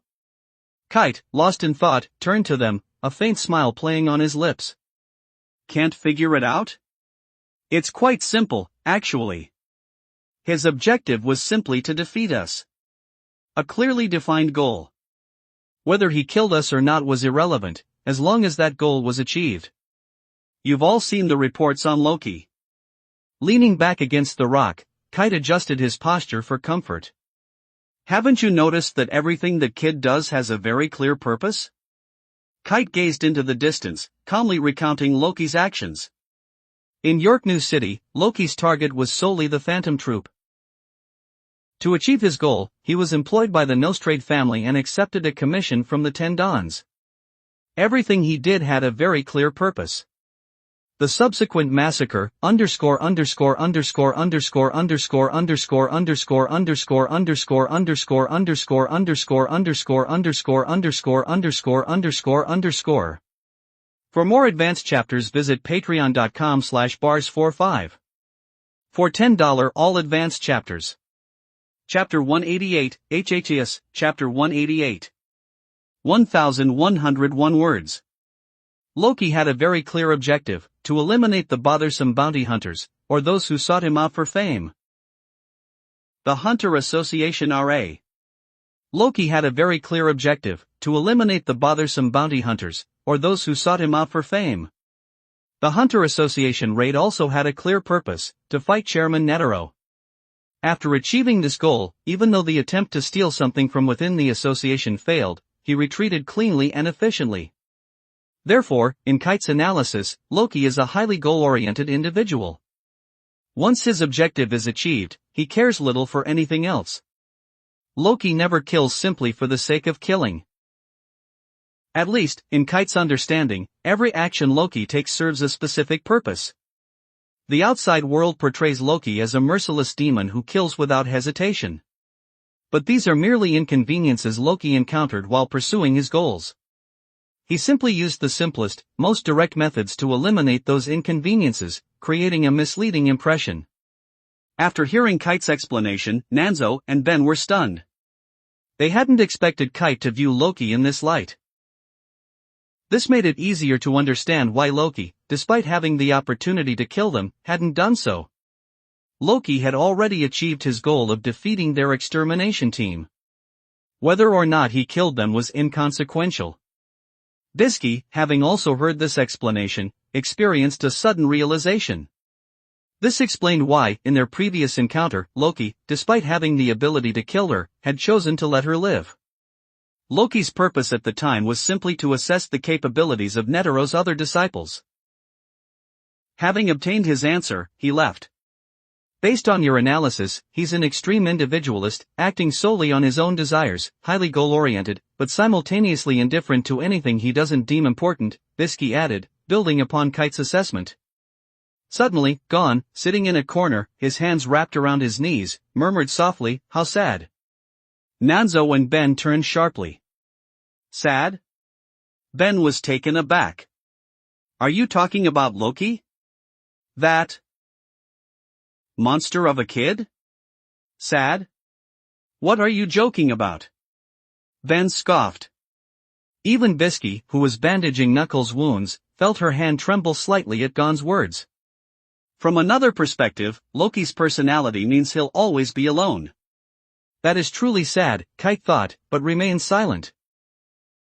He understood. From his encounter with Loki, he sensed that Loki simply desired overwhelming power. From a hunter's perspective, Loki's only prey was power itself. But then, Kite pondered another question. Why did Loki only want to defeat their extermination team? Was it to prompt the Hunter Association to send stronger hunters next time? That was a possibility. Meanwhile, back at the starting point, Loki had no time to concern himself with Kite and the others. Hisoka and Pakunada, who had been lurking in the shadows, approached. You just let them go? Hearing Pakunada's question, Loki smiled. It doesn't matter. They're all inconsequential. I thought you'd kill all those idiots. Loki countered, You think I'm a mass murderer? No. It's just that few survive an encounter with you. So you think I enjoy killing?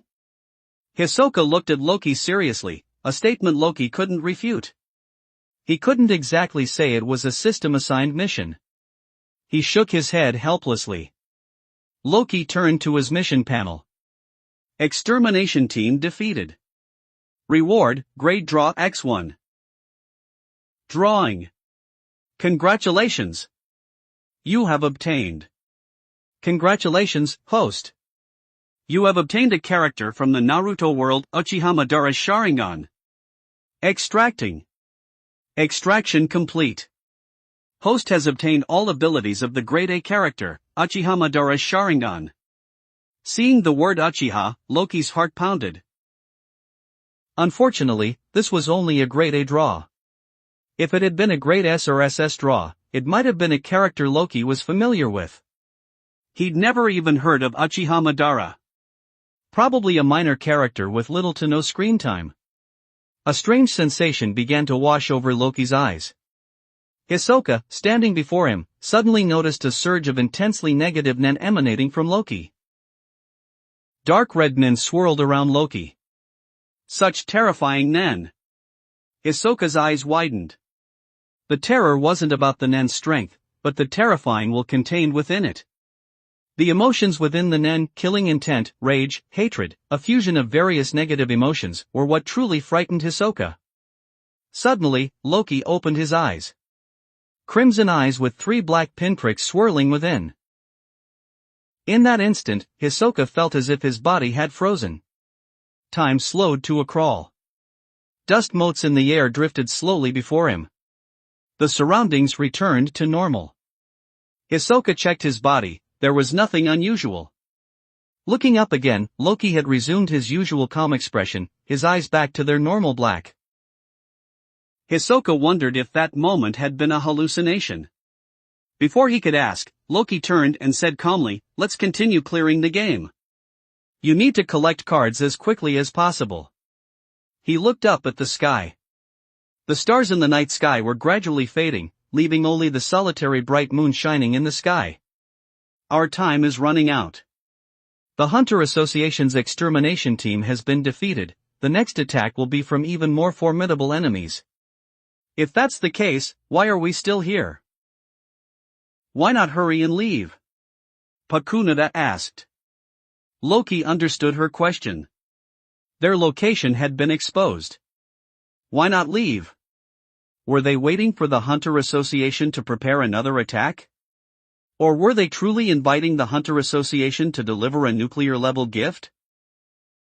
But Loki didn't want to abandon his system-assigned mission so easily. Although the reward wasn't particularly enticing, something is better than nothing. And Loki could leave at any time, even without using the game's normal exit methods. He could do it. He raised his left hand, a crystal-like flame appeared, revealing 2 large eyes, staring at Loki. Looking at the fire spirit in his hand, Loki knew that before leaving, besides completing the mission, he needed to make the fire spirit stronger. Let's wait a little longer. 3 days won't be too long. Baze should have found a new place to settle down by then.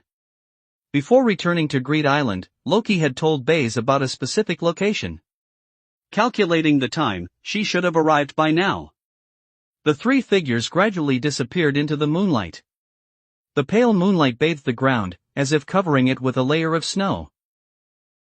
The dense forest, leaves swaying in the breeze, reflected the pale moonlight, shimmering like stars. A gentle breeze blew. The sun of dawn gradually rose. In the capital city, Baze was undergoing a security check. Underscore underscore underscore underscore underscore underscore underscore underscore underscore underscore underscore underscore underscore underscore underscore underscore underscore underscore. For more advanced chapters visit patreon.com/bars45. For $10 all advanced chapters. Chapter 189, HHS, Chapter 189. 1026 words. Upon arriving, Baze gazed upon the desolate landscape with a sigh of resignation. While this place is perfect for evading pursuit, living. Upon arriving, Baze gazed upon the desolate landscape with a sigh of resignation. While this place is perfect for evading pursuit, living without any electronic devices is practically like being a caveman. She had been reluctant to come here, but the money had persuaded her to compromise. Regardless, I need to find a secluded place to stay first. Mounting her horse, Baze rode towards the heart of the area. At the same time, the extermination team, having left Greed Island, was on their way back to the Hunter Association. Aboard their airship, everyone felt as if they had been given a new lease on life after escaping Greed Island. After a long sleep, Kite went up to the airship's observation deck, the high-altitude wind whipping around him. He pulled out his phone to contact Jing. "The mission failed, Mr. Jing." "Failed, yet you all survived? Not bad, Kite." Upon hearing of the mission's failure, Jing showed no disappointment. Instead, he praised Kite. "Mr. Jing seemed to have anticipated this outcome. Not entirely." Jing chuckled. While the Hunter Association's analysis was excellent, and the battle plan had a high probability of success, battles between NAIN users are inherently unpredictable. "Tell me, how were you defeated?" At this question, Kite's expression turned serious.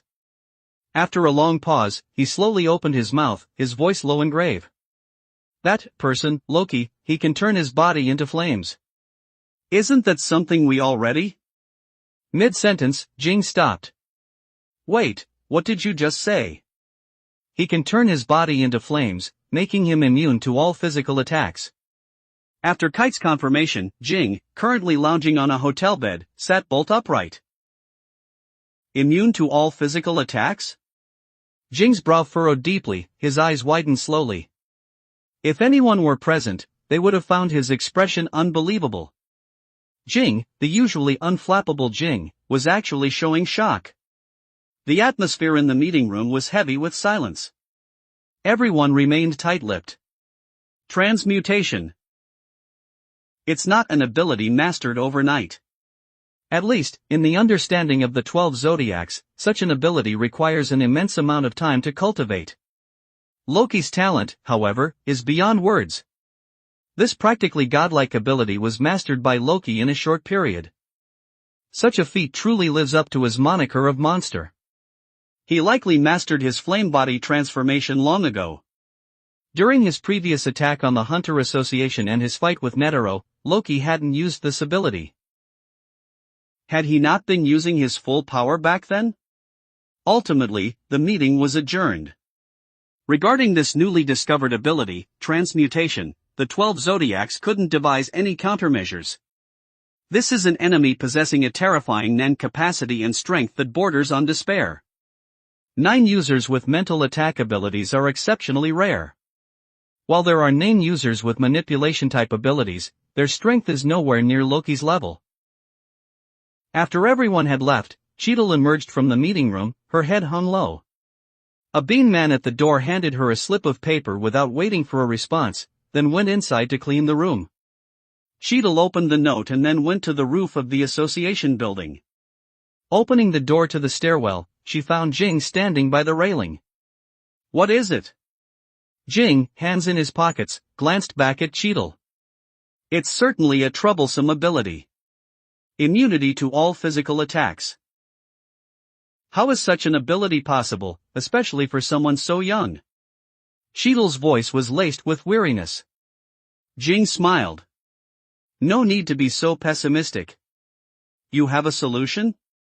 "When I first heard about this ability, I felt the same way. Such a monstrous ability is beyond imagination." Jing gazed into the distance. "But, regardless of the ability type, it cannot be without weaknesses." He turned back to Cheadle. "Think carefully." Cheadle didn't follow Jing's instructions to think, instead, she quickly grabbed his clothes. "Just tell me what you're thinking." Sighing, Jing gently freed himself from Cheadle's grasp, straightened his clothes, and looked back at her. "Time." Just 2 words, yet Cheadle couldn't grasp their meaning. "Have you considered the time it takes to maintain the ability?" Jing smiled confidently. Such a monstrous ability, even for someone called a monster, cannot be sustained indefinitely. "I imagine maintaining this state for even a single second consumes an unimaginable amount of NAN." After hearing Jing's words, Cheadle felt a sense of clarity. So, who should we send to hunt Loki this time? Jing shook his head. We won't be sending anyone. Not sending anyone? Are we just going to let it go? 2 members of the 12 Zodiacs were killed by him. Botobai died at the hands of someone else, didn't he? Jing said calmly. Cheadle hadn't expected Jing to still be fixated on this point. Regardless, if he hadn't attacked the Hunter Association, Botobai and Kanzai wouldn't have died. Kanzai's death, I don't consider a bad thing. That guy seemed problematic. Jing, you're also a member of the 12 Zodiacs. Even if you disliked Kanzai, you shouldn't. Alright, no need to say more. That wasn't what I meant. Jing raised his hands in surrender. Cheadle, when serious, was a significant headache. Seeing Jing's impatience, Cheadle didn't want to continue this argument. She knew he was impossible to reason with. Jing, if you were to face that kid, would you be confident? The sudden change of topic caught Jing off guard. After a few seconds of serious consideration, he replied. Hard to say. I haven't truly witnessed that kid's abilities firsthand. He scratched his head. Perhaps the probability of my defeat is higher. Cheadle hadn't expected even Jing to say that. Although Jing is often unpredictable, he is still one of the world's 5 strongest nin users. If even Jing says this, does Loki's strength rival the world's top 5? Even if he hasn't reached that level yet, he's probably not far off. Leave it to this old man. A deep, raspy voice suddenly echoed. Underscore underscore underscore underscore underscore underscore underscore underscore underscore underscore underscore underscore underscore underscore underscore underscore underscore underscore. For more advanced chapters visit patreon.com/bars45. For $10 all advanced chapters. Chapter 190, HHS, Chapter 190. 1041 words. Cheadle spun around, her eyes widening in shock. Chairman Netero. You weren't supposed to be awake yet. What? Netero, looking refreshed. Cheadle spun around, her eyes widening in shock. Chairman Netero. You weren't supposed to be awake yet. What? Netero, looking refreshed and in high spirits, stood behind her, flexing his arms. This old man woke up some time ago. That's wonderful, Chairman. I'm so relieved you're all right. Netero nodded, smiling. Thanks to that young brat, I've actually benefited from this misfortune. Hearing this, Cheadle immediately noticed something amiss. The chairman seemed much younger, and his aura was significantly stronger. The difference was stark, almost unbelievable. Cheadle had never seen Netero in this state before. Standing beside him, she felt an overwhelming sense of security. The jovial old man before her was no longer frail and near death, but a towering, insurmountable peak. Netero patted Cheadle on the shoulder. Leave the rest to this old man. The extermination team's mission wasn't a complete failure. They obtained crucial information without any casualties, didn't they? Netero's every movement and word now exuded an immense sense of security. Cheadle felt as if the Netero of his prime had returned. After Netero left, Jing sighed. Cheadle, still elated, was jolted by the sigh, a premonition of trouble washing over her. Jing. What's going on with the chairman? Wasn't the diagnosis that his recovery would take at least 6 months? Faced with Cheadle's question, Jing didn't know how to respond. Revealing the truth would undoubtedly cause Cheadle to try and stop Netero. But it was too late. Even if they could stop the chairman, the fact remained. After his battle with Loki, Netero was like a withering tree, suddenly struck by a strong gust of wind, its leaves scattering, accelerating its decay. For a legend like him, it was a rather desolate end. Jing. Tell me. Cheadle's expression turned serious. Jing turned away, avoiding her gaze. Leave that brat to the chairman. There won't be any problems. A chairman restored to his peak strength wouldn't have any trouble dealing with a single young opponent. Jing's only concern was this: if Netero couldn't change Loki, and Netero himself couldn't make up his mind, things would become much more complicated. Let's just take things one step at a time, Jing thought, leaving directly. Cheadle followed, persistently questioning him, but Jing remained silent. Finally, Jing returned to his hotel, with Cheadle waiting at the entrance. Jing didn't come out for a long time. By afternoon, Cheadle sensed something was wrong and rushed into the room, only to find Jing had vanished. Cheadle was exasperated. Jing was playing his little games again. And yet, these little games always allowed him to escape successfully. News of Netero's recovery wasn't made public. Even within the 12 zodiacs, only Cheadle, Jing, and Pian knew. Everyone else remained unaware. Only Pariston seemed to have a vague inkling. After Jing left, Cheadle wanted to find Netero, but upon returning to the Hunter Association, Netero had also disappeared. To avoid leaking news of Netero's recovery, she didn't dare to search openly. She could only remain at the Hunter Association headquarters, continuing to handle matters in Netero's name while he was supposedly still incapacitated. Pariston, as vice-chairman, also held a portion of authority. 3 days passed quickly. On Greed Island, Loki released the individual whose neck he had twisted, the fire spirit behind him consuming the person's soul. Not bad. Loki looked up, a satisfied smile playing on his lips. In 3 days, he had killed over 200 NIN users. For Greed Island, that's roughly half the players. This includes those who had claimed game positions but weren't actively playing. In 3 days, half the players were gone. Nearly 50 players fled Greed Island in panic. In other words, fewer than 100 players remained on Greed Island. Excluding those unable to leave, only a few dozen players with some strength remained. Their reason for staying was simple: money. The deaths of numerous players resulted in many more cards, which could be sold to players aiming to clear the game, earning real money. After retracting the fire spirit, Loki glanced at the terrified game players standing nearby. He showed no mercy to those truly enjoying the Greed Island game, choosing to simply ignore them.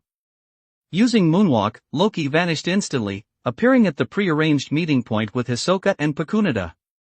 He added the cards they had collected to his card binder.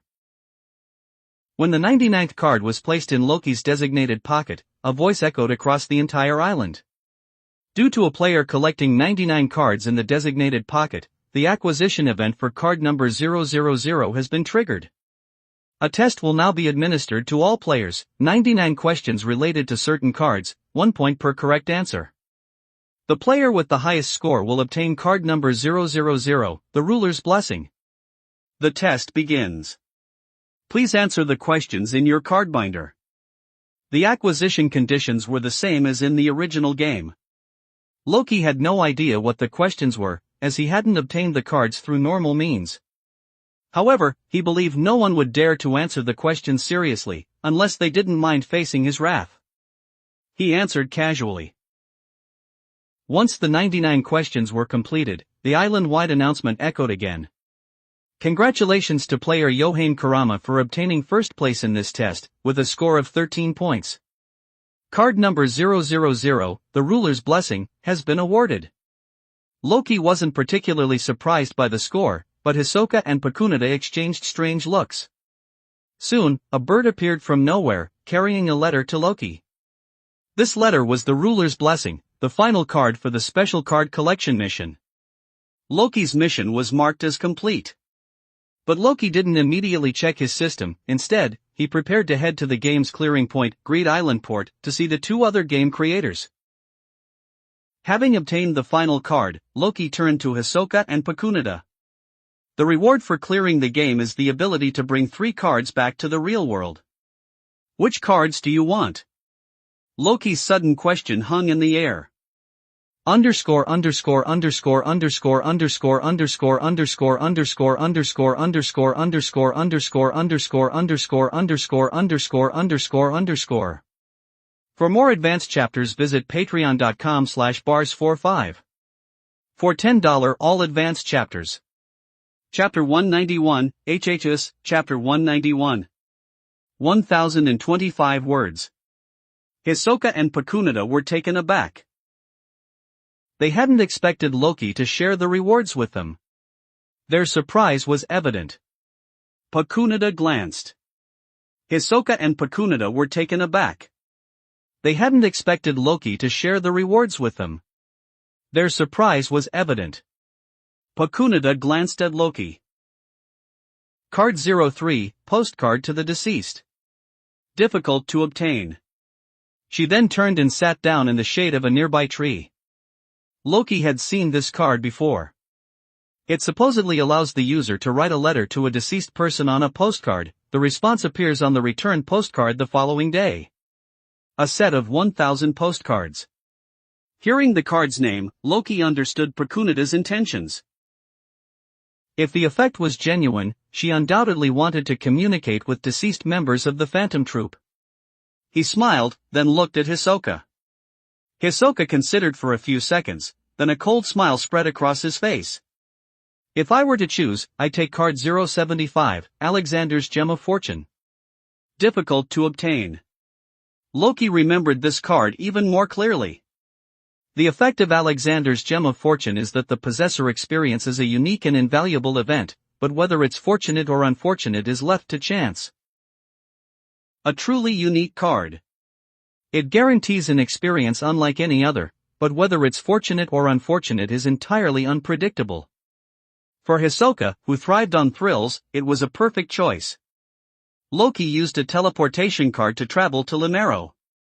The massive castle in the center of Limero was impossible to miss. He didn't need to search, it was immediately visible. Entering the castle, Loki was greeted by a blonde boy, List, wearing a shirt and overalls. Just you? List smiled. My name is List.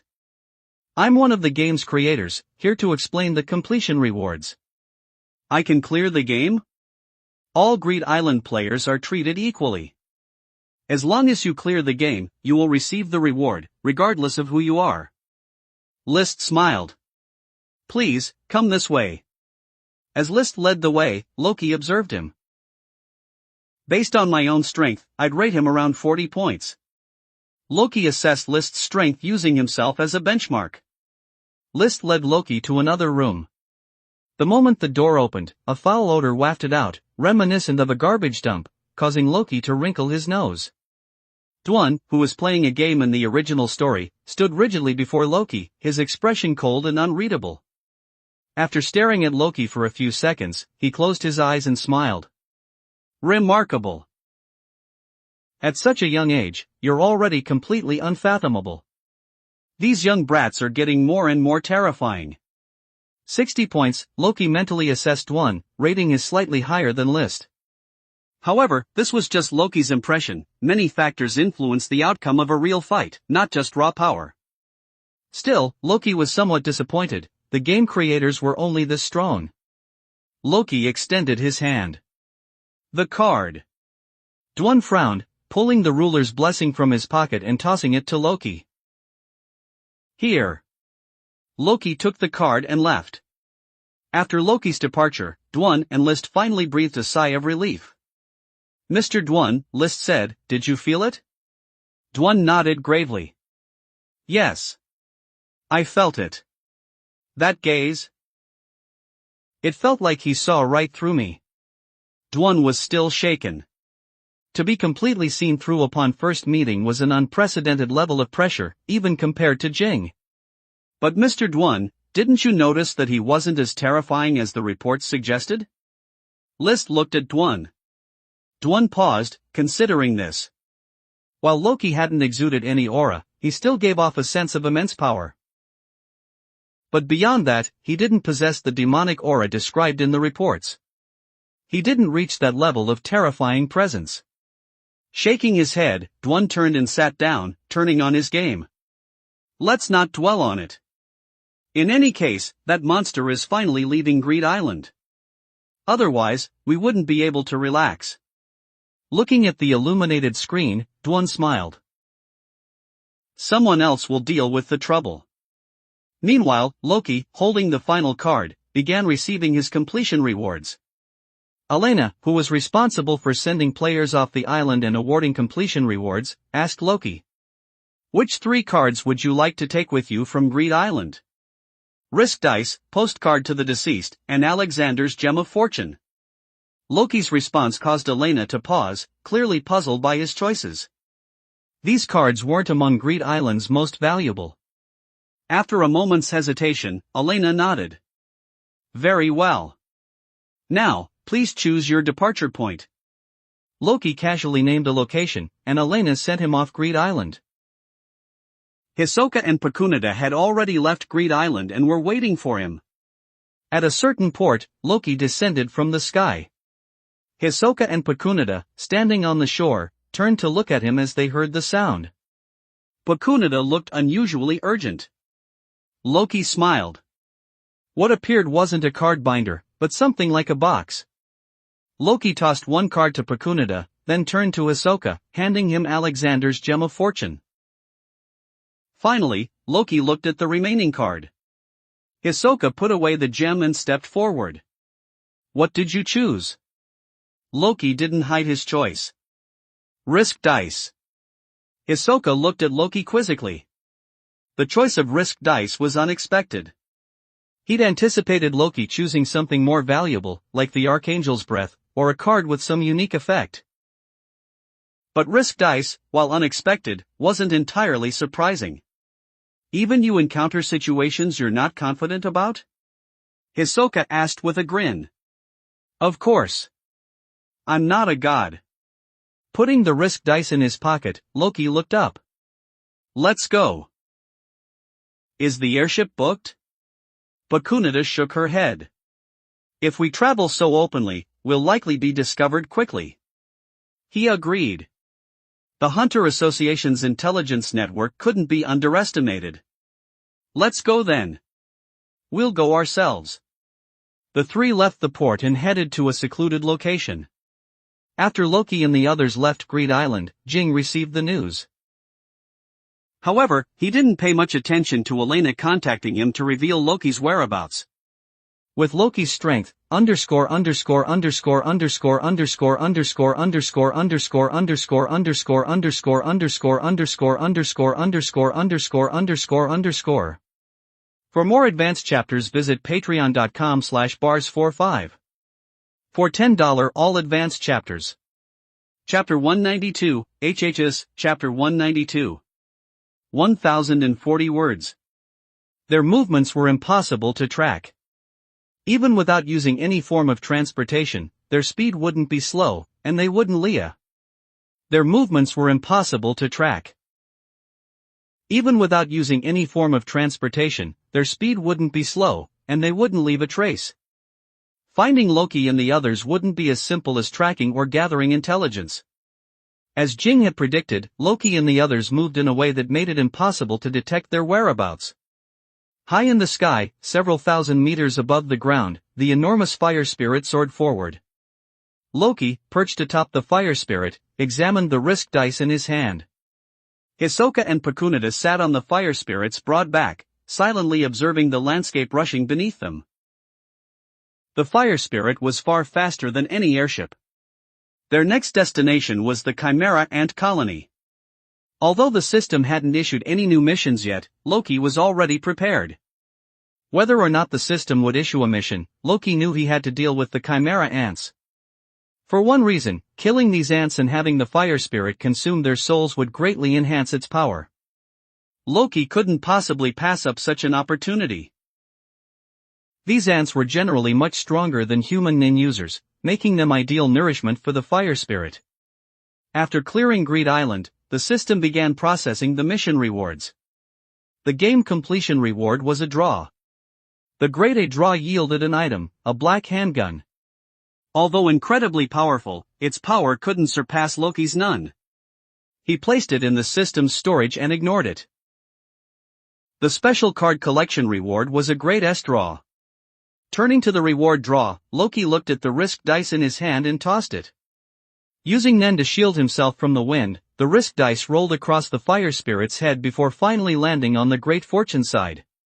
Seeing the result, Loki looked up at the system interface. Drawing. I hope this works. Loki muttered. Drawing. Drawing. The drawing. Message appeared 3 times in a row. Loki closed his eyes, his gaze fixed on the system interface. Congratulations, host. You have drawn the Naruto World Grade S character, Haku. Extracting. Extraction complete. Host has obtained all abilities of the Grade S character, Haku. A wave of coolness washed over Loki. A smile appeared on Loki's face. Ice release. Excellent. He wasn't sure if it was the risk dice's effect, but he could try again. While feeling the power of ice release, he didn't notice a crack appearing on the risk dice. Next was the reward for the player purge mission, a Grade S reward. He picked up the risk dice again and tossed it. However, the moment the risk dice landed on Great Fortune, it shattered into several pieces. The fragments were blown away by the wind, disappearing before Loki's eyes. Loki remained seated, his gaze fixed on the system interface. Drawing. Drawing. Drawing. The same 3-time notification sound effect played. Congratulations, host. You have drawn the One Piece World Grade S item, the Snow Fruit. Looking at the devil fruit quietly resting in the system's storage, Loki recalled the risk dice shattering. After his first Grade S draw, obtaining Haku's ice release, he'd hoped for a related ability. The second draw, the Snow Fruit, undoubtedly proved the risk dice's effectiveness. But 2 Grade S draws had destroyed the risk dice. It seemed that even with additional draw opportunities, the risk dice lacked the power to significantly alter Loki's luck. Loki wasn't merely excited about obtaining 2 powerful abilities. This was a significant discovery. The abilities of this world could actually influence the system. The information circulating among the association's higher-ups was that Chairman Netaro's recovery would take at least 6 months. During this period, the information would be kept under wraps. The only information released would be that the chairman had suffered minor injuries and would recover soon.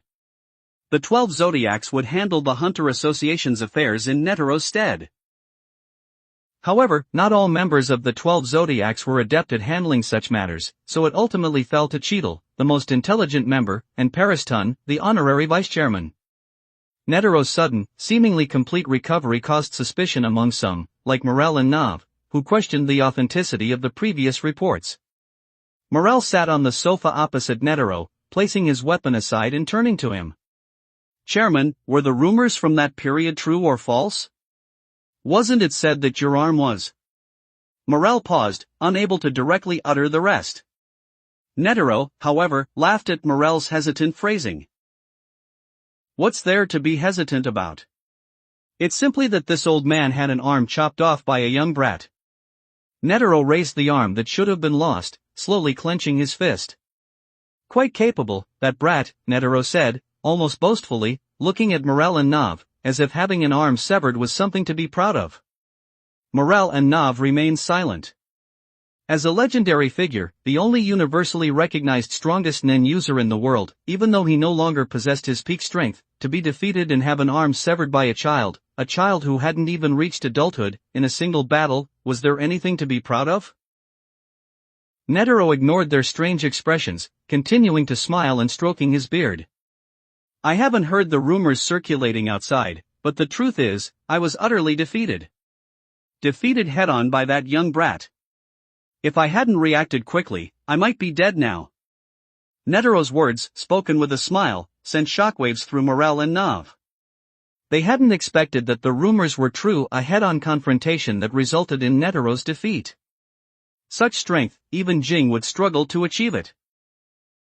Regardless of Netero's strength, the uniqueness of the 100-type Guanyin Bodhisattva ability alone is something countless nin users aspire to.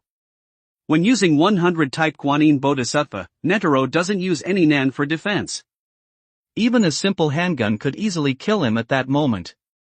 Yet, even in that completely undefended state, Netero fearlessly faced any attack. Because 100-type Guanyin Bodhisattva's attacks are too fast. Underscore underscore underscore underscore underscore underscore underscore underscore underscore underscore underscore underscore underscore underscore underscore underscore underscore underscore. For more advanced chapters visit patreon.com/bars45. For $10 all advanced chapters. Chapter 193, HHS, Chapter 193. 938 words. No matter the attack, Netero could always land a counterattack first, forcing his opponent into a defensive stance. Therefore, even though No matter the attack, Netero could always land a counterattack first, forcing his opponent into a defensive stance. Therefore, even though Netero's nin had weakened considerably due to age, it didn't diminish the difficulty of facing his 100-type Guanyin Bodhisattva. To defeat Netero in a head-on confrontation is incredibly difficult. Among known nin users, only Loki seems to have accomplished this. Hearing this, Morel and Nav exchanged questioning glances. If their enemy was so formidable, what was the point of calling them in? Seeming to sense their apprehension, Netero spoke. You won't be facing that brat directly. I simply need your help in locating him and a few troublesome individuals accompanying him. You will handle the others, I'll take on that brat. Chairman, you were defeated by that brat before. Are you really going to face him again yourself? Nav asked. Netero smiled. Rest assured. This old man won't be defeated by the same enemy twice. There was something Netero didn't say, his time was running out. If he could burn his remaining life force to pass on his will, he would not hesitate. By the way, Chairman, the association sent out an extermination team, didn't they? My disciples, Knuckle and Shoot, were both selected. How are they doing? Netero turned to Morel. Rest assured, they're alive. Alive? Though they've been quite shaken. Netero propped his head up with one hand. Physical wounds heal easily, but mental wounds are a different matter. What kind of mental wounds? Morel's concern for his disciples intensified. Humph. Your two disciples were defeated by that brat in a single move. They haven't recovered from such a crushing defeat. Morel knew his disciples' abilities. Knuckle, outwardly cold but inwardly warm, possessed the ability Heavens Unknown, and was already a top-tier nin user. Shoot, perhaps slightly weaker, lacked not in strength but in decisiveness, he was overly cautious. But his strength was undeniable. To be defeated in a single move. Even Morel couldn't accomplish that. Morel's expression grew grave, his face seemingly hardening with frost. Nav glanced at Morel. Don't worry. Knuckle and Shoot are strong individuals. If they can overcome this failure, their strength will reach new heights. Being defeated in a single move, such a heavy blow isn't easily forgotten. Overcoming it would be no easy task. Morel, who hadn't felt much pressure before, now felt anything but reassured by Chairman Netero's presence.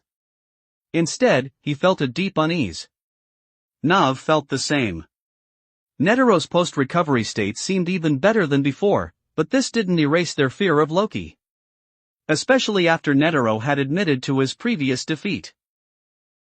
That unsettling feeling intensified with their silence. Netero didn't offer much comfort. Battles are inherently unpredictable. He wouldn't make any guarantees, leaving them to contemplate the situation themselves. Otherwise, their mental state would affect their performance. The airship gradually ascended, shrinking into a small black dot as it moved towards the distance. Meanwhile, Loki, having received his system mission, prevented Hisoka and Pakunita from leaving their base. The purpose was to prevent them from being killed by the Hunter Association's inevitable second extermination team. Since they were sending another team, they wouldn't be unprepared.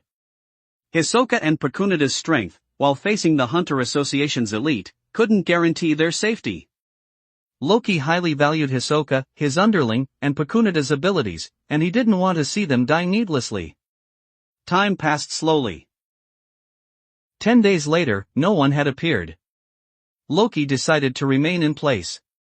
He wasn't worried about when the enemy would arrive. If he missed the Chimera Ant mission while pursuing the World Enemy mission, while not exactly a complete loss, it would be a significant missed opportunity.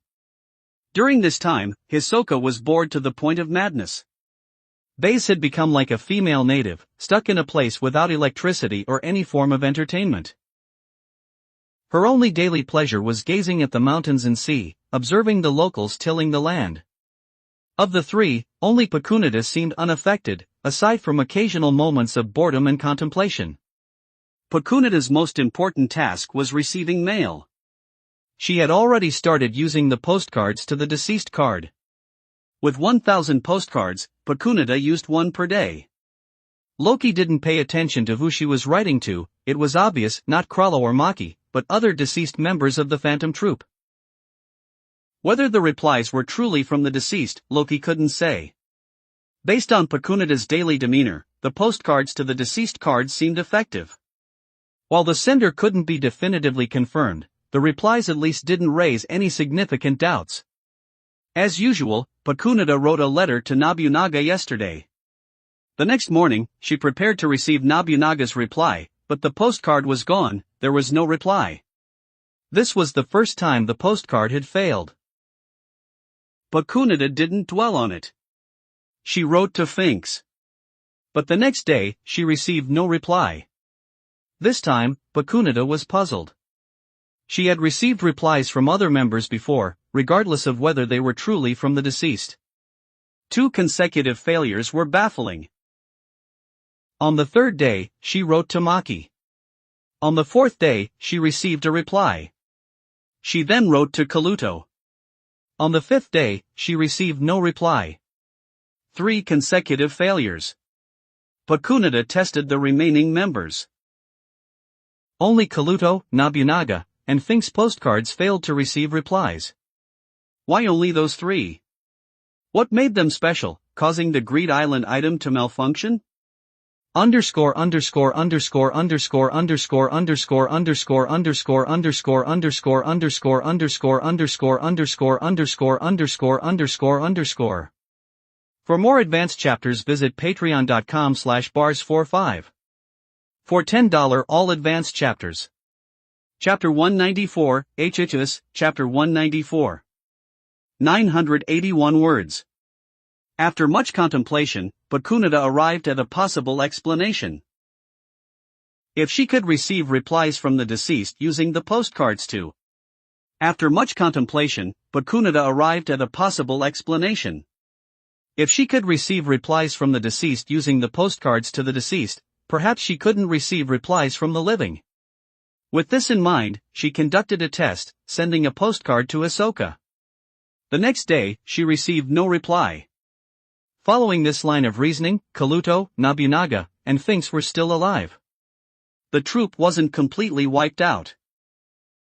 Pecunita slowly turned her head, gazing at Loki, who sat cross-legged in the distance, meditating. Kaluto, Nobunaga, Finks, they might still be alive. If they're alive, what should I do? Pecunita felt a wave of uncertainty wash over her. Meanwhile, in a remote, desolate wilderness, 3 figures sat around a campfire, roasting meat.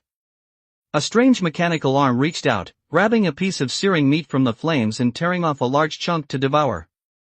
A face, mostly replaced with mechanical parts, was revealed, Finks. Chewing on the raw meat, he muttered, "Nobunaga, any news?" Nobunaga, sitting opposite him, raised his face, patched together with what seemed to be flesh and other materials, and looked at him. Almost. Someone contacted us, offering information on our target, but the condition is. Nobunaga's voice was cold and raspy. The condition is that we prove our strength. Only then will they provide the information. And if we take out that brat, they'll pay us a hefty sum. How do we prove our strength? Kaluto asked. Sitting slightly further from the fire, Kaluto was dressed as usual, appearing unscathed. However, upon closer inspection, extensive burn marks were visible beneath his long black sleeves, creeping up his arms. Prove our strength? Ha! Finks laughed maniacally, his half-human, half-machine face contorted in a grotesque grin. Glaring at the dancing flames, he unleashed a punch, obliterating the fire pit.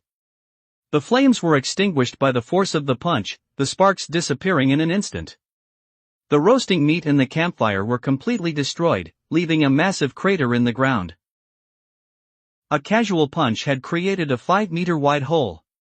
As Sphinx retracted his mechanical arm, his eyes bloodshot, he glared at the extinguished embers. I crawled back from hell. Proving my strength? I'll prove it well. Flame boy. Each word was punctuated with chilling intensity. Sphinx's expression was terrifying, as dark and deep as an endless abyss. Just as Sphinx's killing intent reached its peak, Nobunaga's voice cut through the air. Standing at the edge of the crater, he yelled down at Sphinx, "You idiot! Kaluto and I haven't eaten yet. Get us some more food." "Why did you attack the food, Sphinx? Didn't you want us to eat?" Kaluto asked softly. Snapping Sphinx out of his murderous rage, he replied, his face now streaked with black lines, "All right, I'll get you more food." Clouds raced across the sky. A small airship darted through the clouds, heading towards its destination. Inside this small airship, Netero was engaged in rigorous training. In the adjacent rest area, Morel hung up the phone and turned to Nav. "Everything's arranged. We can proceed whenever we're ready." Nobunaga, sipping red wine, replied, "But the chairman said we need to wait a few more days, his training is almost complete." "What's the chairman been doing all this time? He's been cooped up in the training room." Nav shrugged. "Who knows? But the chairman said he's undergoing special training." "Training?" Morel sighed softly. "What good is training against an enemy like Loki? Is he trying to cram for an exam at the last minute? Forget it. Even Chairman Netero isn't a match for that monstrous kid in terms of talent. He reached his current level in just 1 year. Loki was a successful candidate from the previous Hunter exam, and this year's exam had only recently concluded. In just 1 year, he reached a level others couldn't achieve in a lifetime. Such monstrous talent is both a miracle and a disaster for humanity." Nav looked at Morel. "Don't rush, Morel. Even with the enemy's overwhelming strength, nin battles aren't solely decided by power." He smiled. That brat chose to hide in such a secluded location to avoid the Hunter Association's pursuit. "Don't underestimate that brat," Morel said seriously, his gaze fixed on Nav. "Knuckle told me he couldn't calculate the opponent's nun. Knuckle has been in over 5,000 battles. He can accurately quantify an opponent's nun to the greatest extent possible. But against Loki, Knuckle told me he couldn't even make a rough estimate." Nav paused his drinking. After a second's hesitation, he smiled. "Perhaps your disciple's image of being defeated in a single move is too deeply ingrained, affecting his ability to analyze normally." A deeply ingrained image can indeed affect subjective judgment. But Morel didn't believe Knuckle would be so affected as to be unable to even estimate the enemy's strength. While disagreeing with Nav, they didn't continue arguing. Regardless of the enemy's strength, they would soon see for themselves. "By the way, my disciple, Palm, has already arranged accommodations." Morel nodded absently, still pondering Knuckle and Shoot's words from their phone call. "Master. If you really go, don't provoke him. You'll die." These words echoed relentlessly in Morel's mind. What kind of terrifying power would cause his disciples to utter such warnings? The airship continued its journey. Morel walked to the window, gazing at a giant tree in the distance. That was the edge of the Chimera Ant territory, the entrance. At the entrance, a group of people were undergoing the game's completion check. "There's actually a place like this in the world, filled with the scent of nature." A girl, having just completed the check, stood at the entrance, marveling. Underscore underscore underscore underscore underscore underscore underscore underscore underscore underscore underscore underscore underscore underscore underscore underscore underscore underscore. For more advanced chapters visit patreon.com/bars45. For $10 all advanced chapters. Chapter 195, HHS, Chapter 195. 966 words.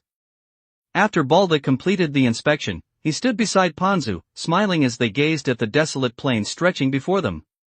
Of course. After Balda completed the inspection, he stood beside Panzu, smiling as they gazed at the desolate plain stretching before them. "Of course," he exclaimed. "This is a famous nature reserve. This country is completely untouched by modern technology. A truly isolated paradise." On the far side of the plain lay a dense forest. Balda, a hunter from the same generation as Killua, Gon, and others, had passed the hunter exam because Killua had refused to fight him in the final trial due to Balda's lack of fighting spirit. Killua had simply forfeited the match, allowing Balda to pass. Initially, Balda had been reluctant, but after a heart-to-heart with Netero, he accepted the result and decided to use his hunter license to pursue his dream of becoming a great phantom beast hunter. He had come to this location after learning through various channels that some unknown creatures might exist here. "Alright, let's get moving." According to the guide, over 10 hunting teams have already entered this area. We can't fall behind. The group quickly headed towards the forest.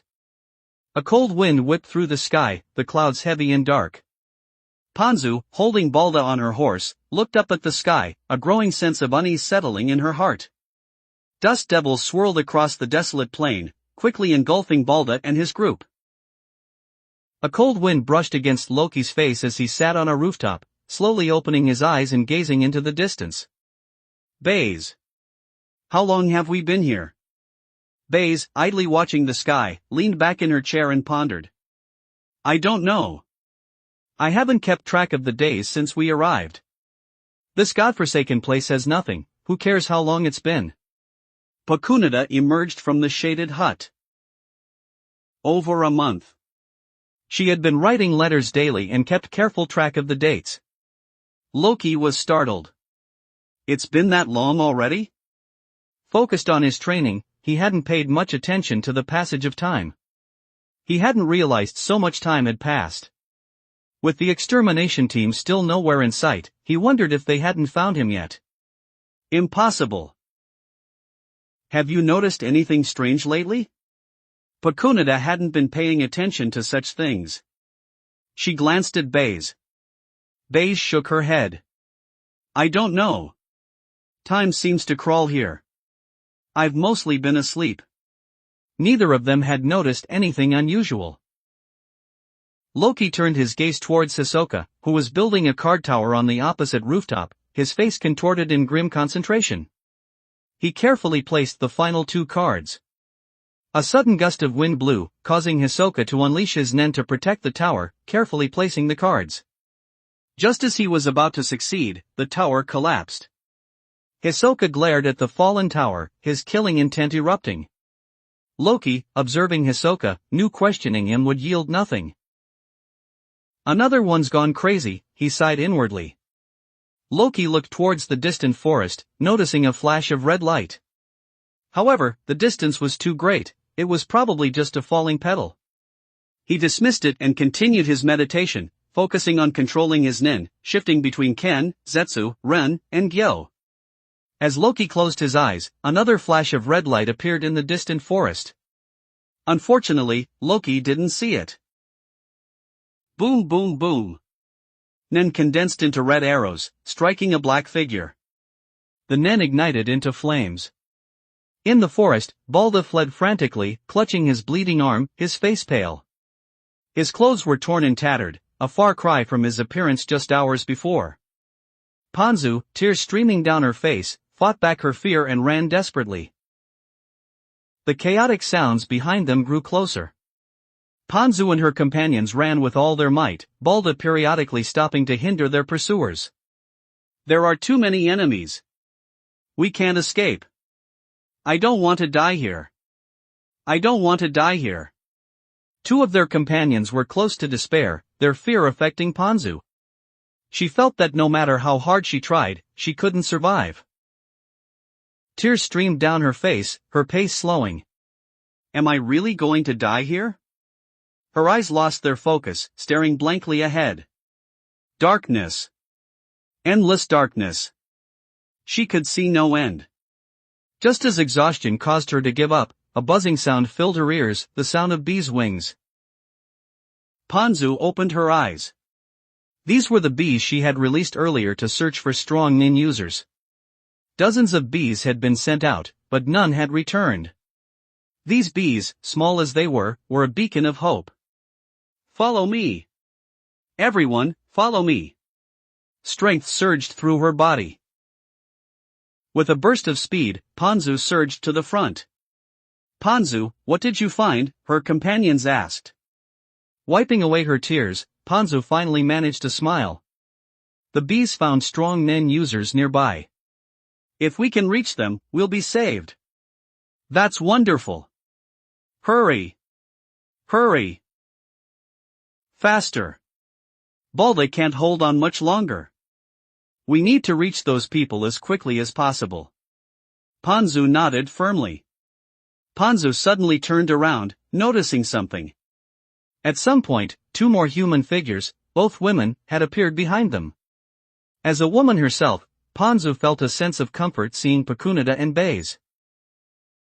In that instant, Panzu seemed to find a haven, throwing herself into Pacunida's arms and sobbing.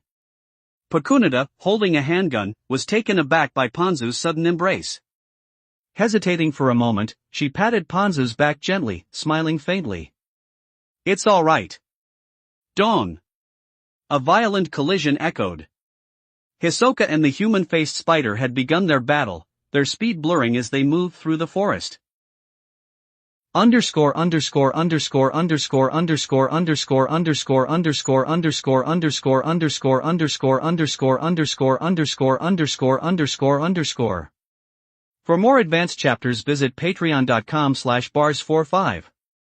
For $10 all advanced chapters. Chapter 196, HHS, Chapter 196. 906 words. They flew back and forth continuously. Hisoka's ability, Bungee Gum, was perfectly suited for combat in this environment. His opponent was A. They flew back and forth continuously.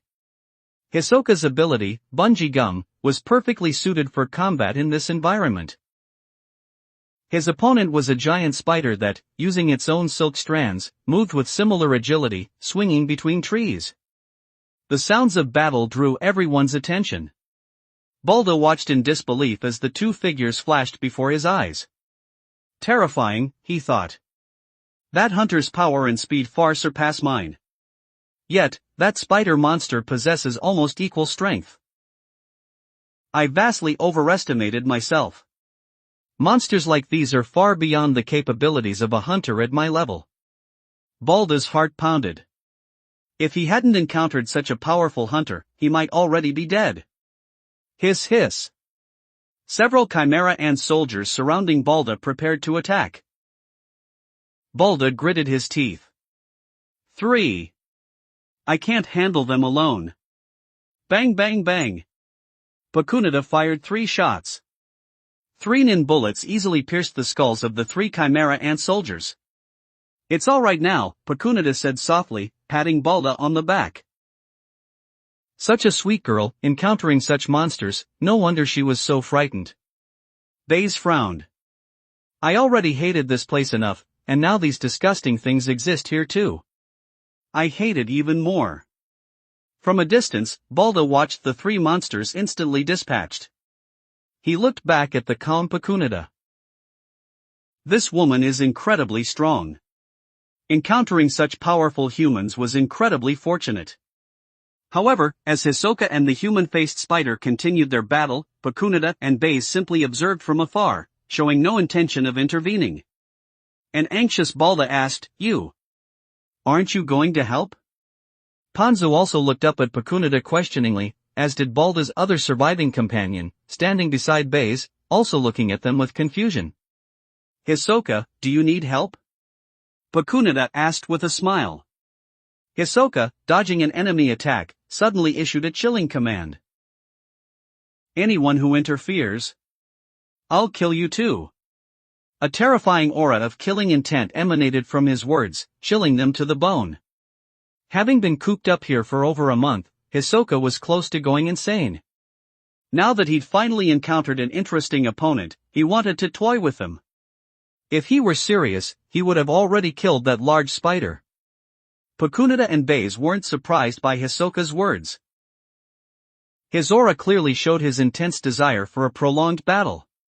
Interrupting Hisoka at this point wouldn't be wise. Balda froze, stunned. Just who are these people, he thought. Not allowing their companions to help, are they mad? Not only Balda, but his other companion and Ponzu were equally perplexed.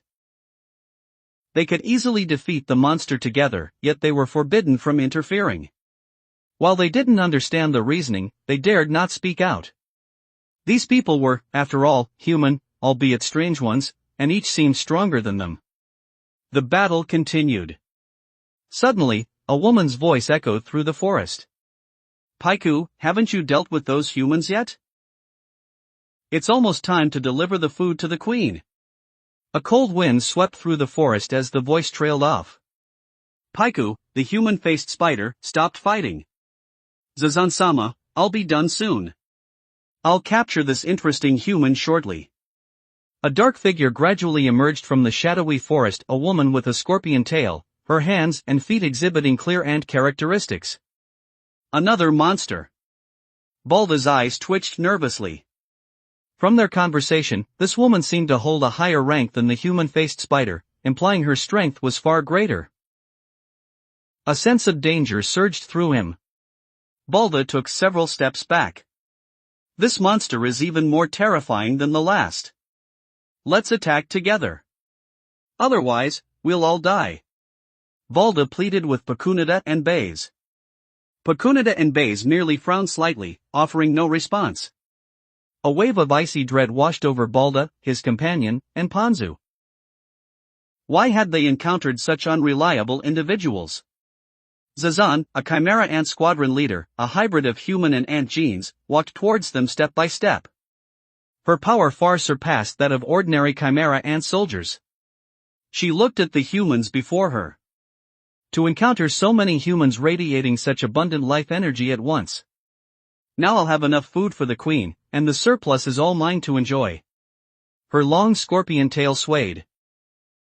The aura emanating from Zazan was even more sinister and terrifying than Paiku's. Paiku looked at Zazan. Zazan-sama, I found these humans first. Zazan looked coldly at Paiku. Deal with that human first. Oh, right. I'll deal with him immediately. Paiku turned around, only to find Hisoka had vanished. He escaped? Suddenly, a nen light flared behind him. Hisoka appeared like a phantom, a playing card gliding across Paiku's neck. PSHHH. Paiku's head rolled onto a branch, his face filled with confusion. Why had he fallen? He couldn't feel his body. Hisoka, using bungee gum, retrieved Paiku's head from midair, holding it in his hand as he landed. His eyes fixed on Zazan. Don't ignore me during a fight, Hisoka said, although the words were directed at Paiku. Before Paiku could respond, Hisoka crushed his head with a snap. He tossed the remains aside, purple blood splattering. Hisoka narrowed his eyes, looking at Zazan. Scorpion woman.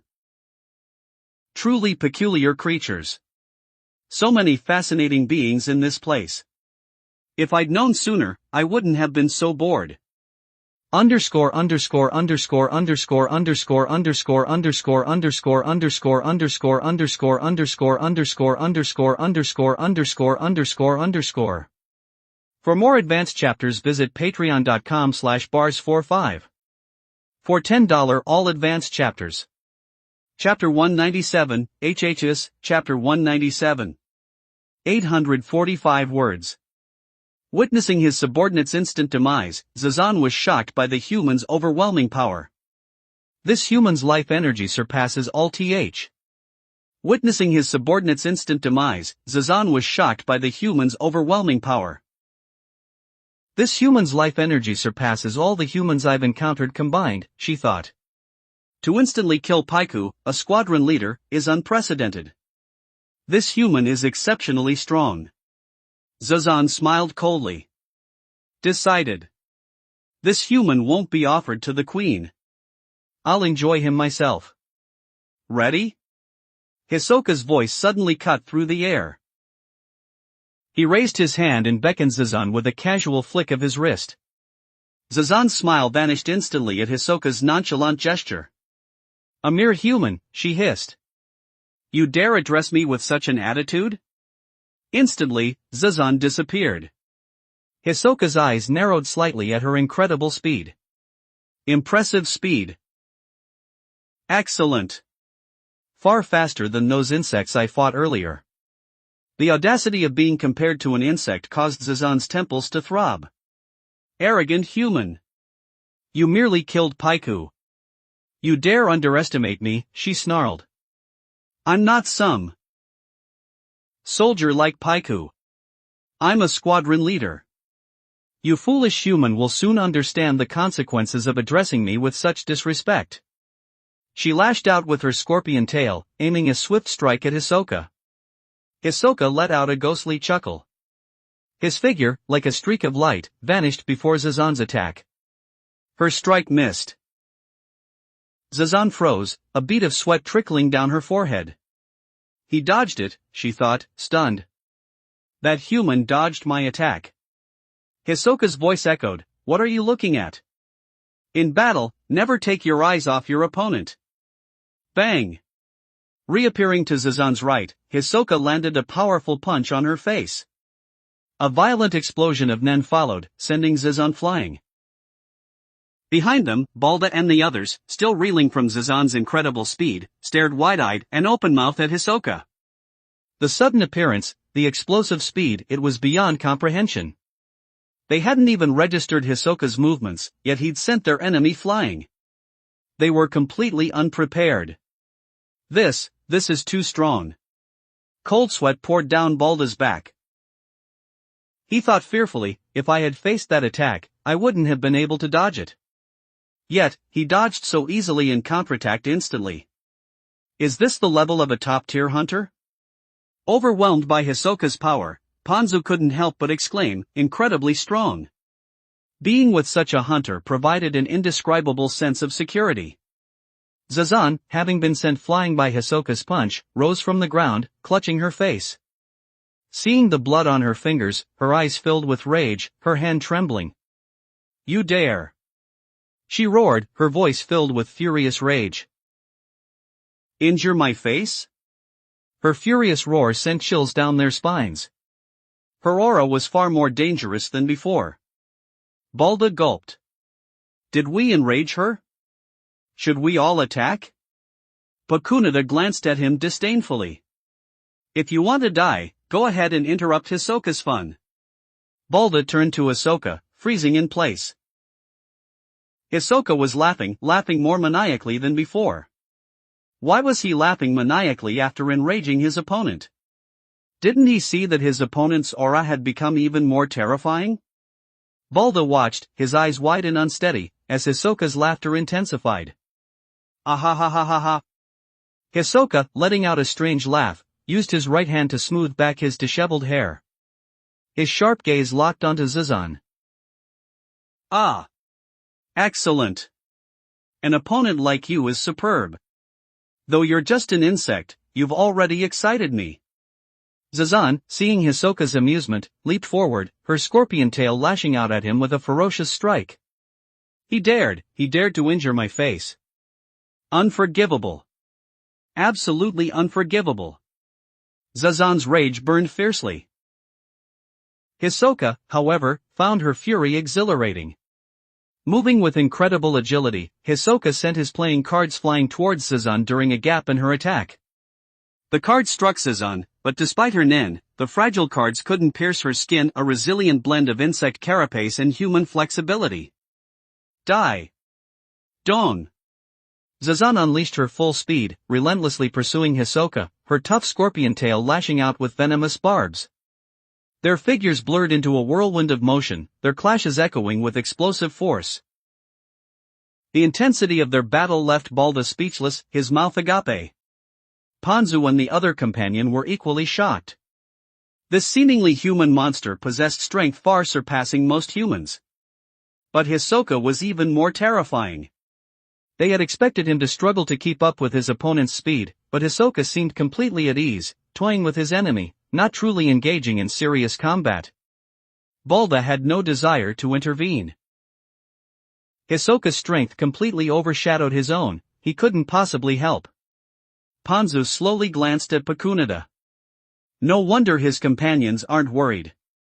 This hunter's strength is terrifying. Such power even within the Hunter Association, few could match it. Ponzu silently retracted her gaze, returning her attention to the battle. Balda's other companion, however, couldn't help but whisper in awe.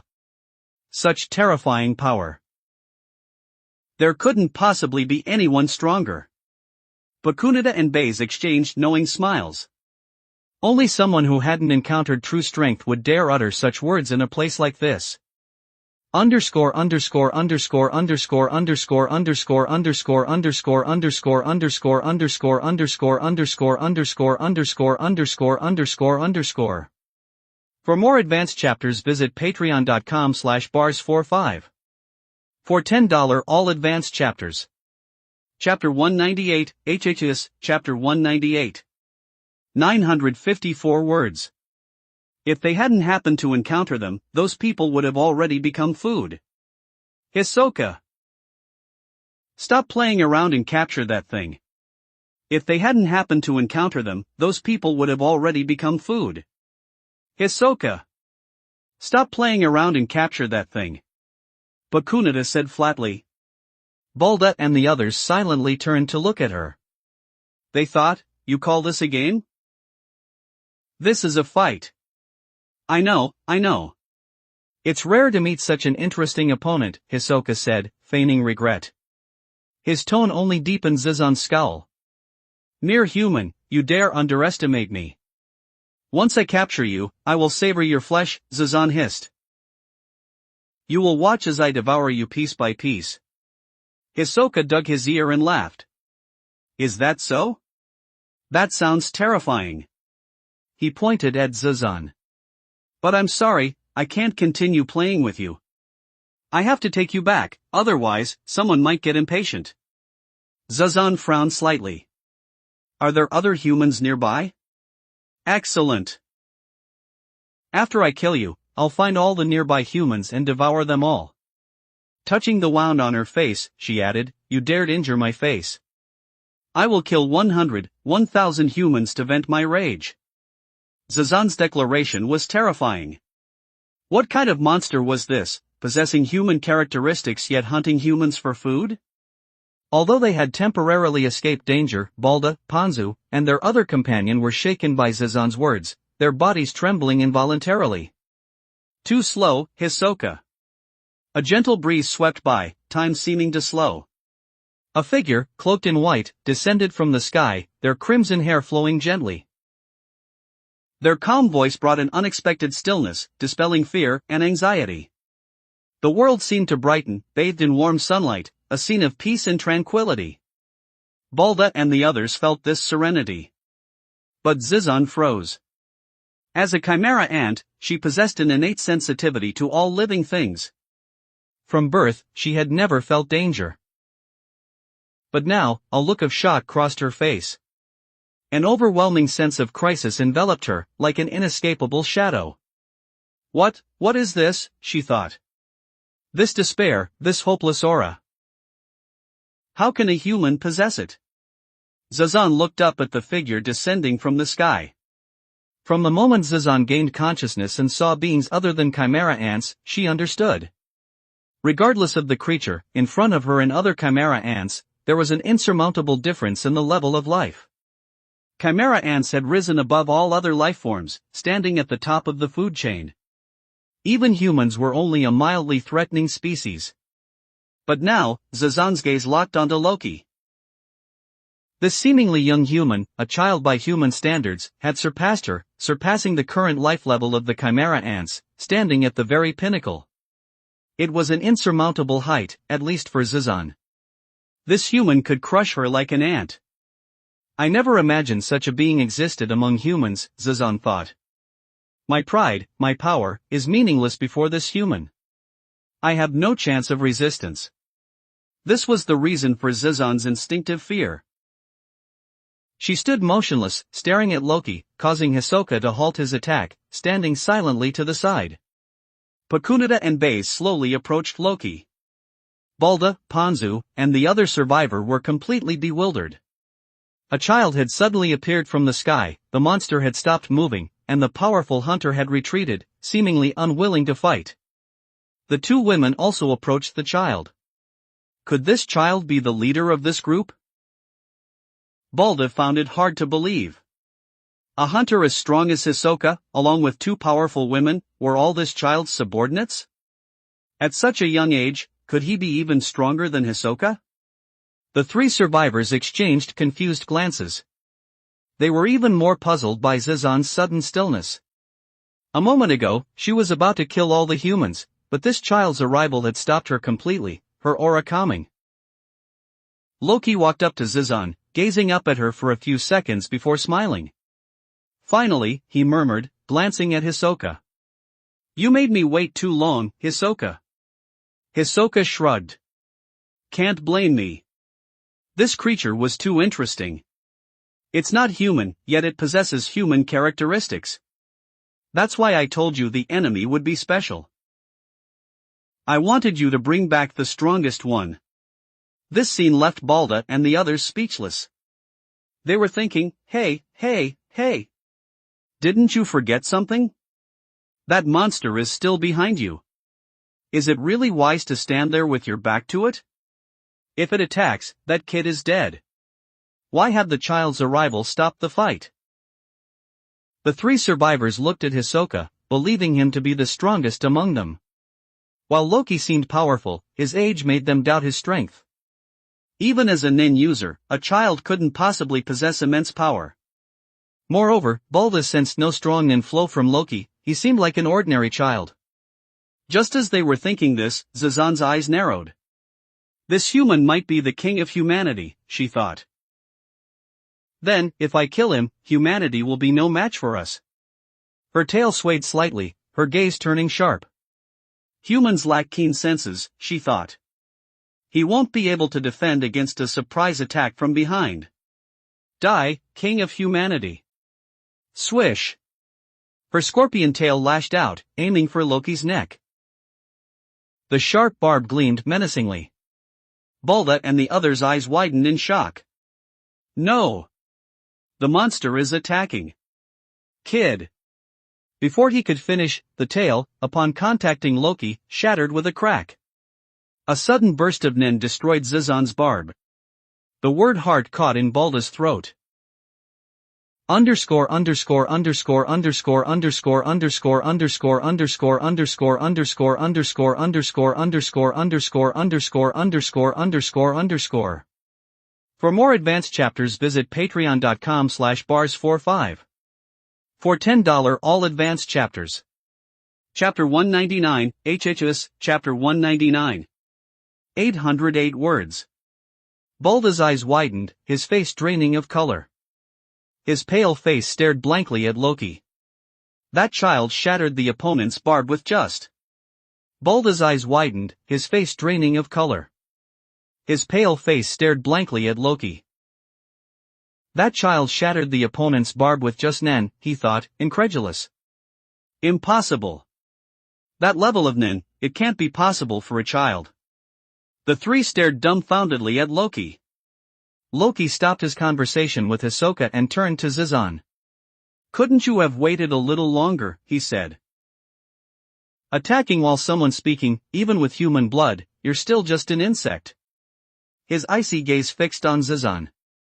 Suddenly, an unprecedented sense of crisis washed over Zizan. Cold sweat broke out on her face, her eyes wide with terror as she stared at Loki. The life energy he had just unleashed was immense, like a sudden surge of an ocean of none. Whoosh!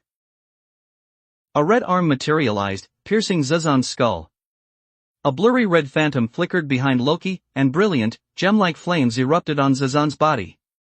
Boom! The flames erupted, instantly engulfing Zizan.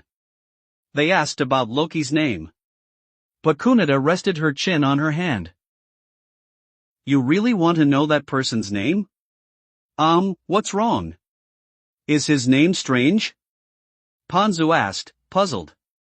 Why was it such a mystery? But Kunita smiled.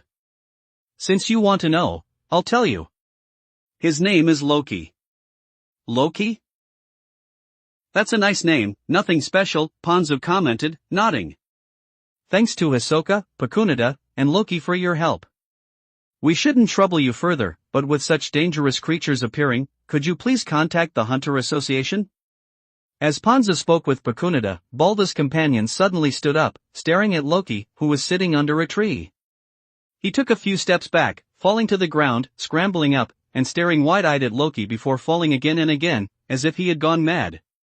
Ponzu and Pakunita's conversation was interrupted by this strange behavior. Balda rushed to grab him. What are you doing? Have you gone mad? Be Balda. The man stammered, pointing at Loki. His words were broken, incoherent, as if he'd seen something more terrifying than the chimera ants. Balda looked at Loki questioningly. What's wrong with him? He just saved us. What are you doing? The man looked at Balda, shouting, he is Loki. He's the one who attacked the Hunter Association. Balda froze. Loki? The two words fell like drops of water onto a still lake, creating ripples. Balda's mind flashed with images. Overwhelmed by the terror of the chimera ants, he hadn't noticed. Now, it hit him. No wonder. No wonder the name sounded familiar. Wasn't Loki the extremely dangerous criminal the Hunter Association had recently issued a warrant for? The one who attacked the association, killed 2 members of the Zodiacs, injured Chairman Netero, and escaped unscathed? Balda's grip on his companion faltered. His eyelids twitched rapidly as he slowly turned his head. His companion's eyes were wide with shock. They had escaped one danger only to fall into another. The name Loki, compared to the chimera ants, was far more terrifying. His crimes were unprecedented. Even Balda froze at the implications of the name. The rumors. Loki, the mass murderer, wielding the power of flames, the one who even injured the chairman with cunning tactics. They had been saved by such a terrifying individual. Though saved, their chances of survival remain slim. He's more terrifying than those monsters. Ponzu, witnessing her companion's reactions, understood, even without knowing the details about Loki, that the name held immense significance. Scared? Pakunita's voice cut through the silence. Ponzu turned, opening her mouth but unable to speak. Pakunita gently cupped Ponzu's face. Don't worry. If Loki wanted to kill you, he wouldn't have saved you. Ponzu clasped Pakunita's hand. You mean, we won't be killed? Loki isn't some murderous demon. He wouldn't even bother with you ordinary nin users even if you knew his identity. Trust me. If he really wanted to kill you, you wouldn't be here. Based on Pakunita's understanding of Loki, if he truly wanted to kill these people, he wouldn't have brought them back to the camp. Bringing them back meant he didn't care whether they lived or died. He didn't even seem to care about this hiding place anymore. That's why Pakunita freely revealed Loki's name. As for why Loki brought them back and then ignored them, Pakunita surmised that he was thinking. If he had simply saved them, there would have been no need to bring them back. Loki never acted without reason. What he was thinking, however, was beyond her guess. Loki was currently pondering why the system hadn't triggered a mission. The chimera ants had appeared, he'd even killed a squadron leader, yet the system remained silent. Underscore underscore underscore underscore underscore underscore underscore underscore underscore underscore underscore underscore underscore underscore underscore underscore underscore underscore. For more advanced chapters visit patreon.com/bars45. For $10 all advanced chapters. Chapter 200, HHS, Chapter 200. 1133 words. This is strange. Logically, the system should have triggered a mission, like a chimera ant extermination mission. Without a mission, Loki F.A. This is strange. Logically, the system should have triggered a mission, like a chimera ant extermination mission. Without a mission, Loki faced a choice: should he proactively eliminate the chimera ants? While the fire spirit had absorbed Zazan's soul, significantly increasing his power, a mission would have been better. But if the system doesn't provide a mission, eliminating the Chimera ants now might cause him to miss a potential Chimera ant extermination mission later. The reason he brought Balda and the others back was to confirm the timeline. Loki remembered the general plot, but not the specific timing. When did the Chimera ants appear? When did Balda discover them? The plot isn't entirely fixed. Loki needed to personally confirm some information to determine the current stage of the plot. Zazan's contact has been lost. In the ant nest, the Penguin Squadron leader, Peggy, stood on a raised rock, addressing the gathered Chimera ant squadron leaders. His tone was grave. The squadron leaders, however, remained unconcerned. Why did Zazan lose contact? Did she discover some remote human settlement? Peggy glanced at the squadron leader who spoke. No. He closed his eyes. Zazan is dead. Dead? All the squadron leaders stopped. Zazan, a squadron leader, was dead? Karuto looked at Peggy. Is this true? 100% true. Peggy stated confidently. No way. What kind of creature could kill Zazan? Among the creatures we've encountered, none should pose a threat to us. The other Chimera ant squadron leaders were incredulous. Among the creatures they'd encountered, none had posed a threat. Even the ordinary soldiers were stronger than any known creature. And above the ordinary soldiers were the squadron leaders, and above them, Zazan. Peggy looked at them. He knew how shocked they were. He'd felt the same when he first heard the news. Whatever killed Zazan is a serious threat and must be eliminated. Otherwise, the Queen's safety will be at risk, Karuto immediately declared, more concerned about the Queen's safety than Zazan's death. Peggy glanced at him. A human killed Zazan. Human? Impossible. Humans are pathetically weak. Even the weakest of my soldiers could kill a large group of humans. Mere humans couldn't possibly kill Zazan. It would be one thing if it were another creature, but a human? The Chimera ants simply couldn't believe such weak creatures could kill a squadron leader like Zazan. Alright, everyone, quiet down, Karuto said, raising his hand to calm the noisy squadron leaders. Peggy, what exactly happened? We've encountered many humans, but they were pathetically weak. How could this have happened? Peggy's gaze swept across the squadron leaders. It was the King of Humanity. Peggy said, lowering his head. Zazan's last message was that the King of Humanity had appeared. After that, contact was completely lost. The words King of Humanity silenced the other squadron leaders. If it was the King of Humanity, Zazan's death wasn't so surprising. A king, in the Chimera ants' understanding, was the strongest individual of a species. Humans were weak, but their king might be different. Is the King of Humanity strong? Did Zazan say how strong the King of Humanity is? Peggy shook his head. Zazan only managed to send that one message before contact was lost. When Peggy finished, the other squadron leaders were stunned.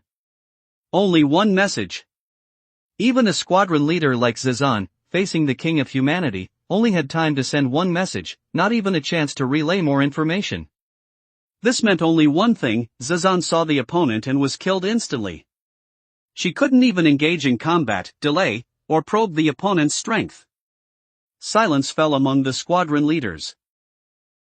This news filled them with unease. This wasn't just about capturing humans for the Queen, it was a matter of survival. The King of Humanity had appeared and instantly killed a squadron leader. If he could kill Zazan, he could kill any of them. Seeing their silence, Karuto looked at Peggy. Zazan may have died at the hands of the King of Humanity, but she wasn't necessarily killed instantly. The other squadron leaders looked at Karuto. Perhaps the battle location was too far, preventing Zazan from immediately transmitting the message. Or, after a battle, realizing she was no match, she chose to transmit the message before her death. Peggy nodded. Indeed, upon hearing King of Humanity, I subconsciously overestimated their strength. Humans are weak, even the king of humanity shouldn't be that strong. Hearing this, the other squadron leaders' faces gradually returned to normal. So, what should we do now? A squadron leader asked. Karuto pondered.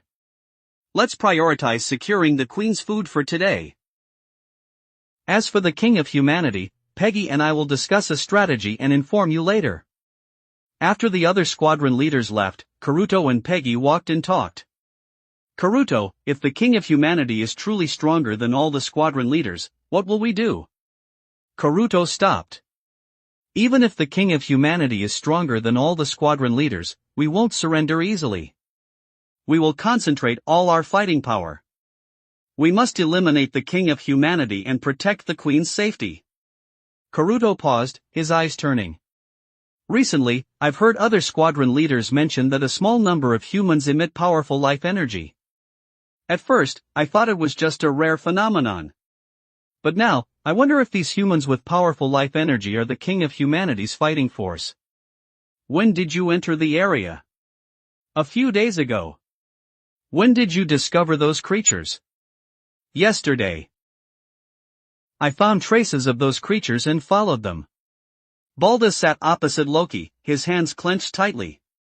He kept glancing at Loki furtively. Then, today, I encountered those monsters.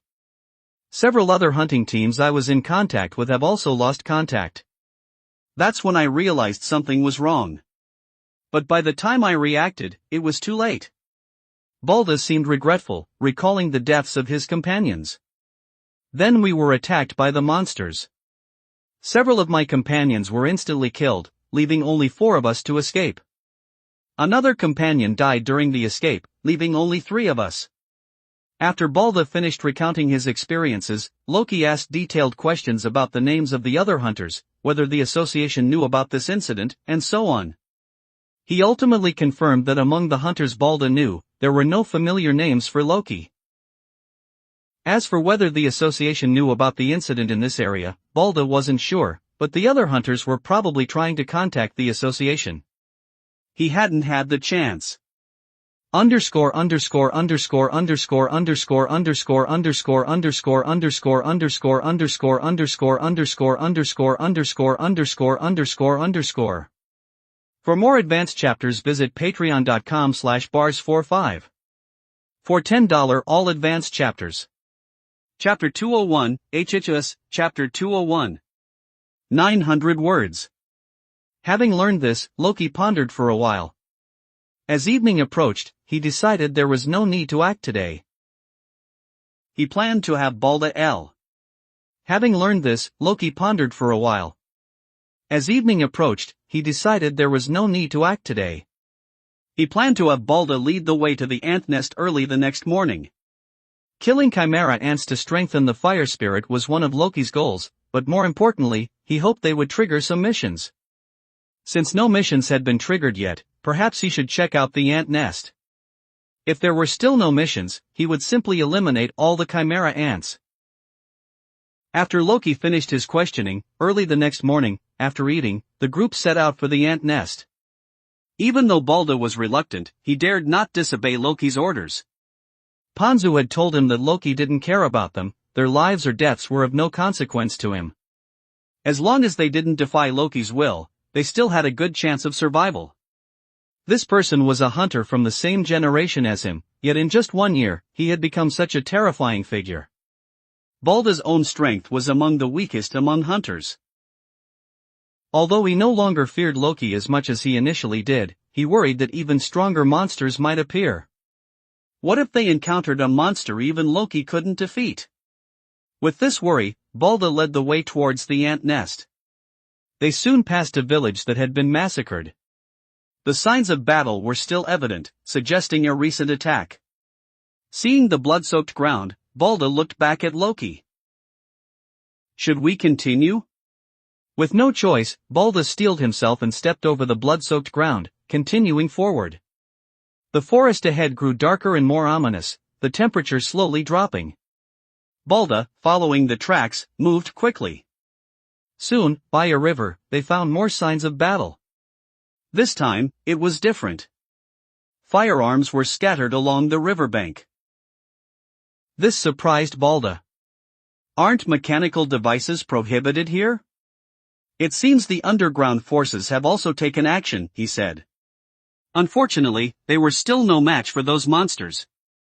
Loki glanced at the discarded handgun, his expression unchanged as he continued walking. He thought, the underground organization leader who was eaten in the original story, that must have been the future king. If the ordinary Chimera ants can't trigger a mission, then the king and the 3 royal guards should have a higher chance. Is it because the current Chimera ants haven't learned Nin yet, so they don't even qualify to trigger a mission? Loki walked straight ahead, Balda quickly getting up to lead the way, Hisoka and the others silently following behind. As twilight approached, the setting sun painted the sky crimson. Suddenly, Loki stopped.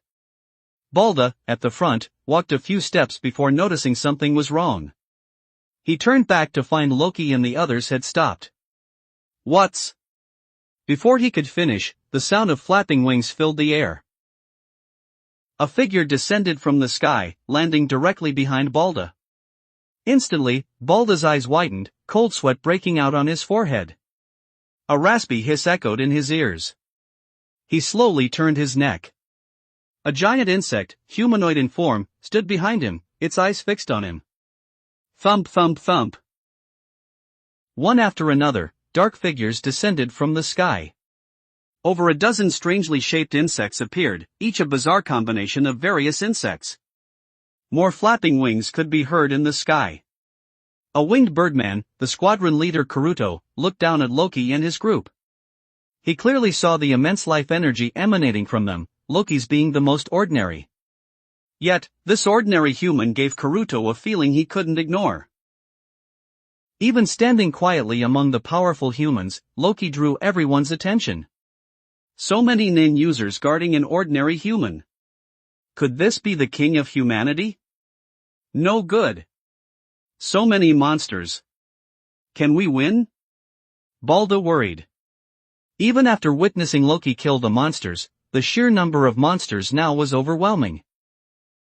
Over a dozen on the ground, 1 in the air. If they attacked together. You. Karuto, high in the air, his gaze cold, addressed Loki. Are you the king of humanity? Although Loki's life energy was ordinary, his presence was unique. The way Hisoka and the others surrounded him, like stars around a moon, indicated Loki's importance. Karuto's tone annoyed Loki. They were merely ants, who, after mixing with human genes, had become arrogant. Loki's dark eyes flickered as he looked up at Karuto. King, he said. I'm not the king of humanity. Humanity has no king. Karuto pondered this, turning to Hisoka. Among Loki's group, only Hisoka's life energy was exceptionally strong, like a bright moon compared to the starlight of the others. This immense life energy made Karuto wary. However, he had the ability to fly, something humans lacked, so he wasn't afraid. Even if he couldn't win, he believed he could escape. Since you're not the king of humanity, there's no point in further discussion, Karuto said, arms crossed. Capture all these humans and present them to the queen. 9 users were rare among humans, and Karuto felt incredibly lucky to encounter so many at once. Finally, it's time to begin. Underscore underscore underscore underscore underscore underscore underscore underscore underscore underscore underscore underscore underscore underscore underscore underscore underscore underscore. For more advanced chapters visit patreon.com/bars45. For $10 all advanced chapters. Chapter 202, HHS, Chapter 202. 889 words. Hisoka's eyes narrowed, fixated on the dozen or so larger insects ahead. He let out a cold laugh. Except for the bird in the sky, the res. Hisoka's eyes narrowed, fixated on the dozen or so larger insects ahead. He let out a cold laugh. Except for the bird in the sky, the rest of the bugs are yours, Hisoka. Loki, his gaze never leaving Karuto, said calmly. Understood. Licking his lips, Hisoka raised his arms, the spade Hisoka card clutched in his hand. The moment the Chimera ants attacked, Ponzu yelled to Balda, "Get out of the way!" Bang! A nan bullet shot out, instantly piercing the skull of the chimera ant in front of Balda. Balda quickly retreated to Panzu's side. He and Panza glanced at Pacunita, who was slowly lowering her handgun. Thank you. Pacunita glanced at Panzu. Don't worry, leave it to that madman. These disgusting bugs will disappear soon. Loki found Pacunita's actions strange. Meeting Loki's gaze, Pacunita turned to him. What? Is it strange? Such a cute girl, I don't want to see her scared and crying, Pacunita said, seemingly having awakened some strange protective instinct. Loki ignored her, she could do whatever she wanted as long as it didn't affect him. Taking out a chimera ant soldier instantly surprised Karuto. He glanced at Pacunita, thinking, where did that weapon come from? Her attack power is incredible. Rip rip. The sound of dismemberment filled the air. Karuto turned towards his soldiers. His eyes widened in shock. One after another, his soldiers were instantly torn apart by Hisoka, cut in half, bisected, or decapitated. One by one, they fell. In 5 or 6 seconds, all his soldiers were dead. This. Karuto's eyes trembled slightly, the stench of blood filling the air. Hisoka shook his blood-stained hands, looking up at Karuto. These bugs are too weak. I haven't even warmed up yet. Karuto, eyes wide, mouth agape, frozen mid-air. He killed a squad of my soldiers that fast. That nin user is incredibly strong. Even I'm no match for him. He glanced at Pacunita and Baze, who hadn't yet moved.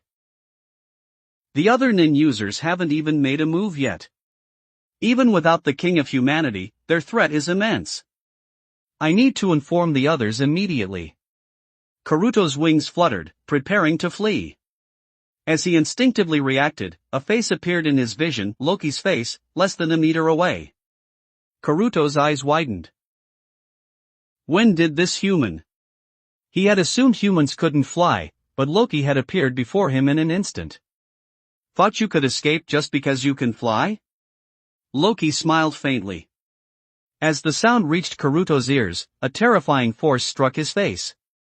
A kick, too fast for Karuto to see, sent him plummeting from the sky. Thump! Karuto crashed into the ground, creating a large crater. Loki landed softly, his white cloak billowing gently. Balda, holding Panzu's hand, stared wide-eyed at Loki's descent. When did he move? He was just beside me a moment ago. Under the moonlight, the group moved forward. Karuto had escaped, but Loki didn't pursue him. This was strange. Balda and the others wouldn't understand, but Hisoka and Pacunita did. With that monster's abilities, escaping Loki was impossible. His escape wasn't luck, Loki had deliberately let him go. But why? Hisoka and Pacunita didn't ask. Loki, leading the way, headed towards a factory that Karuto remembered had recently been overrun by another Chimera Ant squadron leader, Yunju. Karuto had been on his way to Yunju's location to collect humans when he discovered Loki and his group, leading a squad of Chimera Ants to eliminate them. However, Loki's group's power far exceeded Karuto's expectations, forcing him to flee. Walking at the front, Loki looked at the distant cliff face, with its artificially carved openings. That must be the location of the main organization. Killing Chimera Ant soldiers and squadron leaders hasn't triggered a mission, Loki thought. So I'll follow the original plot. Let Karuto escape, let the Chimera Ants awaken none. Let's try these methods. If that still doesn't trigger a mission. Loki narrowed his eyes, then I'll just kill them all. With Loki's current power, even the king wouldn't be a problem. Even if he couldn't defeat the king, killing him would be easy. He could simply nuke him. Obtaining a small nuclear weapon wasn't difficult for Loki, he could buy one on the black market. Something like the poor man's Rose Netero used, that level of explosive was easily obtainable. Loki was confident. He only wanted to trigger the mission, danger was inconsequential. Under the bright moonlight, Loki and his group disappeared into the dense forest. Under the same moonlight, Vice Chairman Pariston was reviewing recent strange reports. Hunters had reported unknown creatures in the area, with danger levels pending assessment. Unknown creatures? Pariston smirked. He clicked the delete button on his computer. Sheetal's already stressed enough, let's not add to her worries. Deleting the files, Pariston left his office. Sheetal, carrying coffee back to her room, glanced at Pariston. You're leaving? Yes, it's late. I need to rest.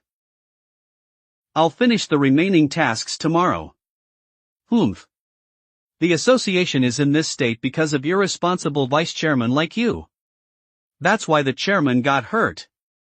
Underscore underscore underscore underscore underscore underscore underscore underscore underscore underscore underscore underscore underscore underscore underscore underscore underscore underscore. For more advanced chapters visit patreon.com/bars45. For $10 all advanced chapters. Chapter 203, HHS, Chapter 203. 938 words.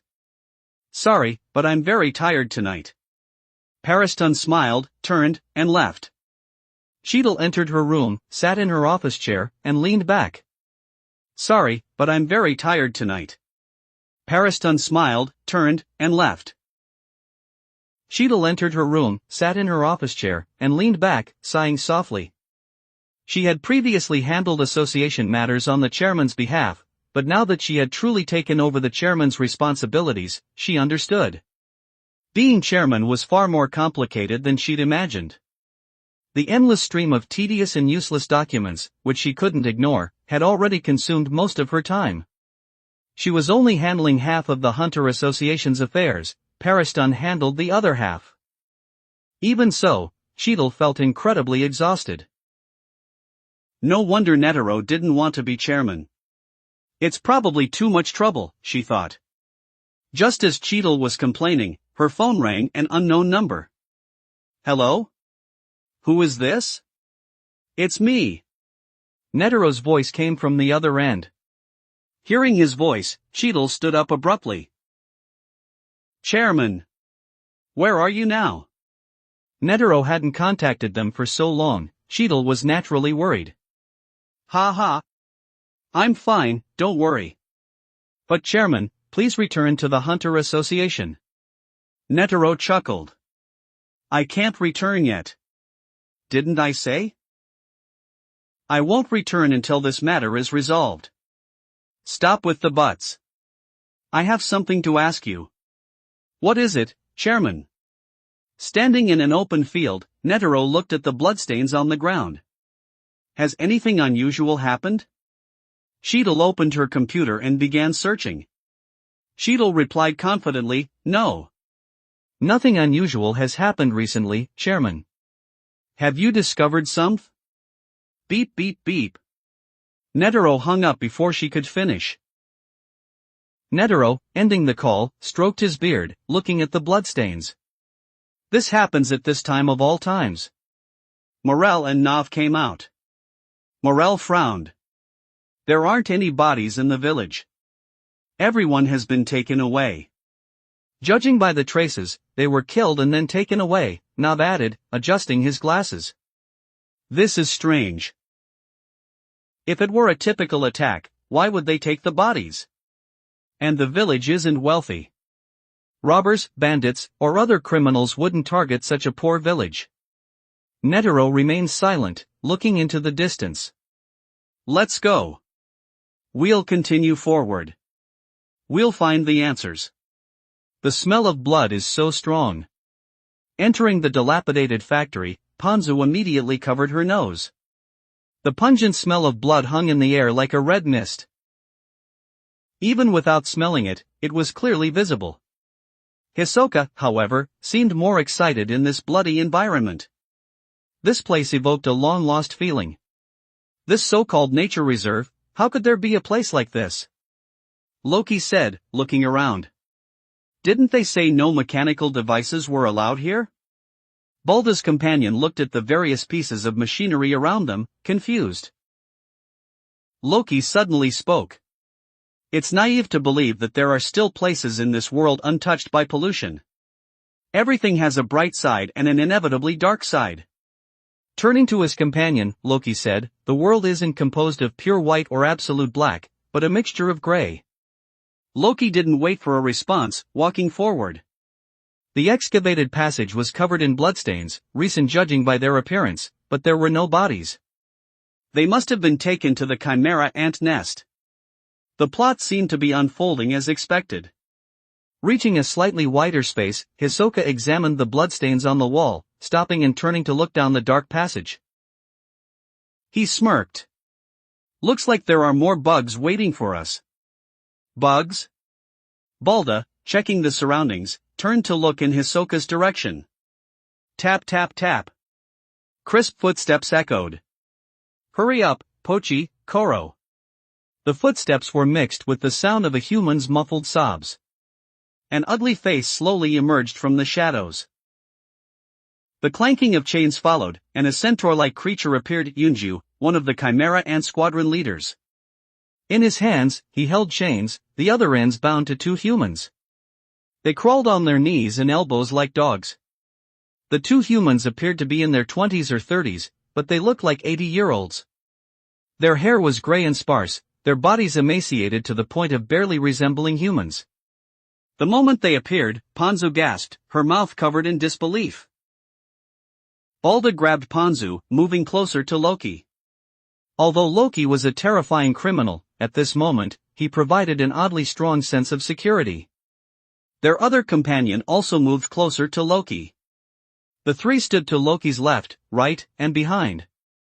Loki, about to speak, glanced at Balda and the others, then turned back to the centaur Chimera ant. "Help! Save us! Please!" One of the kneeling humans cried out upon seeing them, a flicker of hope returning to their eyes. "Pochi, you're just a dog. How dare you speak without my permission?" Thump! Yunju crushed the man's head with his hoof. "Oops. Accidentally killed him." Yunju looked at the other human he was holding. "Let's deal with Koro too." Ponzu couldn't bear to watch, but Pakunita held her head still. Pakunita's hand rested on Ponzu's head. "Don't look away.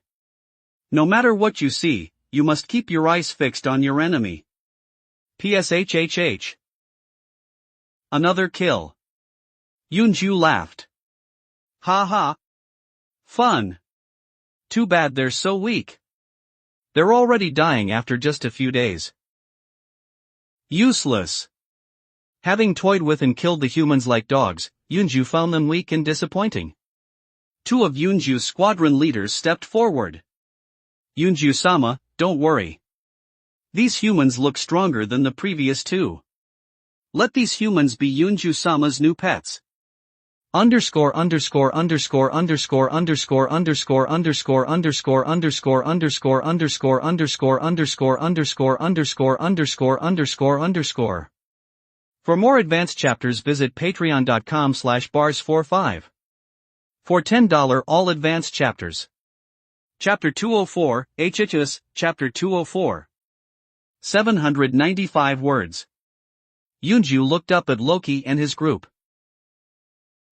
Not bad. They're all quite suitable pets." His gaze settled on Loki. "That look a faint air of." Yunju looked up at Loki and his group. Not bad.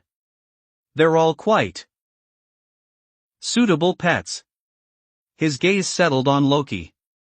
That look a faint air of disdain caused Yunju's face to darken. "Mere human, you dare look at me like that?" Yunju snarled. "Seize that brat. He'll be my new pet." The two squadron leaders, upon hearing Yunju's order, smirked, their eyes fixed on Loki. "You're asking for death, human brat. You dare look at Yunju-sama like that?" Bang bang. Two Chimera ants lunged at Loki. Loki stood still, not even bothering to blink, his gaze calmly fixed on Yunju. The two charging squadron leaders, wielding fists and barbs, lunged towards Loki. "Scared stiff, are you, human brat?" one sneered. "Ha ha. Forgot how to dodge?" Their eyes glued to Loki, the two Chimera ants were about 3 meters away when they suddenly saw the two humans behind Loki vanish. Humans can move that fast, one thought, stunned. Incredible. Swish. Thump. Two sounds echoed as purple blood sprayed into the air. Hisoka had moved, bisecting the many-armed Chimera Ant Squadron leader with his cards. Baze had also kicked the charging Chimera Ant Squadron leader, sending him flying. Before the Chimera Ant hit the ground, bang! Pakunida's gunshot rang out, a nin bullet instantly blowing its head off. Purple blood exploded in the air. Thump thump. Two bodies hit the ground. The two Chimera Ant Squadron leaders were dealt with. Yunju's smile vanished, a bead of sweat trickling down his forehead. Impossible. Chimera Ant Squadron leaders could sense nin flow. In that instant, the life energy unleashed by Hisoka, Baze, and Pakunida had shocked Yunju. Not just Hisoka, even Baze and Pakunida, both human women, had exerted a subtle pressure on him. Pakunida's revolver, in particular, radiated danger. Hisoka, a cold smile on his face, stared at Yunju like prey, his aura intensifying. "You've improved, Baze." Hisoka noted, rarely seeing Baze fight. The nin she'd unleashed was significantly stronger than when they first met. However, even with her improvement, she was still far below Pakunida, let alone Hisoka. Baze adjusted her hair, turning to Loki. "I've been with you for so long. If I don't improve, I'll never achieve my goal." Loki nodded with a smile, his gaze slowly moving to Yunju's face. He calmly watched him. As Loki took a step, Yunju, still considering his strategy, suddenly felt as if he were standing on a dark lake.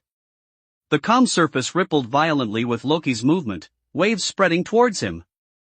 Loki's figure loomed larger and larger. In an instant, their eyes met. Loki's black eyes, for a moment, turned blood red, radiating an intense chill. So cold, Yunju involuntarily thought, his body freezing. His eyes remained fixed on the approaching figure. Three strange black dots appeared in Loki's chilling gaze, slowly rotating. Under that gaze, Yunju felt completely paralyzed. As Loki drew closer, Yunju seemed to see a gigantic phantom emerge behind Loki, radiating an ominous and evil aura, a red glow mixed with dark energy, a skull-like giant, seizing Yunju's body. He couldn't move, only watching Loki approach. Yunju couldn't think. He didn't know where he was, why he couldn't move. Loki's companions were equally stunned. Loki walked towards Yunju, who remained motionless, his eyes vacant. "What's going on? That monster seems strange," someone thought. Didn't he see Loki approaching? Just standing there waiting to die? Yunju's state puzzled everyone. Even at his worst, he shouldn't be standing still. When Loki reached him, a gem-like flame appeared, a red arm extending from it, instantly piercing Yunju's skull. Pshhh. Blood spurted. The fire spirit began to devour him, brilliant flames consumed Yunju, reducing him to nothingness. Loki smiled in satisfaction. The Sharingan's power was indeed impressive. Although he hadn't learned any genjutsu, he could still use simple genjutsu through the Sharingan. He had just tested it on Yunju. For opponents like Yunju, once under the genjutsu, there was virtually no chance of recovery. Against powerful enemies, genjutsu might not defeat them, but it could still influence them. In intense battles, a slight mistake could be fatal. The Sharingan's power could be decisive. Loki was pleased. Turning around, everyone silently stared at Loki, their eyes filled with confusion. Loki killing Yunju was normal, but this, making the enemy stand still and then casually blowing their head off, was too bizarre. "Let's rest here tonight. It's a decent spot," Loki said, breaking the silence. Hisoka silently sat down. Pakunida glanced at Loki. "Why did you stop suddenly?" Loki looked at Ponzu, whose face was pale. Underscore underscore underscore underscore underscore underscore underscore underscore underscore underscore underscore underscore underscore underscore underscore underscore underscore underscore. For more advanced chapters visit patreon.com/bars45. For $10 all advanced chapters. Chapter 205, HHS, Chapter 205. 746 words. He smiled faintly. Give them a little time. Ponzu gratefully said to Loki, thank you. Balda led Ponzu aside. What happened today? UL. He smiled faintly. Give them a little time. Ponzu gratefully said to Loki, thank you. Balda led Ponzu aside. What happened today? You'll need some time to process it. Ponzu nodded. Bakunada walked past them. Don't misunderstand. Loki's a little time isn't about you. The next morning, Loki and his group resumed their journey towards the ant nest, Loki leading the way. He thought, if following the original plot still doesn't trigger a mission, then these ants will be useless. He looked up at the clear blue sky. Sunlight filtered through the leaves, falling on his face. His white cloak billowed gently. Something seemed to flash across the sky, a burst of nun shooting straight ahead before vanishing. Kite, leading his team, was conducting entry checks when a violent whooshing sound filled the air.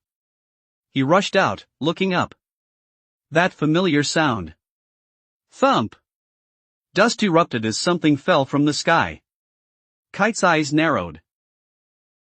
He recognized that move instantly. A fellow player from Greed Island. Hearing the commotion, the others rushed out to investigate, waiting for the wind to clear the dust. Two figures approached. Kite. They were Gon and Killua. After Loki left Greed Island, Gon remained, finally clearing the game today after over a month. As Gon cleared the game, other teams were nearing completion. They were dealing with the 1-acre shoreline incident orchestrated by Leo Rio. Kite wasn't surprised to see Gon. He'd met him before. With Gon's talent, clearing Greed Island was only a matter of time. What was strange was why Gon was looking for him. After a conversation, Kite understood that Jing must have done something to lead Gon to him. Looking at Killua, he said, if you're looking for Jing, I have no clues. Gon nodded. I know Jing wouldn't be that easy to find, but meeting you, Kite, is good too. Gon's optimistic attitude surprised Kite. Normally, people would be disappointed, but Gon showed no disappointment. Want to team up? Team up? Kite pointed to the distant trees. I received intel about an unknown creature, possibly related to a designated quarantine species. Before you arrived, we were about to investigate. Gon and Killua found this exciting. Then let's team up with you, Kite.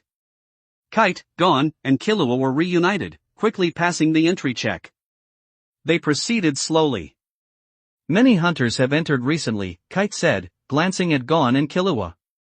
Expect unexpected situations ahead. Be careful. Kite-san, stop treating us like kids, Gon said, clenching his fist. After seeing your battle, I train like crazy. I'm not the same as before. Confidence shone in Gon's eyes. Kite smiled. Is that so? Good. But don't get overconfident, Gon.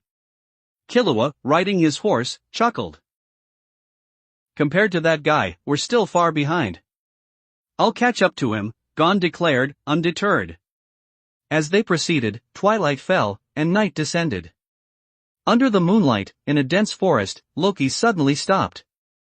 His companions also halted, slowly tilting their heads up. Loki's eyes narrowed. A chimera ant emerged from behind a large tree.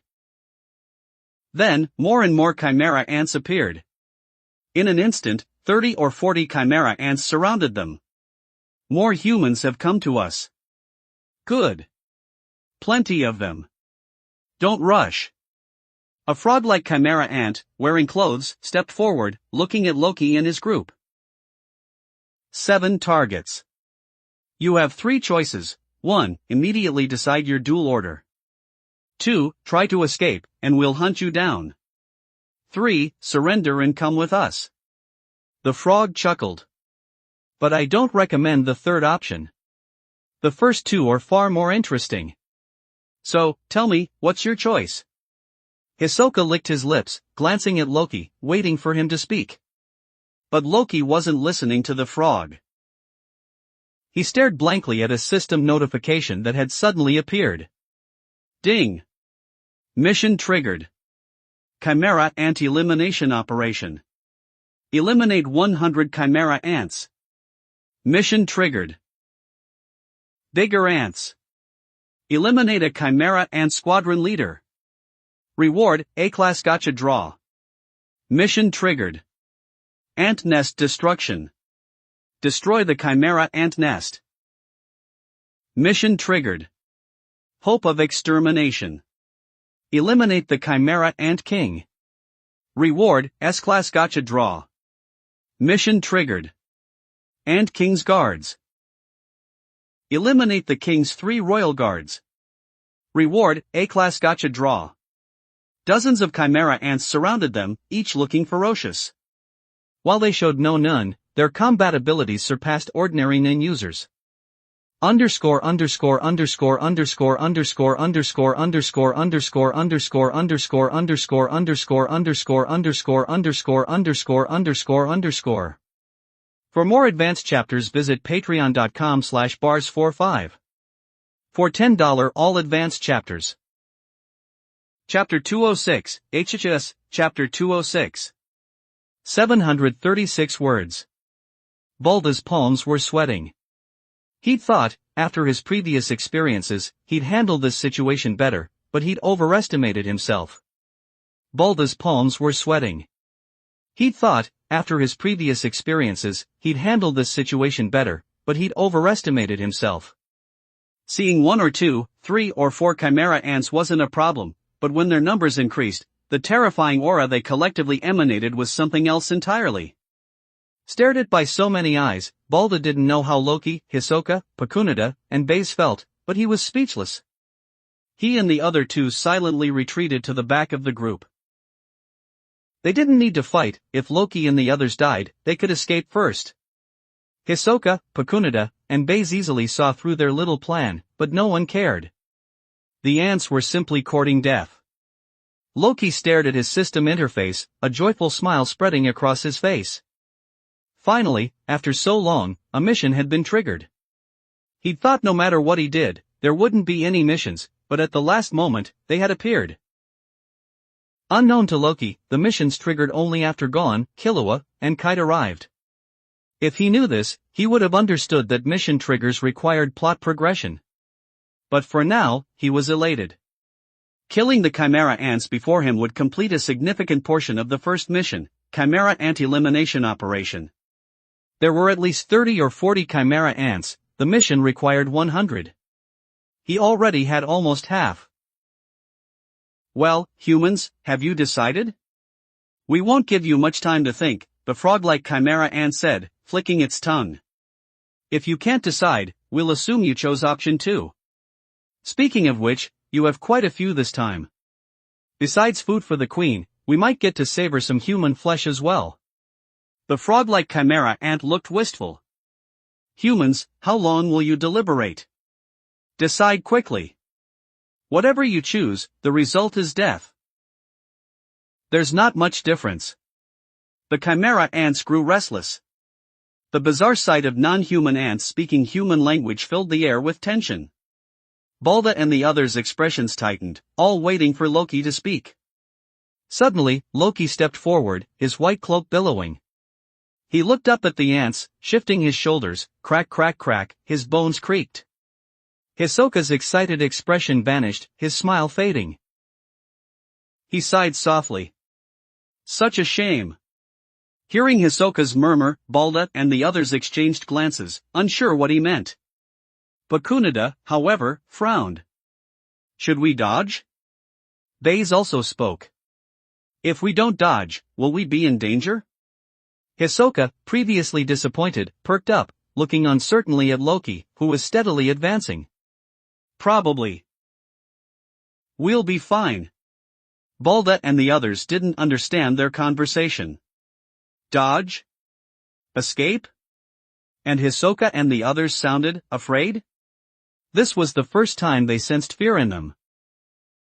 They hadn't reacted at all when they first saw the Chimera Ants, yet now they were afraid. Are you guys slow? They thought. The frog-like chimera ant looked at Loki. You're the first human? Then let's draw lots to see who's the lucky first one. This human brat doesn't look strong, but his death throes will surely be delightful. The frog, holding the lottery drum, began to shake it. Suddenly, it stopped, staring at Loki. The air currents around Loki began to converge towards him. Loki raised his left hand, placing it on his right shoulder, slowly raising his right arm, clenching his fist. A faint red glow emanated from his fist. In that instant, time seemed to slow. Cold sweat broke out on the frog's face, a primal fear erupted like a volcanic explosion, a chilling aura spreading through its body. It couldn't move. The other chimera ants also froze. Loki leaped into the air. Flames instantly ignited on his fist, spreading up his arm, flickering in the wind. High in the air, Loki looked down, his cold eyes devoid of emotion. He smiled faintly. I'm in a good mood, he said. Let's make your deaths quick. The flames on his arm erupted. Loki grinned, extending his right arm back. Fire fist.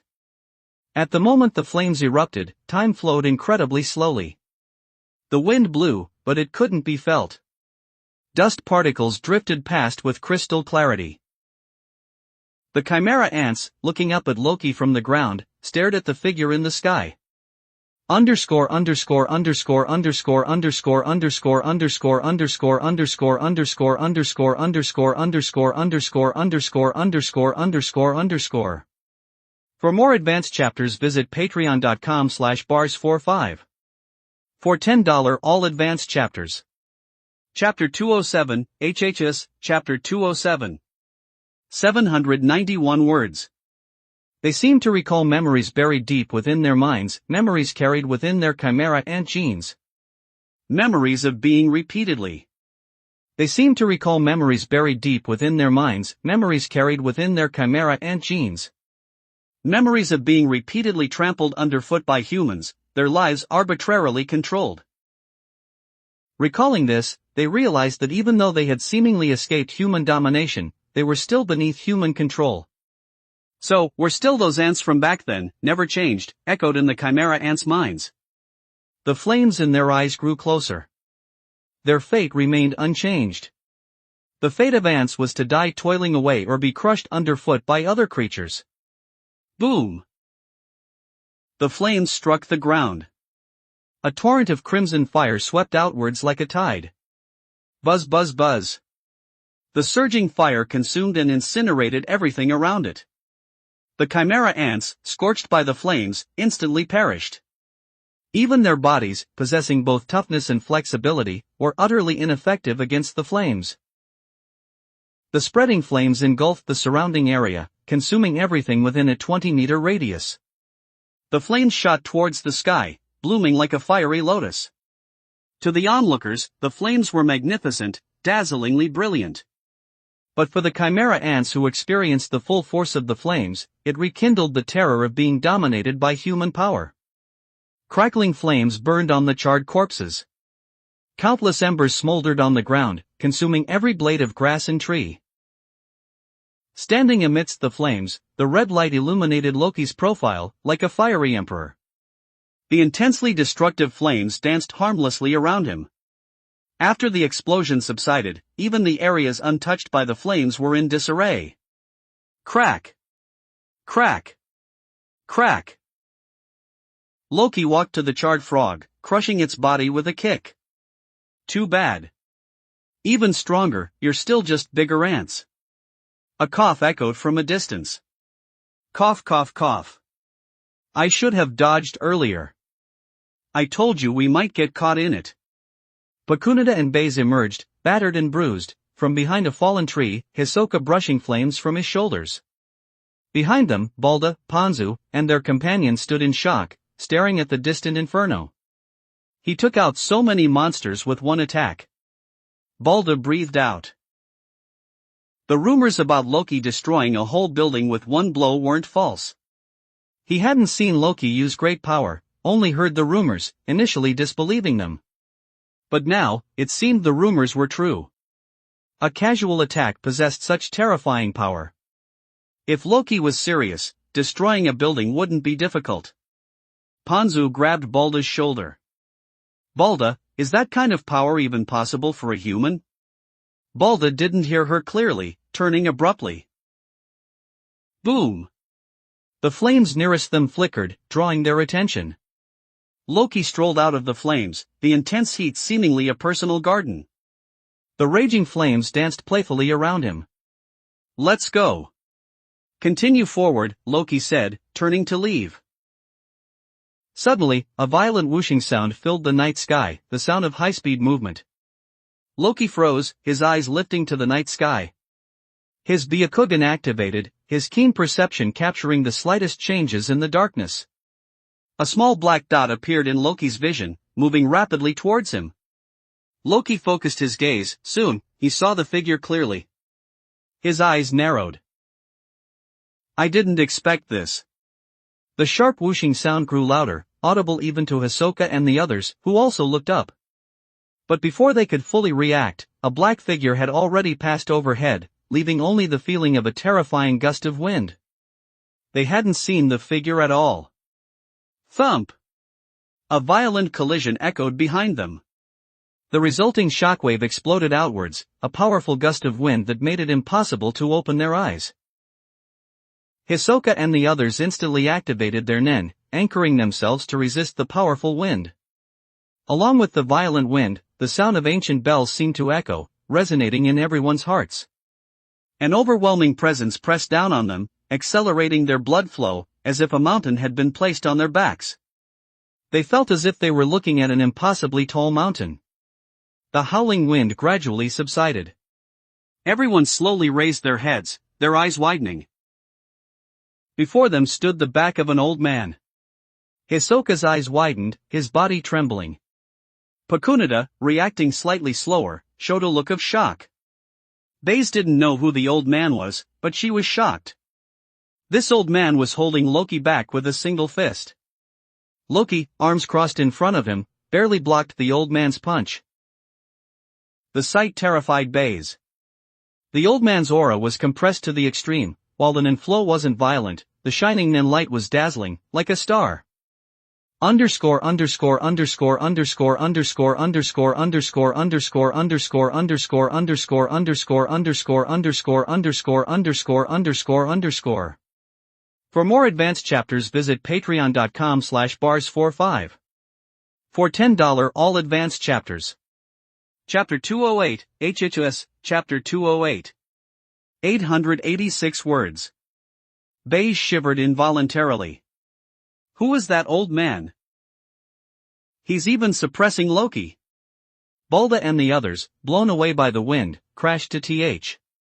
Baze shivered involuntarily. Who is that old man? He's even suppressing Loki. Balda and the others, blown away by the wind, crashed to the ground, dazed and disoriented. Even standing up took considerable effort. What happened? Why was there such a terrifying gust of wind? Ponzu asked, holding her head and blinking. Balda winced in pain, even with none defense, the fall had been brutal. They looked up, then froze. Loki slowly raised his head, his eyes narrowed on the newcomer. If he was surprised to see this person, he was even more surprised after their brief exchange. But he wasn't afraid. A familiar smile spread across his face. As expected of the chairman. What incredible power. Crack, crack, crack. The ground behind Loki instantly caved in, radiating outwards in a fan shape, extending 7 or 8 meters. The cracked ground collapsed, sending up a cloud of dust. Netero opened his eyes, his expression calm, but his gaze, sharp as lightning, pierced Loki's face. Long time no see, little Loki. Netero said, his voice slightly hoarse. Loki sensed anger, intense anger, in Netero's tone. He didn't know if it was due to his previous defeat or something else, but it didn't matter. The current chairman was far more formidable than before. And while Loki was stronger than before, he still felt the pressure from Netero. He wondered how Netero had become so powerful. Ha ha! Netero slowly retracted his fist, looking at Loki. So, even you have moments of fear? Netero chuckled, watching the sweat on Loki's forehead. A strange power seemed to prevent anyone from moving. This was the absolute suppression of overwhelming strength. Loki felt pressure, but the others were completely frozen. Under Netero's aura, Hisoka felt sweat drenching his body. He tried to discreetly produce his cards, but a voice whispered in his ear. Youngster, I haven't got time for you. Don't come looking for trouble. Hisoka froze, realizing that time had seemingly stopped. A sense of detachment from his surroundings made his hair stand on end. He didn't know if it was Netero, but he abandoned his attack. Loki gently moved his fingers. Heavy, he thought. That punch was almost too much to handle.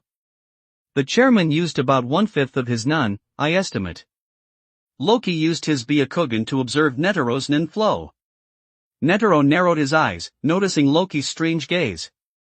I sensed something was off about that kid's eyes, but I wasn't sure, he thought. Now I can clearly feel a strange power emanating from them.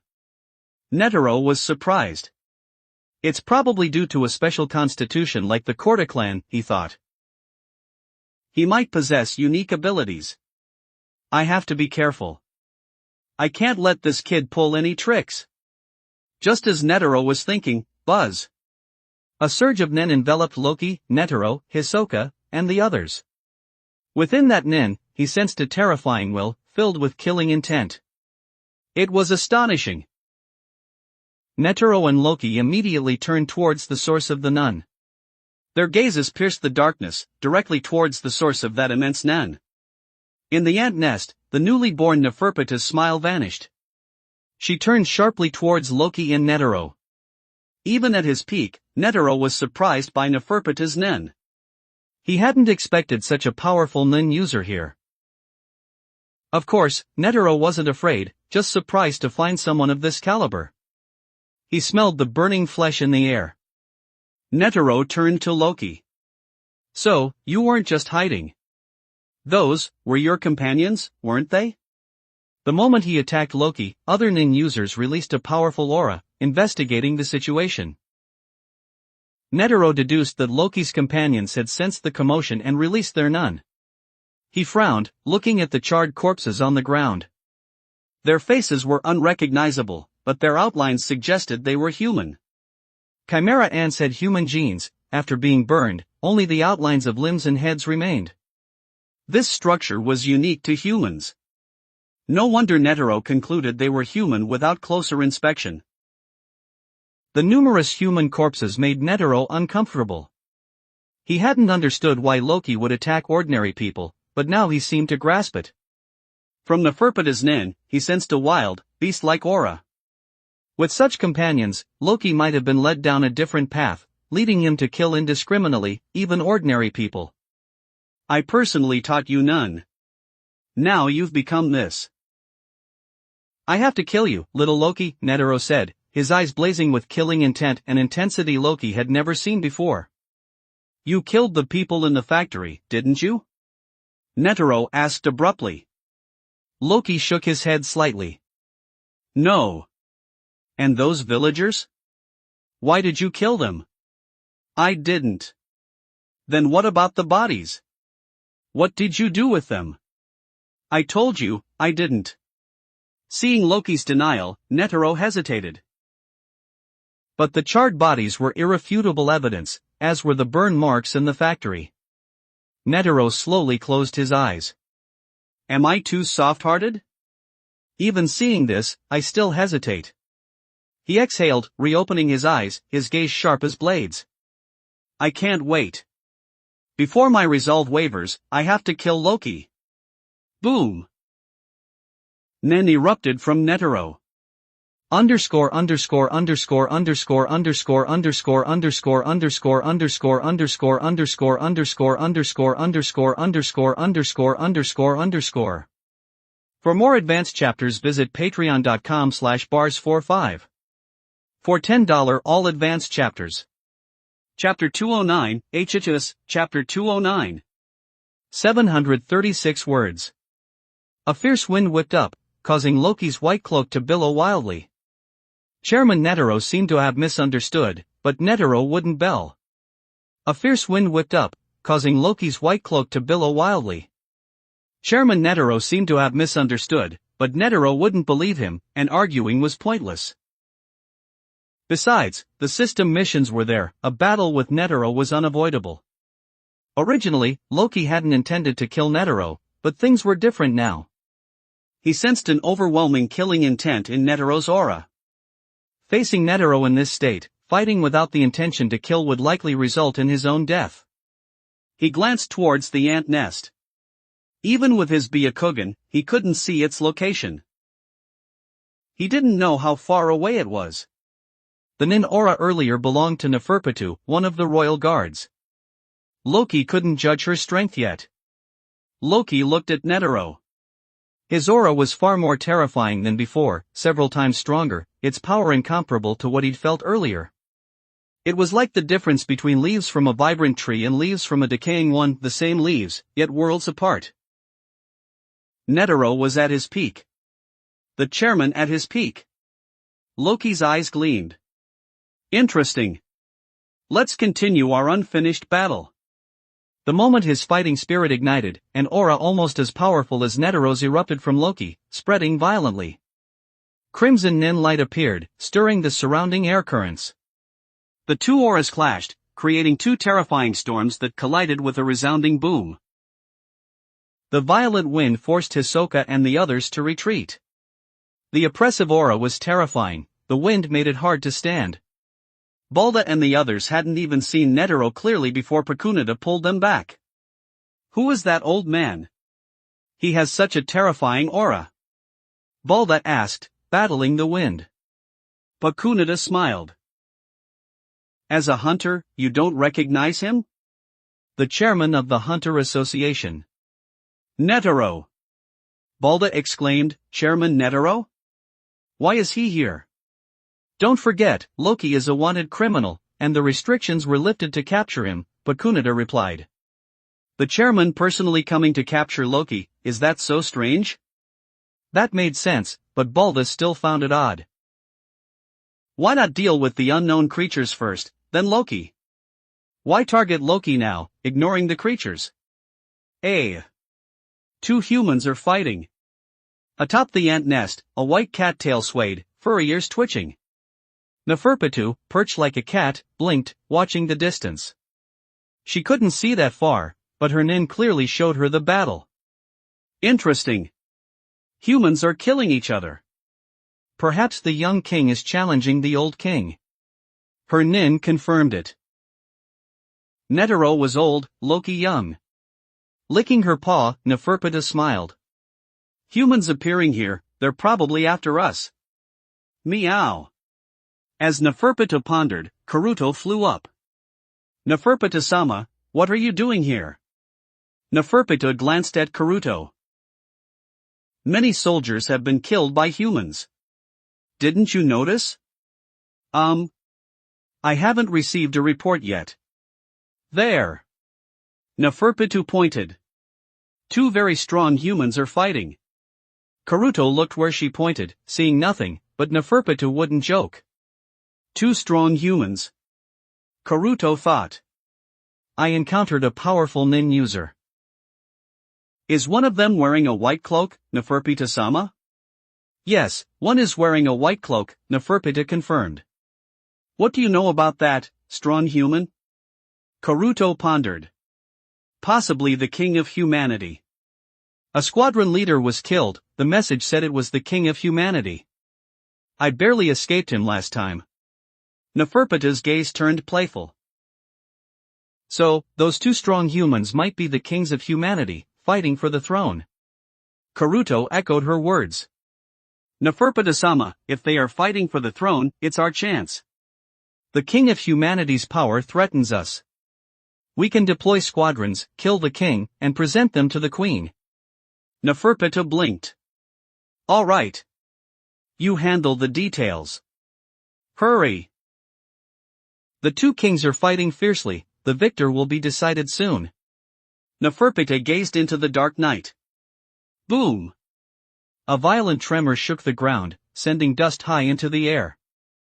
Loki, his body ablaze, climbed out of the dust cloud, battered but his gaze unwavering. He immediately charged at Netero. His crimson eyes, visible beneath his fiery red hair, were fixed on Netero. Thump thump thump. Boom! Crash! After a few seconds of fighting, Loki was sent flying again, another massive crater appearing in the distance. Fallen trees crashed to the ground. Underscore underscore underscore underscore underscore underscore underscore underscore underscore underscore underscore underscore underscore underscore underscore underscore underscore underscore. For more advanced chapters visit patreon.com/bars45. For $10 all advanced chapters. Chapter 210, HHS, Chapter 210. 865 words. Netero stood still, barely moving throughout the fight. No matter the angle of Loki's attacks, he swiftly knocked Loki away. The battle last. Netero stood still, barely moving throughout the fight. No matter the angle of Loki's attacks, he swiftly knocked Loki away. The battle lasted several minutes, Loki repeatedly sent flying, each time destroying a swathe of trees. Hisoka and the others, watching the fight, grew numb. How many times has Loki attacked? Baze asked. Before she could answer, Ponza said, over 100 times, I think. The chairman's power is terrifying. How did Loki injure him before? Balda asked. Hisoka and the others remained silent, but Balda's companion laughed. Looks like the wanted criminal is about to be caught by the chairman. Ha ha. Balda, we can finally leave this hellhole. Balda quickly covered his companion's mouth, breaking out in a cold sweat. Loki seemed to be losing, but Hisoka and the others could kill them before Netero defeated Loki. It was too soon to celebrate. Hisoka coldly glared at the man, letting out a chilling laugh. Idiot. You think the fight's almost over? It's just begun. He turned towards Netero and Loki. Neither of them has used their full abilities yet. They're just playing around. Balda's companion thought Hisoka was just comforting himself. He broke free from Balda's grasp, laughing at Hisoka. Are you scared? Loki is going to lose. The chairman is fighting, he can't win. Look! He keeps getting knocked away. The chairman can easily defeat him. Ponza shook her head, sweat beading on her forehead. Didn't you notice? Loki's getting faster, and the chairman isn't instantly knocking him away anymore. Everyone focused on them. Bang bang bang. A series of terrifying air blasts echoed as Loki and Netero's fists and feet collided violently, creating powerful shockwaves. Loki was no longer instantly knocked away, he'd adapted to Netero's speed and was even countering. This dramatic change occurred within mere minutes. Within minutes. His movements, speed, and control, from clumsy to masterful. This brat. Netero felt Loki's terrifying rate of improvement more acutely than anyone else. Every second, he felt Loki's unbelievable progress. Loki attacked again, his speed matching Netero's. Even at full power, Netero couldn't suppress Loki as easily as before, relying on skill and nin manipulation to knock him away. But this didn't last long. After being knocked back 2 or 3 times, Loki's martial arts had skyrocketed to Netero's level, his nin control almost equal. Netero's eyes trembled, sensing Loki's attacks. This brat's learning ability has become even more terrifying. When he'd trained Loki, he'd already marveled at his unparalleled talent. But now, not only had Loki's strength changed drastically, but his learning ability seemed to have improved as well. His strength and talent were both growing explosively. Is this even human? Netero wondered. What are Loki's parents? Could ordinary people have such a monstrously talented child? Clashing nun cyclones collided, red and gold nun sparks flying. Boom! Netero retreated, for the first time since the fight began, forced back by Loki's power.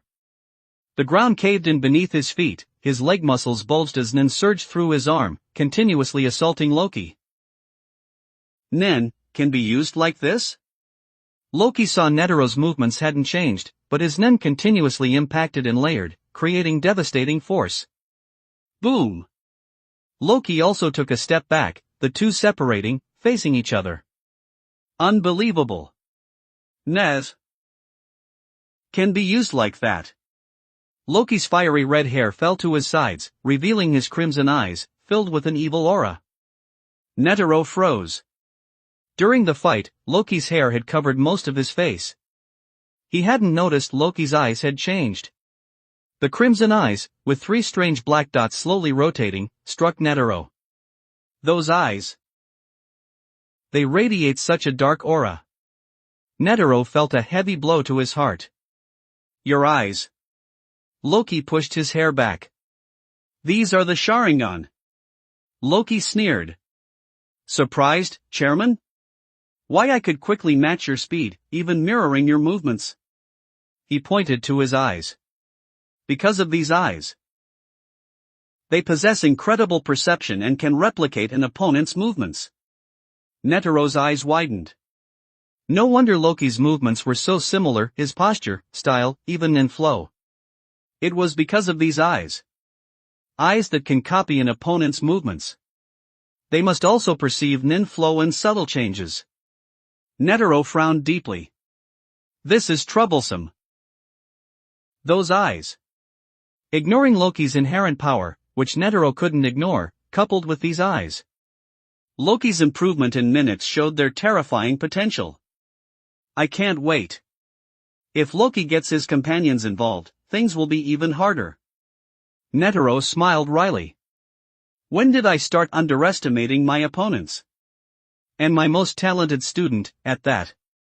He slowly raised his hands. Loki's smile vanished.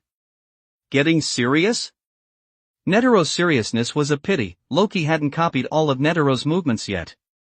But it was enough. Loki closed his eyes, raising his hand. The air currents converged towards his palm, an invisible force drawing the wind. Boom! A terrifying gust of wind erupted from Loki. Orange flames appeared on his forehead. Suddenly, Loki's gaze became calm, intensely calm. He looked at Netero, gently waving his right hand.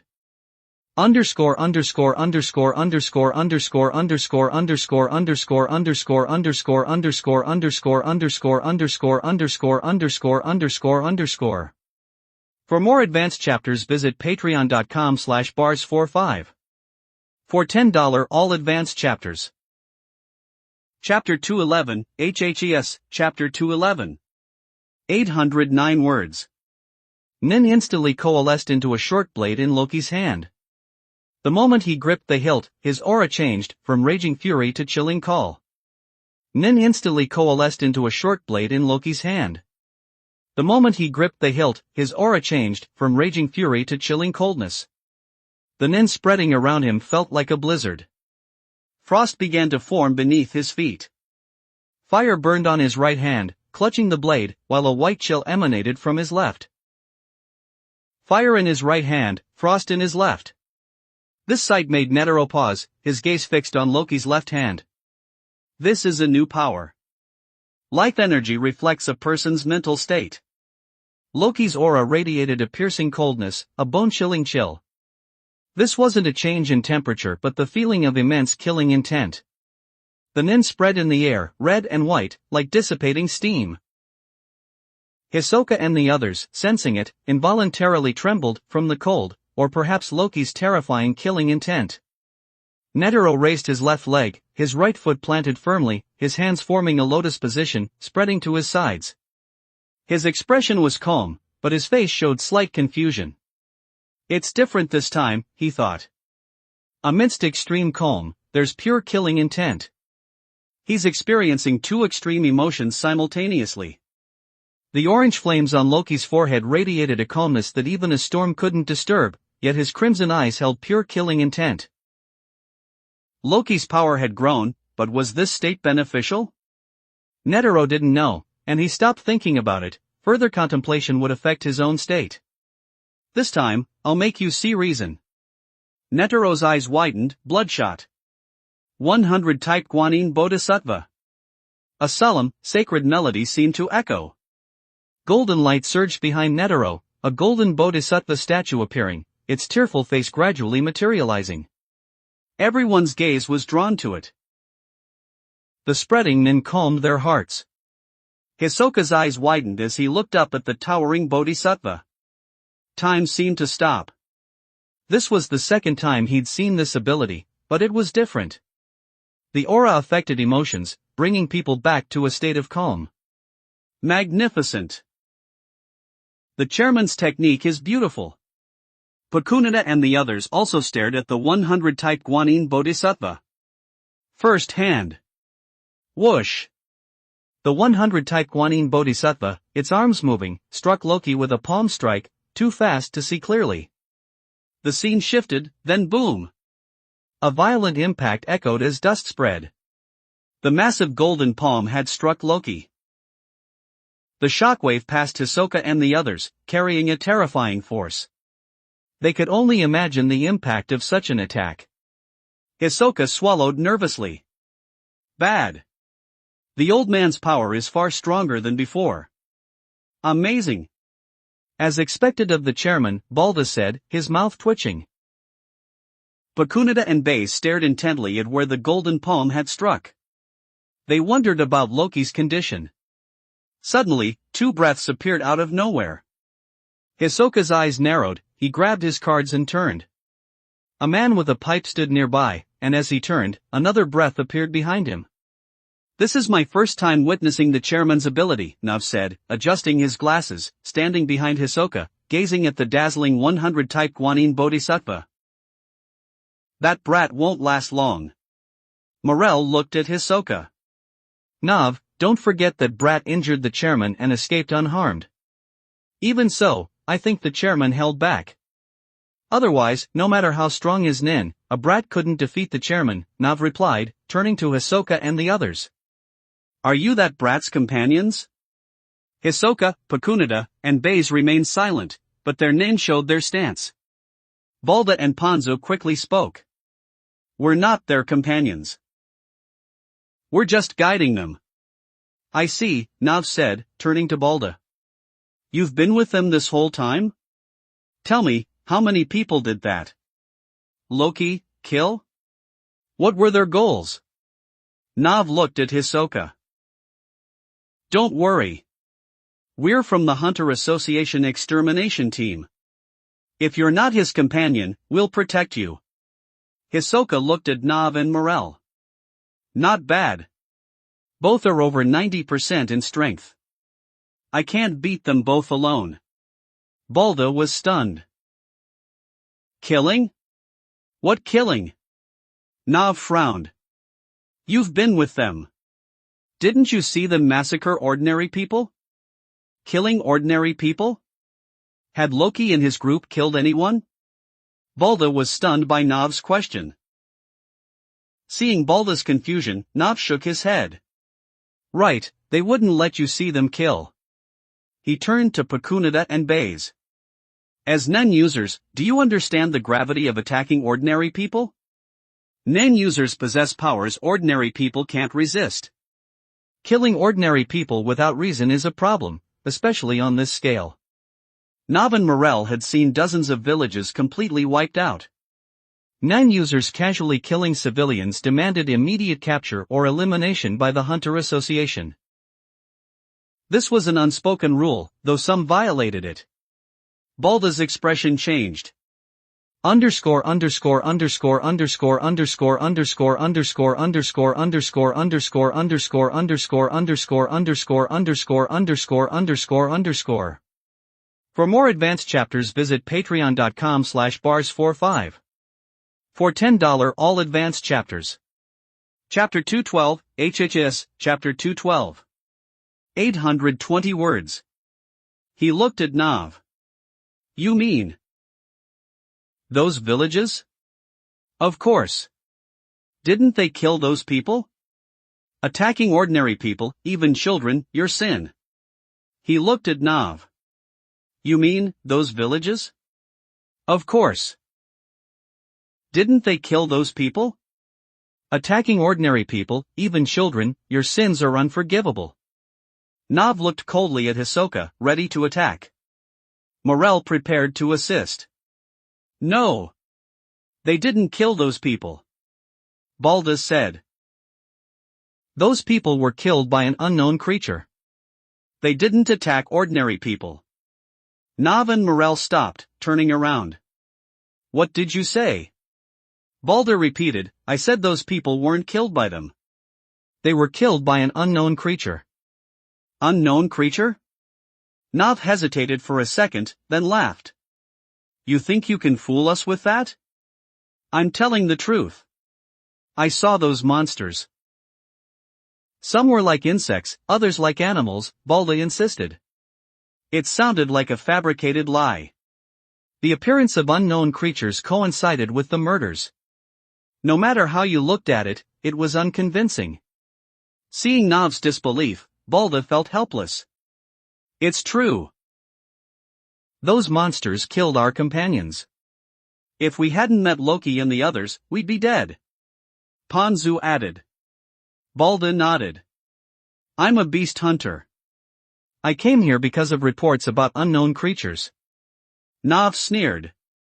Those two are probably under some kind of control or have been manipulated. Unlike Nav, Morel was serious. As a marine hunter, he knew what interested beast hunters like Balda. If everything was normal, Balda wouldn't be here. There weren't any special creatures to attract beast hunters. But unknown creatures attracting beast hunters made sense. Nav, maybe we should investigate this further. Morel. Nav turned. Whether they massacred civilians or not, his status as a Class S wanted criminal remains, right? Morel nodded. Then that's settled. That brat and his companions must be brought back to the association. If not, kill them. Morel sighed. Nav joined the extermination team for reputation. The more crimes the enemy committed, the better for him. But Morel felt it was more complicated. If unknown creatures were preying on humans, investigating them was more important than hunting Loki. Loki was an individual, the creatures were a species. If they reproduced quickly, they'd be a far greater disaster than Loki. But Nav seemed unconcerned, wanting to finish the mission quickly. Morel couldn't do anything about it. They hadn't seen the creatures, it might be a lie. The chairman will deal with that brat soon. Let's deal with these people quickly. Nav's nen surged. Pakunada raised her gun, looking at Nav and Morel. Their nen is strong. Baze and I are no match for either of them. Hisoka might have a good chance against one, though. After a brief assessment, Pakunada and Baze moved behind Hisoka, their eyes fixed on Nav. Ladies, you want to fight me? Nav asked. Let me state clearly, I don't show mercy because my opponent is a woman. Nav's abilities weren't combat-oriented, but he wasn't weak. Dealing with Baze and Pakunada wouldn't be a problem. But as they prepared to fight, a wave of cold air erupted. White nen spread, instantly freezing the ground. It was a thin layer, but the effect was impressive. The nen blast shattered the 100-type Guanyin Bodhisattva's palm. A huge, crystal-clear ice sphere appeared, a red light piercing the ice, growing brighter and brighter. Bang bang bang. 99th Hand, a technique unleashing 99th Hand for massive destruction. The 100-type Guanyin Bodhisattva struck Loki with a flurry of blows, its arms like streaks of light, instantly engulfing him in golden light. Dust obscured Loki, the ground shaking violently like an earthquake. The bombardment continued for several seconds. Those who witnessed Netero's technique gulped. The continuous attacks were incredibly fast and powerful. If they were in Loki's place, they would have been killed countless times. Dust continued to rise. Everyone stared intently at the dissipating dust cloud, wondering if Loki could withstand Netero's attack. Everyone held their breath, awaiting the answer. Though it wasn't their fight, they were more nervous than Netero and Loki. The few seconds it took for the dust to clear felt like hours. Netero also stared intently at the smoke. Suddenly, a flame flickered, floating in the air, rising from the smoke, suspended several meters high. It drew everyone's attention. As they wondered about the small flame burst, burning intensely, drawing red light from all directions, coalescing. Slowly, the flames formed a white robe, fiery red hair appearing within the flames. In a breath, Loki was reformed by the flames. Morel's jaw dropped, his pipe falling to the ground, unnoticed. This is the ability mentioned in the intel, transforming his body into flames. He'd only seen the text, but witnessing it was different. It was unbelievable, unheard of. Such a power required immense nin and strict conditions. Morel couldn't imagine it. Witnessing Loki's fiery reappearance, underscore underscore underscore underscore underscore underscore underscore underscore underscore underscore underscore underscore underscore underscore underscore underscore underscore underscore. For more advanced chapters visit patreon.com/bars45. For $10 all advanced chapters. Chapter 213, HHS, Chapter 213. 703 words. Nav no longer saw Loki as a mere brat who'd gained fame due to Netero's leniency. He was a genuine monster. Immune to all physical attacks. Nav no longer saw Loki as a mere brat who'd gained fame due to Netero's leniency. He was a genuine monster.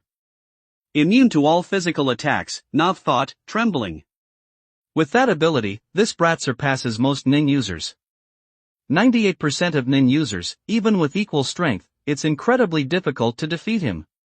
It wasn't just Loki's strength, his ability was terrifying. Apart from rule-based abilities or mental attacks, what could counter it?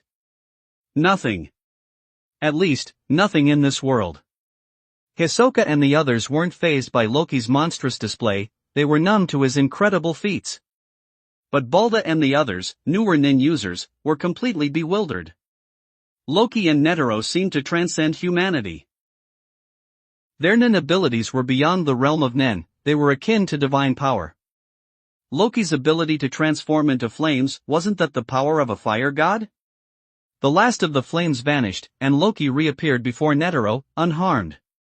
Netero, while marveling at the elementalization, noticed something others missed. Loki's breathing was ragged the moment he reformed.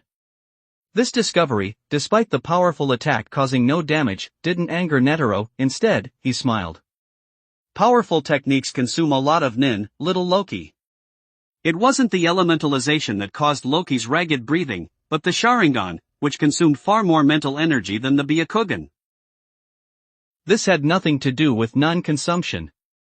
Loki looked at Netero, his crimson Sharingan's 3 tomos spinning rapidly.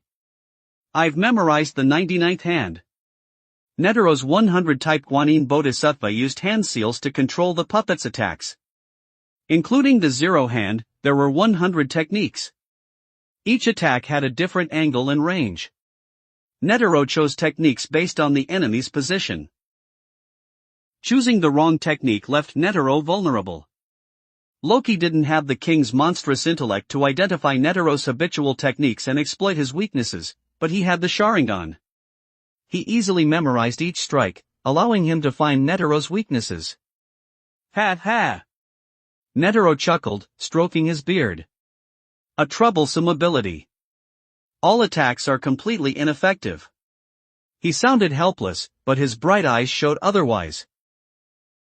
Even without countering elementalization, Netero had ways to deal with Loki. Transforming into flames likely prevents attacks, he thought. Even if I can't attack you in flame form, you can't attack me either. The strongest aspect is also the weakest. Netero understood Loki's elementalization. This is a true test of endurance, little Loki. He saw how the battle would be decided, whoever couldn't maintain their techniques first would lose. Seeing Loki's lack of offense, Netero raised his hands. 30 hand. Netero attacked with incredible speed.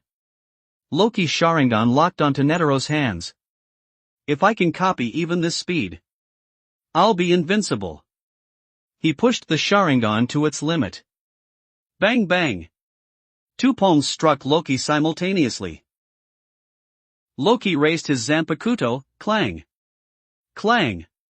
He tried to deflect the 100-type Guanyin Bodhisattva's palms, but this time, the force was far greater.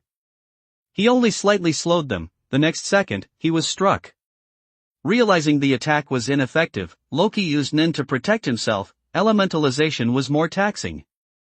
Loki deflected a 100-type Guanyin Bodhisattva arm with his Zanpakuto, using Moonstep to charge at Netero. Thump! Thump! Thump! Boom! Continuous impacts echoed, blurring Loki's form. Only the terrifying shockwaves of his Nun were visible. The 100-type Guanyin Bodhisattva's arms moved frantically, almost becoming a 1,000-armed Guanyin Bodhisattva. Netero repeatedly raised and lowered his hands, creating the illusion of countless arms performing different actions. Violent air blasts surged towards Hisoka and the others. Standing still required immense effort. Morel and Nav forgot about attacking Hisoka, focusing on Netero and Loki. This intense battle was unlike anything they'd ever seen. Everyone watched silently. The more they watched, the more shocked they became. Netero's 100-type Guanyin Bodhisattva was overwhelming, and Loki's resilience was astonishing. At that moment, crimson eyes appeared in the dark forest. Neferpitou, concealing her aura in the trees, watched Netero. This is the king of humanity. If Neferpitou hadn't suppressed her senses, she wouldn't have seen Netero's movements.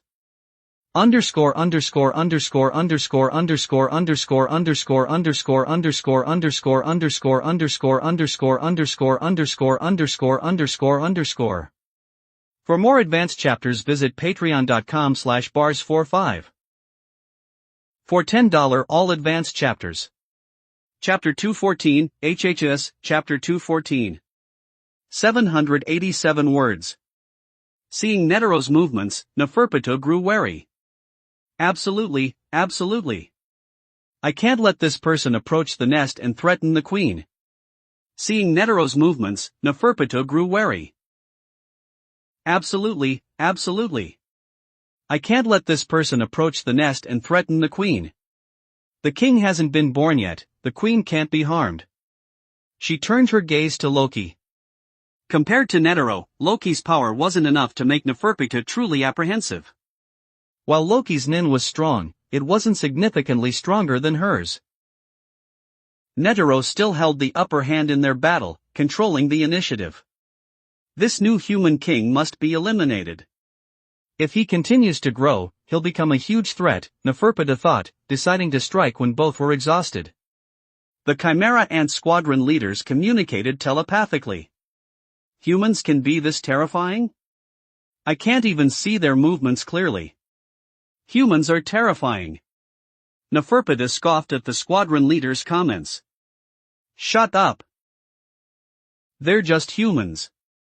These squadron leaders had learned to use Nen, but their power was far inferior to Netero or Loki.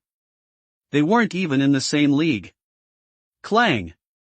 Loki, wielding the Shinso, parried Netero's attack with his Zanpakuto.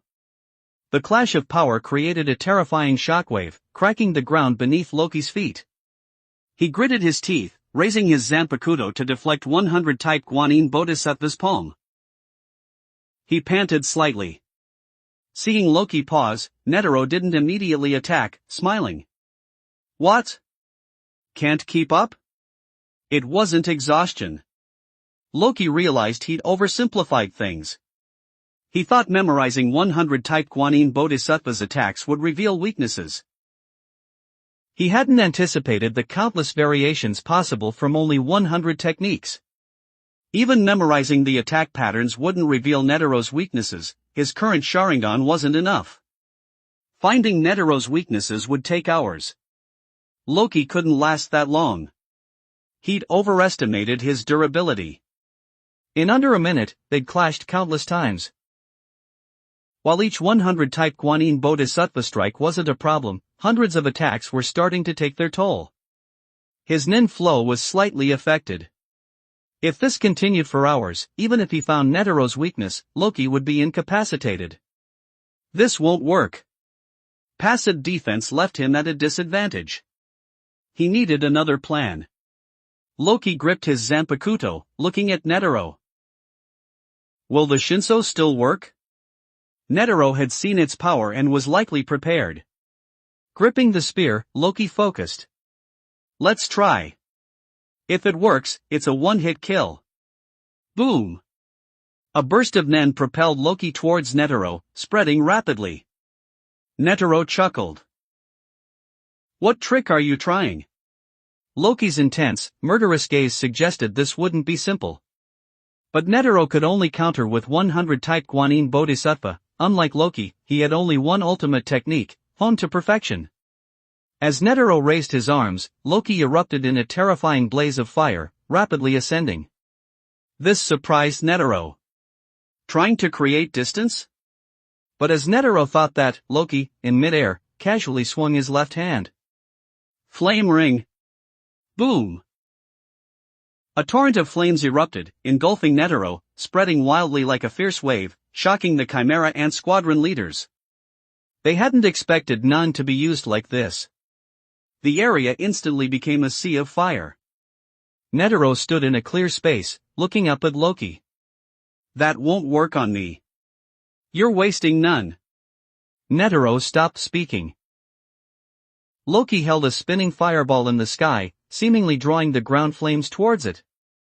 Great flame ring, Flame Emperor. A miniature sun appeared in Loki's palm. Netero frowned. So, the earlier attacks were to ignite the trees. Loki looked coldly at Netero. Hisoka and the others were pale, Hisoka taking 2 steps back, Pakunada and Base hastily retreating. That's... Hisoka said uncertainly. Pakunada nodded. Yes, his strongest flame technique, Flame Emperor. Flame Emperor? What's wrong with that? Morel asked, ignoring their conflict. Pakunada, Hisoka, and Base jumped back, Pakunada glancing at Morel as she leaped. Get away if you don't want to die. That's how he destroyed a whole building, she said coldly, looking at the flames in Loki's hand. This time it's stronger. Staying here is suicide. They fled. Morel and Nav exchanged glances. It's not safe here either. They looked towards the battle. They were over 100 meters away, separated by uneven terrain and forest. Even this wasn't safe. Morel looked at Nav. I don't know if it's true, but we can't let those people go. I'll follow them. He glanced at the stunned Balda and the others. Those 3 don't seem to be his companions. Protect them. Nav nodded. With his 4-dimensional space, he didn't need to escape. Loki held the Flame Emperor high above, Netero below stared at the blinding flames. That's his plan, Netero thought, understanding Loki's intention. The scale of the attack and the non-consumption suggested it was a large-scale attack. Underscore underscore underscore underscore underscore underscore underscore underscore underscore underscore underscore underscore underscore underscore underscore underscore underscore underscore. For more advanced chapters visit patreon.com/bars45. For $10 all advanced chapters. Chapter 215, HHS, Chapter 215. 812 words. It was an attack of terrifying power and immense range. Netero's 100 type Guanyin Bodhisattva couldn't possibly block such a wide area attack. It was an attack of terrifying power and immense range. Netero's 100 type Guanyin Bodhisattva couldn't possibly block such a wide area attack. There would always be gaps where the flames could penetrate. Fire isn't solid, it doesn't stop just because part of it is struck. Loki, unable to overcome Netero's speed, used this wide-ranging attack, putting immense pressure on Netero. But facing this looming danger, Netero laughed. Let's see who prevails, little Loki. You can probably guess my only option. He slowly clasped his hands together. The instant the Sharingan detected Netero's attack, Loki threw the Flame Emperor.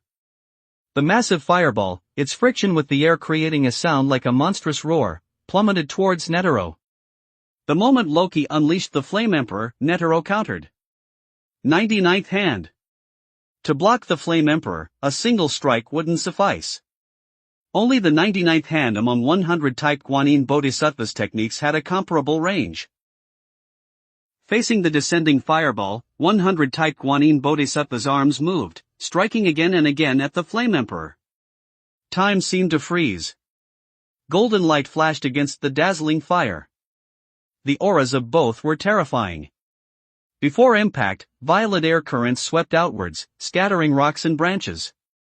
The chimera ants, hidden in the forest, focused on the fire and golden light. A terrifying aura pressed down, but they were too captivated to fully register it.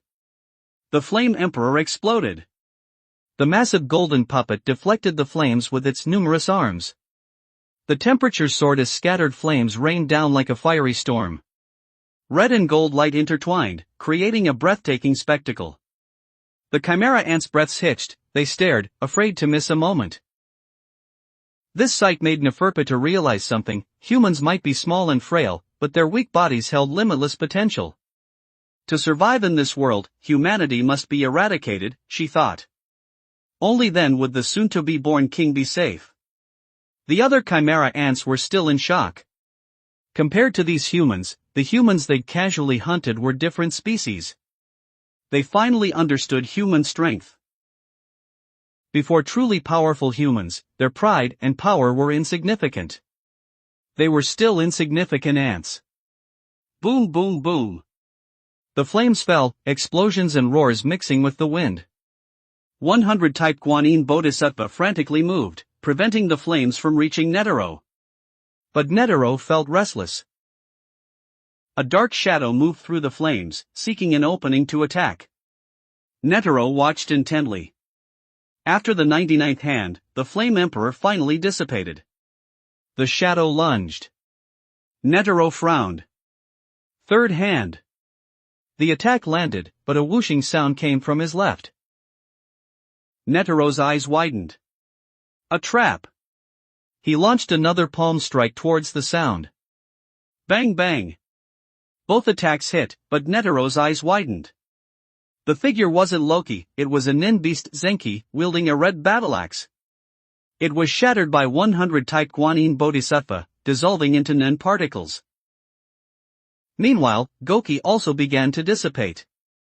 This was the briefest of moments, a fraction of a second after Netero's attack. The floating flames condensed into Loki's right arm. Netero's eyes widened, preparing to attack, but before his hands moved, the gleaming blade was at his throat. Loki's cold voice echoed. Shoot to kill Shinso. Swoosh. A white flash accompanied the sound of an instant attack. Netero's black eyes were filled with white light. Netero fell, looking at Loki with weariness. Excellent consecutive attacks. You used fire to make me think you'd found a way to counter 100 type Guanyin Bodhisattva, then used nin beasts to distract me, tricking me twice. You'd already become flames, hidden amongst them. What surprised me most was that you could attack even with only part of your body reformed. Black blood spurted from Netero's mouth, his face paled. Clever use of abilities. You struck me. Next time, I won't fall for it. Netero sighed, chuckling wryly. But you only needed it to work once. You won, little Loki. I lost. Loki blinked. Netero had conceded. I only won because of my abilities. He wasn't flattering Netero. If Netero knew elementalization could be used like this, he wouldn't have been defeated so easily. Loki's surprise attack was key. No one would expect a partially reformed body to attack.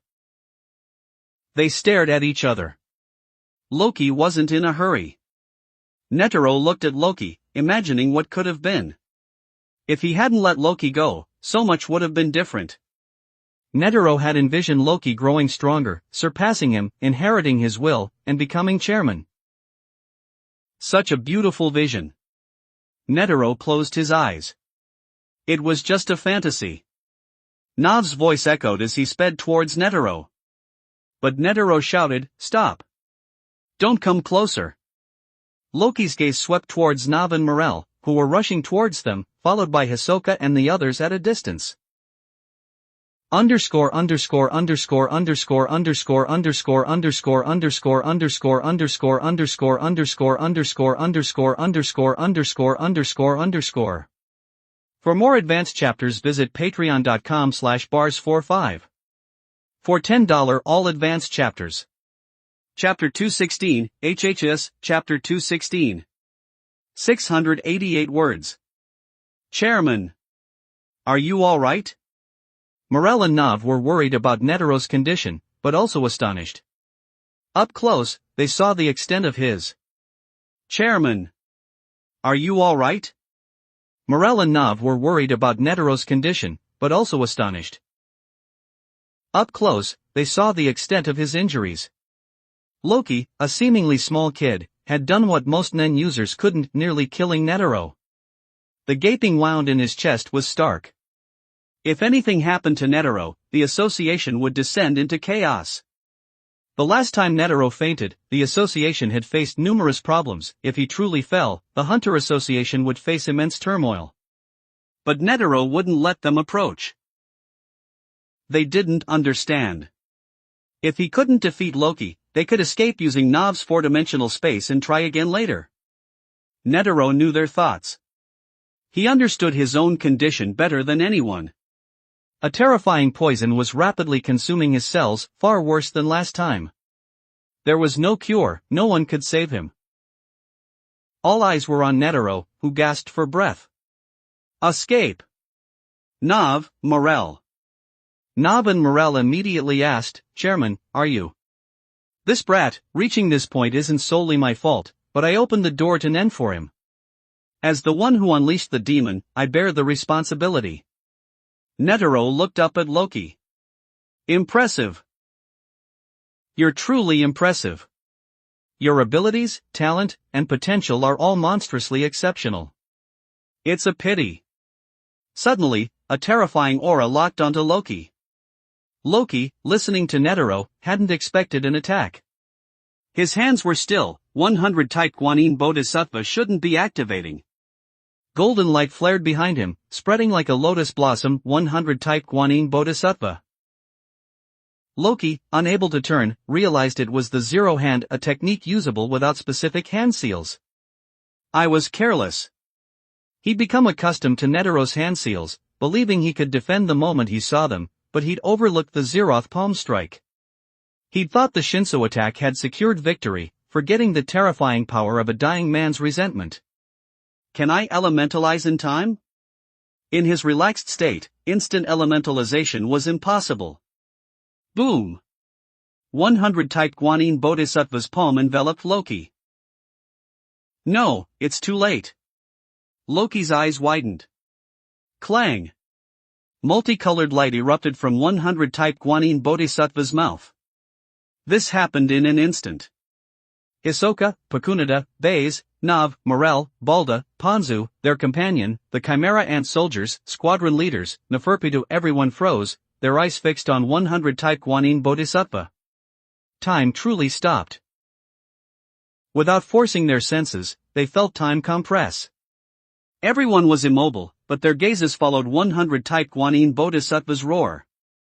Dazzling white light, like falling stars, descended. One moment, the light had just appeared, the next, terrifying Nen, with unparalleled destructive power, erupted towards Loki. Engulfed in the multicolored light, Loki didn't have time to elementalize.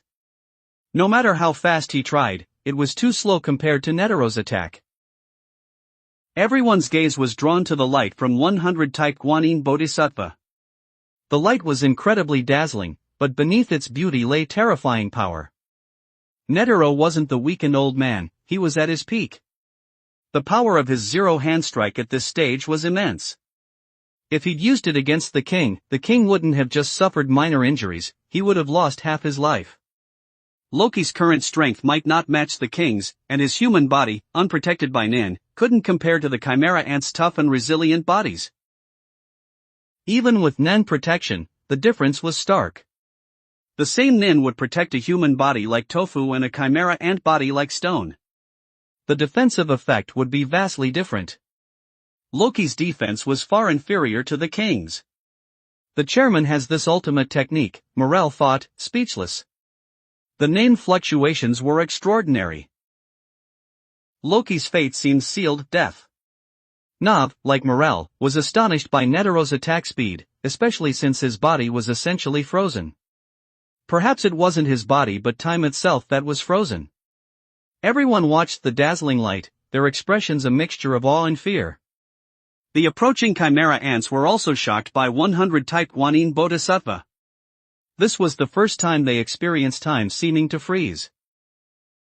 Underscore underscore underscore underscore underscore underscore underscore underscore underscore underscore underscore underscore underscore underscore underscore underscore underscore underscore. For more advanced chapters visit patreon.com/bars45. For $10 all advanced chapters. Chapter 217, HHS, Chapter 217. 738 words. Netero, near death, his life waning, left a lasting impression on the chimera ants. Can we really resist such power? Even watching, we fey. Netero, near death, his life waning, left a lasting impression on the chimera ants. Can we really resist such power? Even watching, we feel the destructive force of that overwhelming life energy. If we're hit, we'll die instantly. The chimera ant squadron leaders were terrified of Netero. Neferpitou, however, felt a mixture of shock, fear, and joy. Her gaze shifted from Loki to Netero. The new human king seems to be dead. Now, it's just this dying old man. The light gradually dissipated. Only after it vanished completely did the sound of the explosion slowly reach them. The earlier light had suppressed the sound. The sudden, violent explosion showcased the attack's power. A deep, bottomless crater instantly formed, 7 or 8 meters wide. Cough, finally, it's over. Netero's voice, old and raspy, was filled with exhaustion. After everyone looked away from the crater, they saw something even more shocking. Netero's face and body were completely aged, unlike a human. Netero's heavy breathing was like a hammer blow to everyone's hearts. Just as Morel was about to help the faltering Netero, a rustling sound echoed. The chimera ants emerged from the still burning forest, surrounding them. Seeing these strange creatures, Netero's eyes were filled with question. What kind of creatures are these? Morel froze, his eyes widening. So, that Balda was telling the truth. Nov also took a step back. How could unknown creatures really exist? Neferpitou slowly stepped forward. What an exciting battle, meow. You humans are so interesting. She looked at Netero. If you hadn't killed that other strong human, we would have had a difficult time, meow. A terrifying aura emanated from Neferpitou, plunging everyone into a chilling coldness. She looked at everyone, finally focusing on Netero. Thank you for eliminating a troublesome human. Netero's eyes trembled. What? What are these creatures? This aura, it was like. Everyone felt their hearts pounding under Neferpitou's aura. A heavy gloom enveloped them, any movement felt like a death sentence. Netero looked at Nov and Morel, his meaning clear. What are these creatures? Morel understood. The missing villagers were killed by these creatures. The strong smell of blood confirmed it. Only relentless slaughter could create such an odor. Morel looked at Nov, who looked grim. Chairman. I'm sorry, Nov said. The missing humans weren't killed by Loki. Netero understood. He'd misunderstood Loki. A sense of relief washed over him. Loki wasn't as cruel as he'd imagined, not consumed by power. But this relief was quickly replaced by deep regret. He'd killed Loki. Netero recalled Loki's words, I didn't. I said I didn't. Netero clenched his fists, feeling helpless. He collapsed. Neferpitou laughed. Did that attack use all your strength? The other chimera ants relaxed. Foolish humans, exhausting yourselves fighting each other, a chimera ant squadron leader said, approaching Netero. The best food for the queen.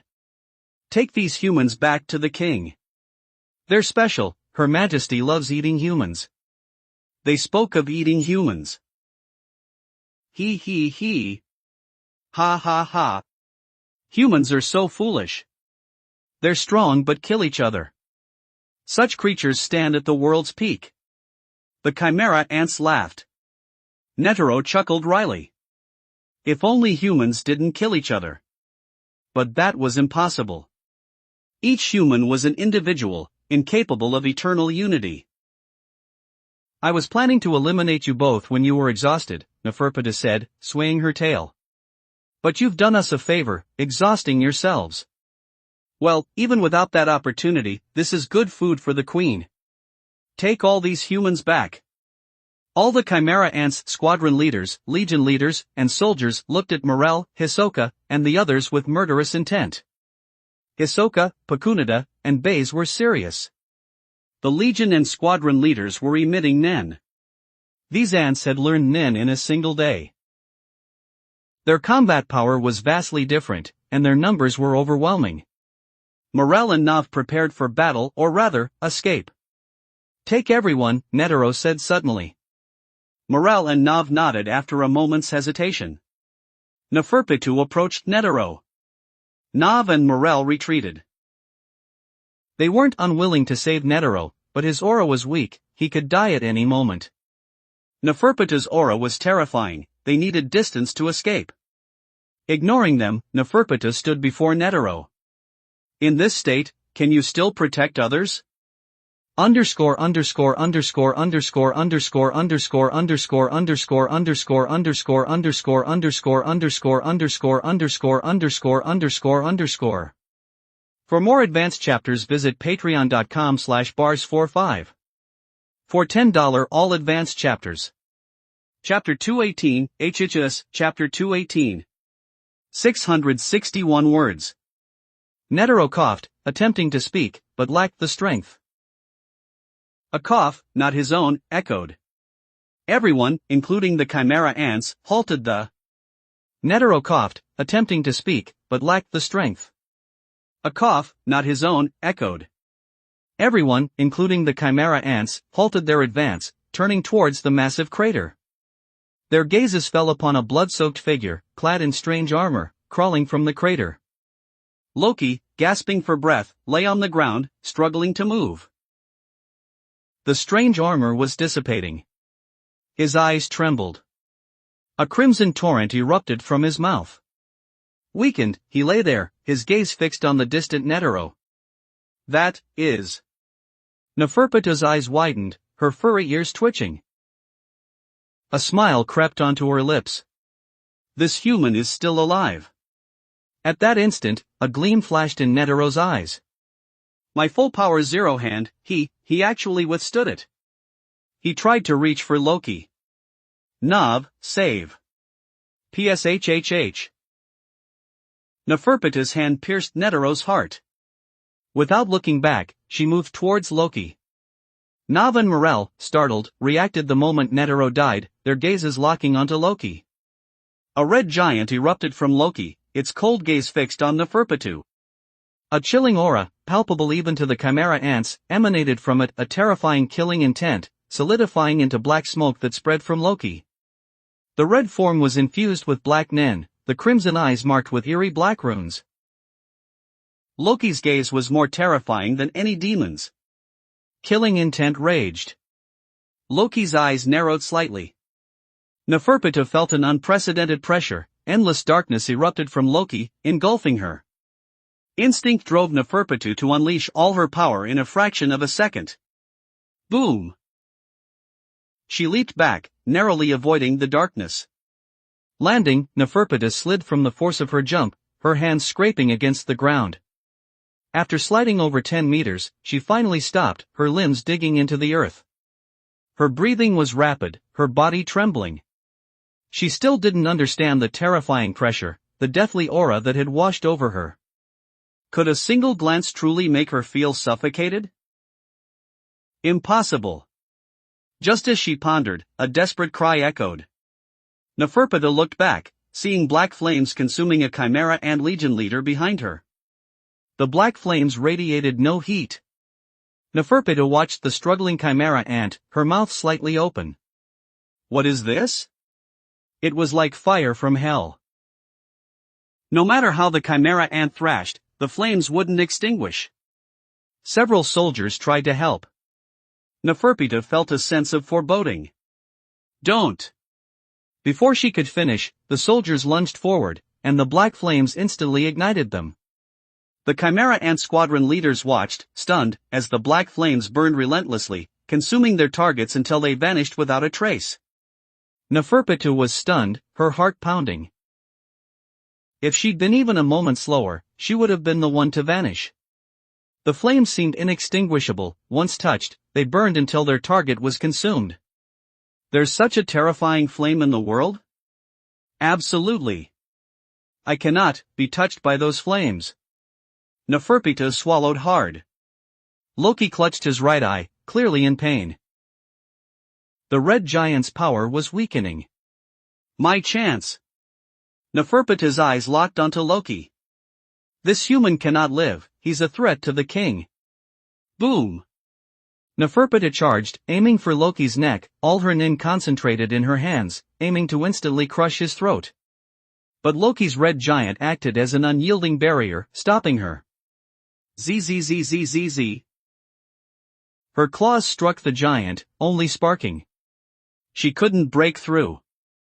Sensing Neferpita's attack, Loki looked up, his left eye fixed on her. The red giant swung its arm, delivering a powerful punch. Bang! The impact sent Neferpita flying, her body protected by Nan. A sharp whooshing sound cut through the air as Neferpita was hurled away, disappearing from sight. Pooh! Loki coughed up black blood, his gaze following Neferpita. The light in his eyes faded, the black markings swirled, then faded, his eyes returning to black. Thump! Loki collapsed. Underscore underscore underscore underscore underscore underscore underscore underscore underscore underscore underscore underscore underscore underscore underscore underscore underscore underscore. For more advanced chapters visit patreon.com/bars45. For $10 all advanced chapters. Chapter 219, HHS, Chapter 219. 781 words. Loki collapsed into unconsciousness. Morel, standing behind him, immediately rushed forward, lifting Loki's body. Nav, are you ready? No. Loki collapsed into unconsciousness. Morel, standing behind him, immediately rushed forward, lifting Loki's body. Nav, are you ready? Nav, emerging from Morel's left, rapidly approached. Looking at the unconscious Loki, he raised a hand, and a mysterious passage opened beneath Morel's feet. They leaped into the passage, vanishing instantly, before the chimera ants could react. Inside Nav's four-dimensional apartment, Balda, Panzu, and the others were still examining their surroundings, marveling at this strange space.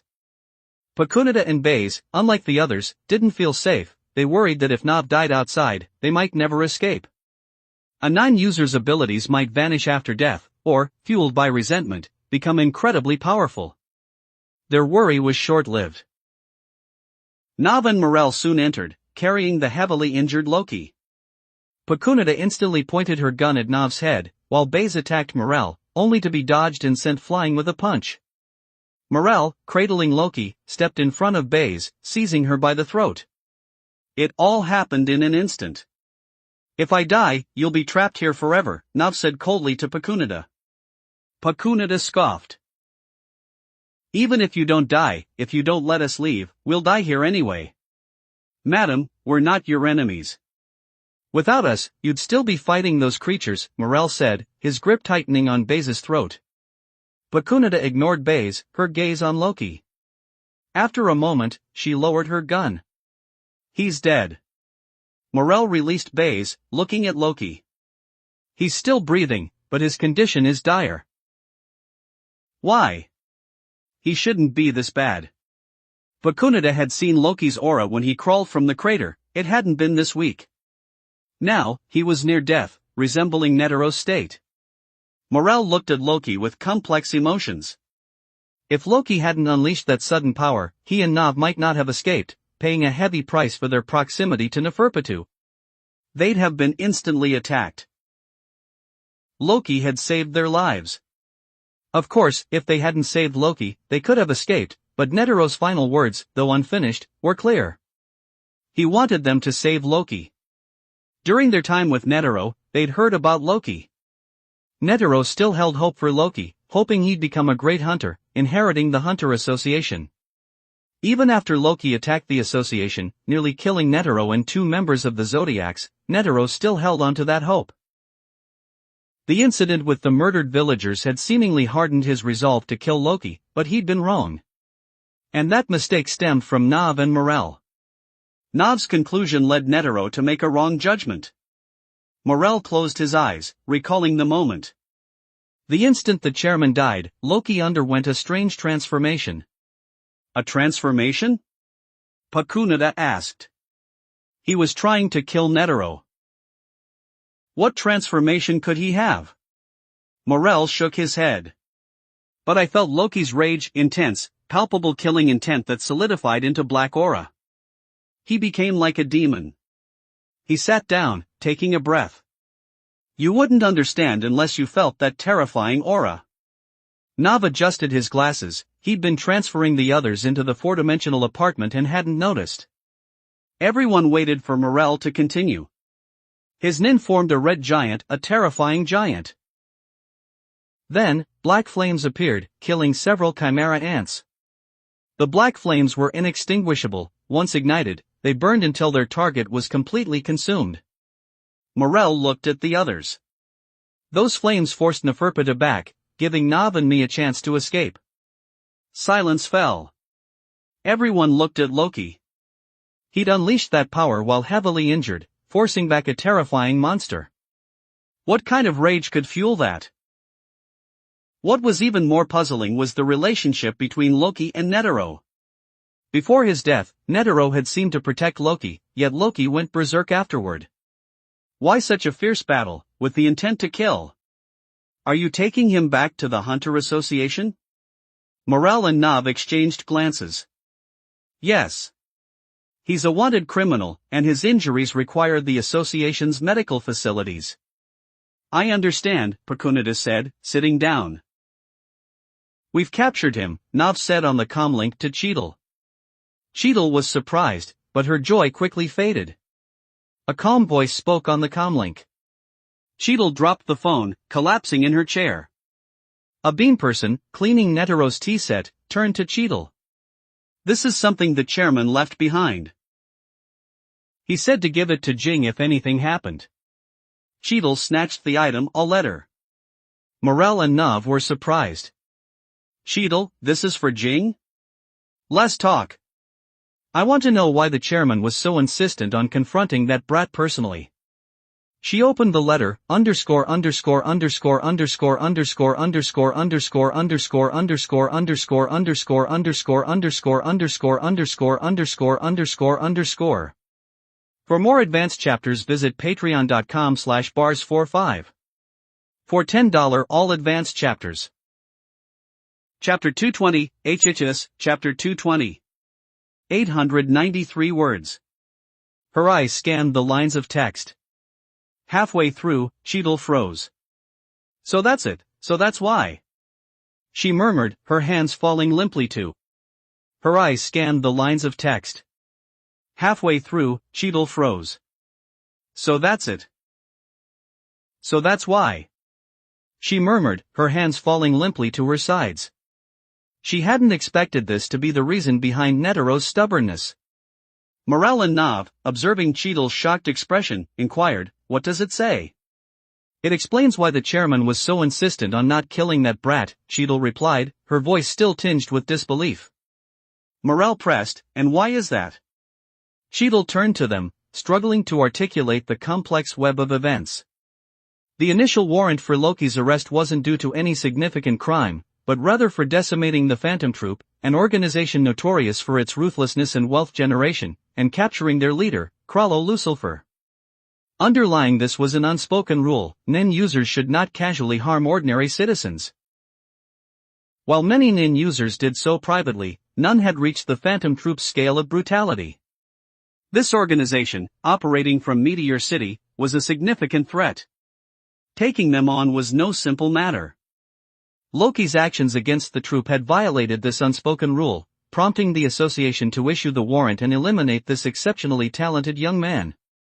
Netero, however, had received intel about Loki's actions against the troop. Given his high regard for Loki, he was undoubtedly aware of Loki's movements. Yet, he hadn't intervened, even considering using Loki to test the troop's strength. Therefore, when he was forced to issue the warrant under pressure from higher-ups, he felt immense self-reproach.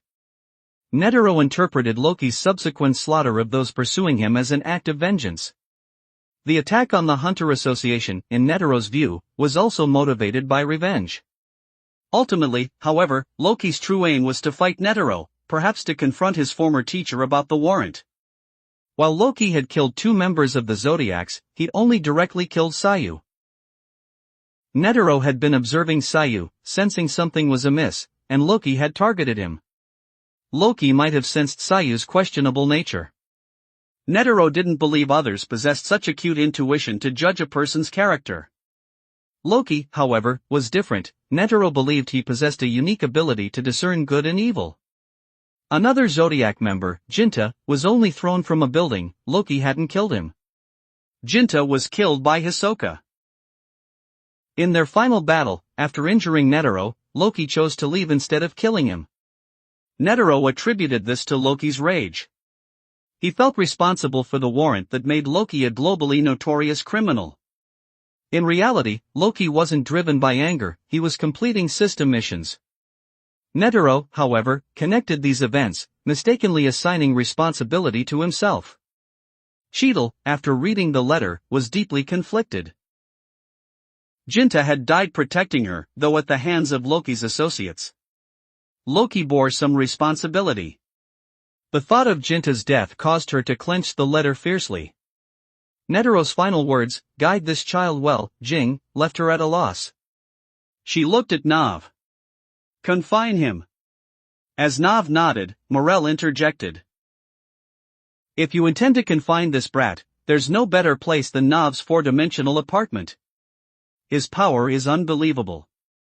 He's unconscious now, but once he wakes..." Morel's expression turned grave. No non-user could contain him unless they're as strong as Chairman Netero. Cheadle considered this. The association lacked anyone capable of restraining Loki.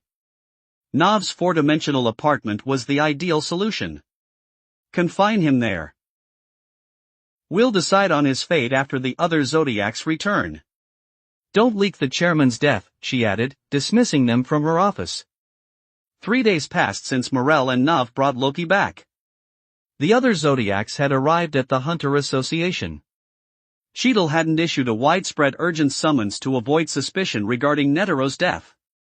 However, regardless of the urgency, Jing always arrived last. Before even entering the association, he received a message from Cheadle, requesting a private meeting. In Netero's room, Cheadle sat before a steaming cup of tea, her mind far from it. The door opened, and Jing entered. "You summoned me here?" Jing said with a chuckle, but upon seeing Cheadle's somber expression, his demeanor shifted.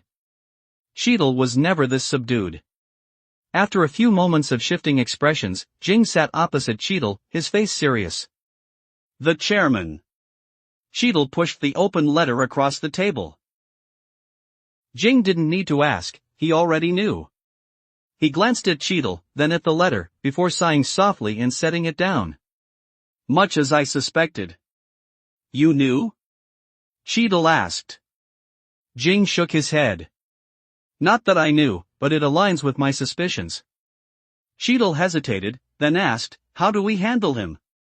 "Tell me everything," Jing replied. Cheadle recounted Morel and Nav's story verbatim. Jing's expression shifted repeatedly. Finally, he stood. "Even if we don't announce the chairman's death, the Zodiacs must know. It can't be hidden." Cheadle's concern was Loki's fate. Jing fell silent. "We'll decide later."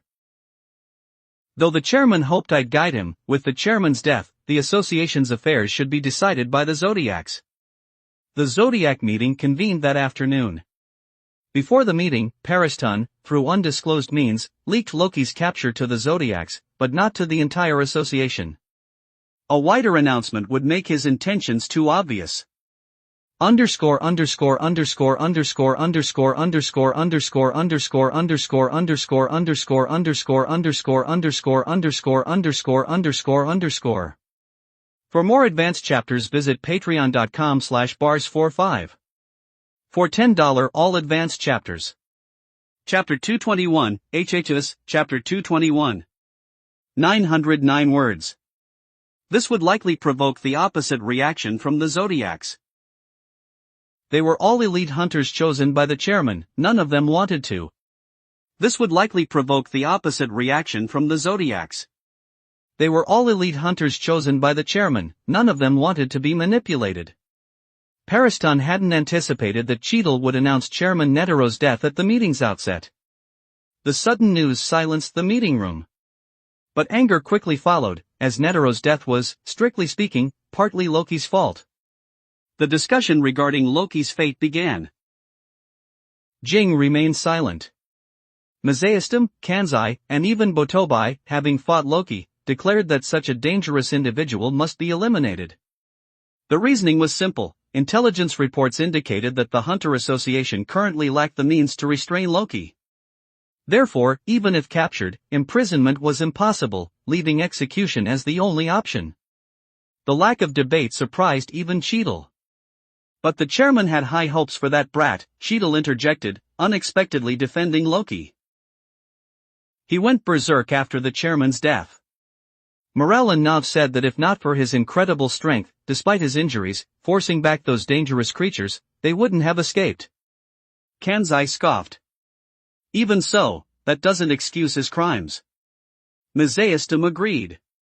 Massacring hunters, attacking the Hunter Association, killing Zodiac members, injuring Chairman Netero, his role in the chairman's death is undeniable. Jing stood, drawing everyone's attention. Before the chairman's injury, I performed a special treatment. This statement was met with puzzled looks. Weren't they discussing Loki? Ignoring their confusion, Jing continued. Strictly speaking, it wasn't treatment, it was a slow suicide. Before anyone could question his actions, Jing revealed, it was the chairman's request. The temporarily recovered chairman could unleash power comparable to his peak. The room fell silent.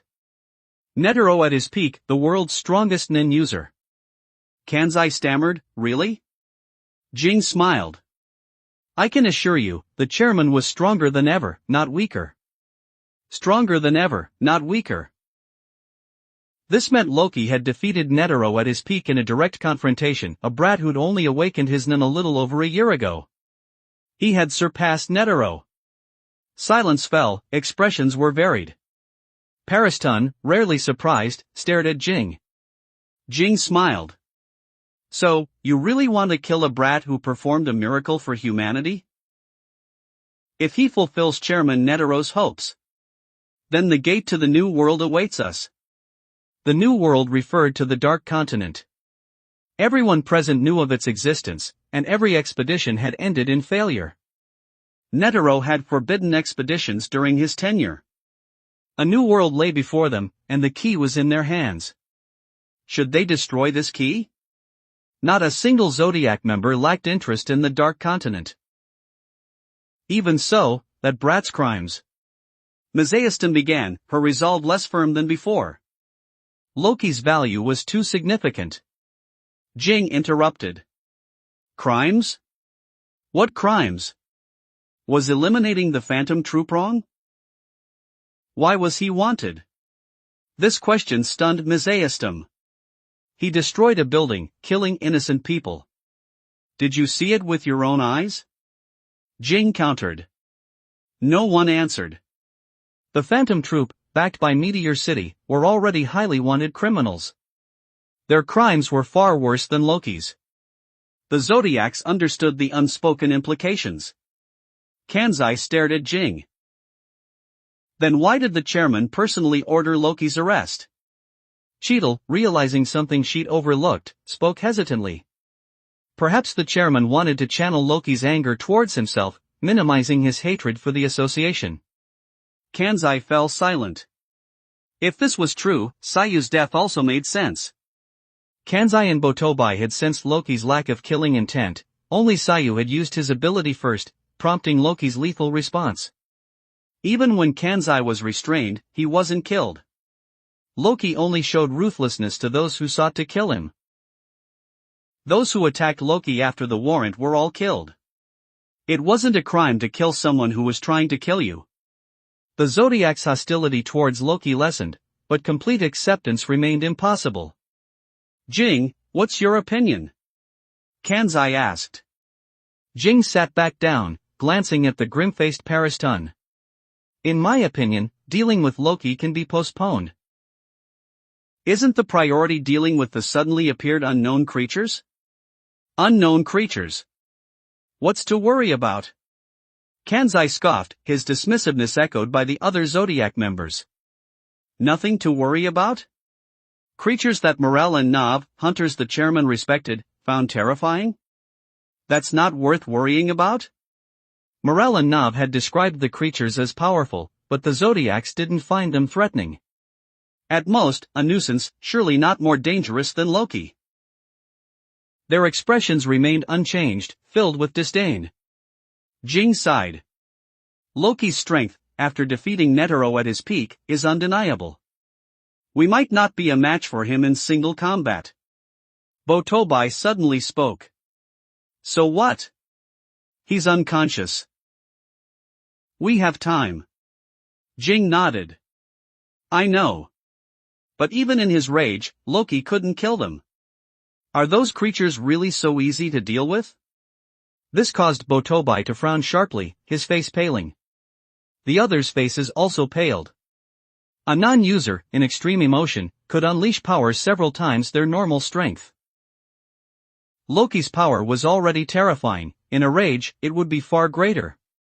Even accounting for his injuries, his power at that moment wouldn't have been weaker than usual. Cheadle understood the seriousness of the situation. The unknown creatures were as dangerous as, or perhaps even more dangerous than, Loki. Who in the association could handle them? A comparison. Underscore underscore underscore underscore underscore underscore underscore underscore underscore underscore underscore underscore underscore underscore underscore underscore underscore underscore. For more advanced chapters visit patreon.com/bars45. For $10 all advanced chapters. Don't forget to like and subscribe to Novels Wonderland.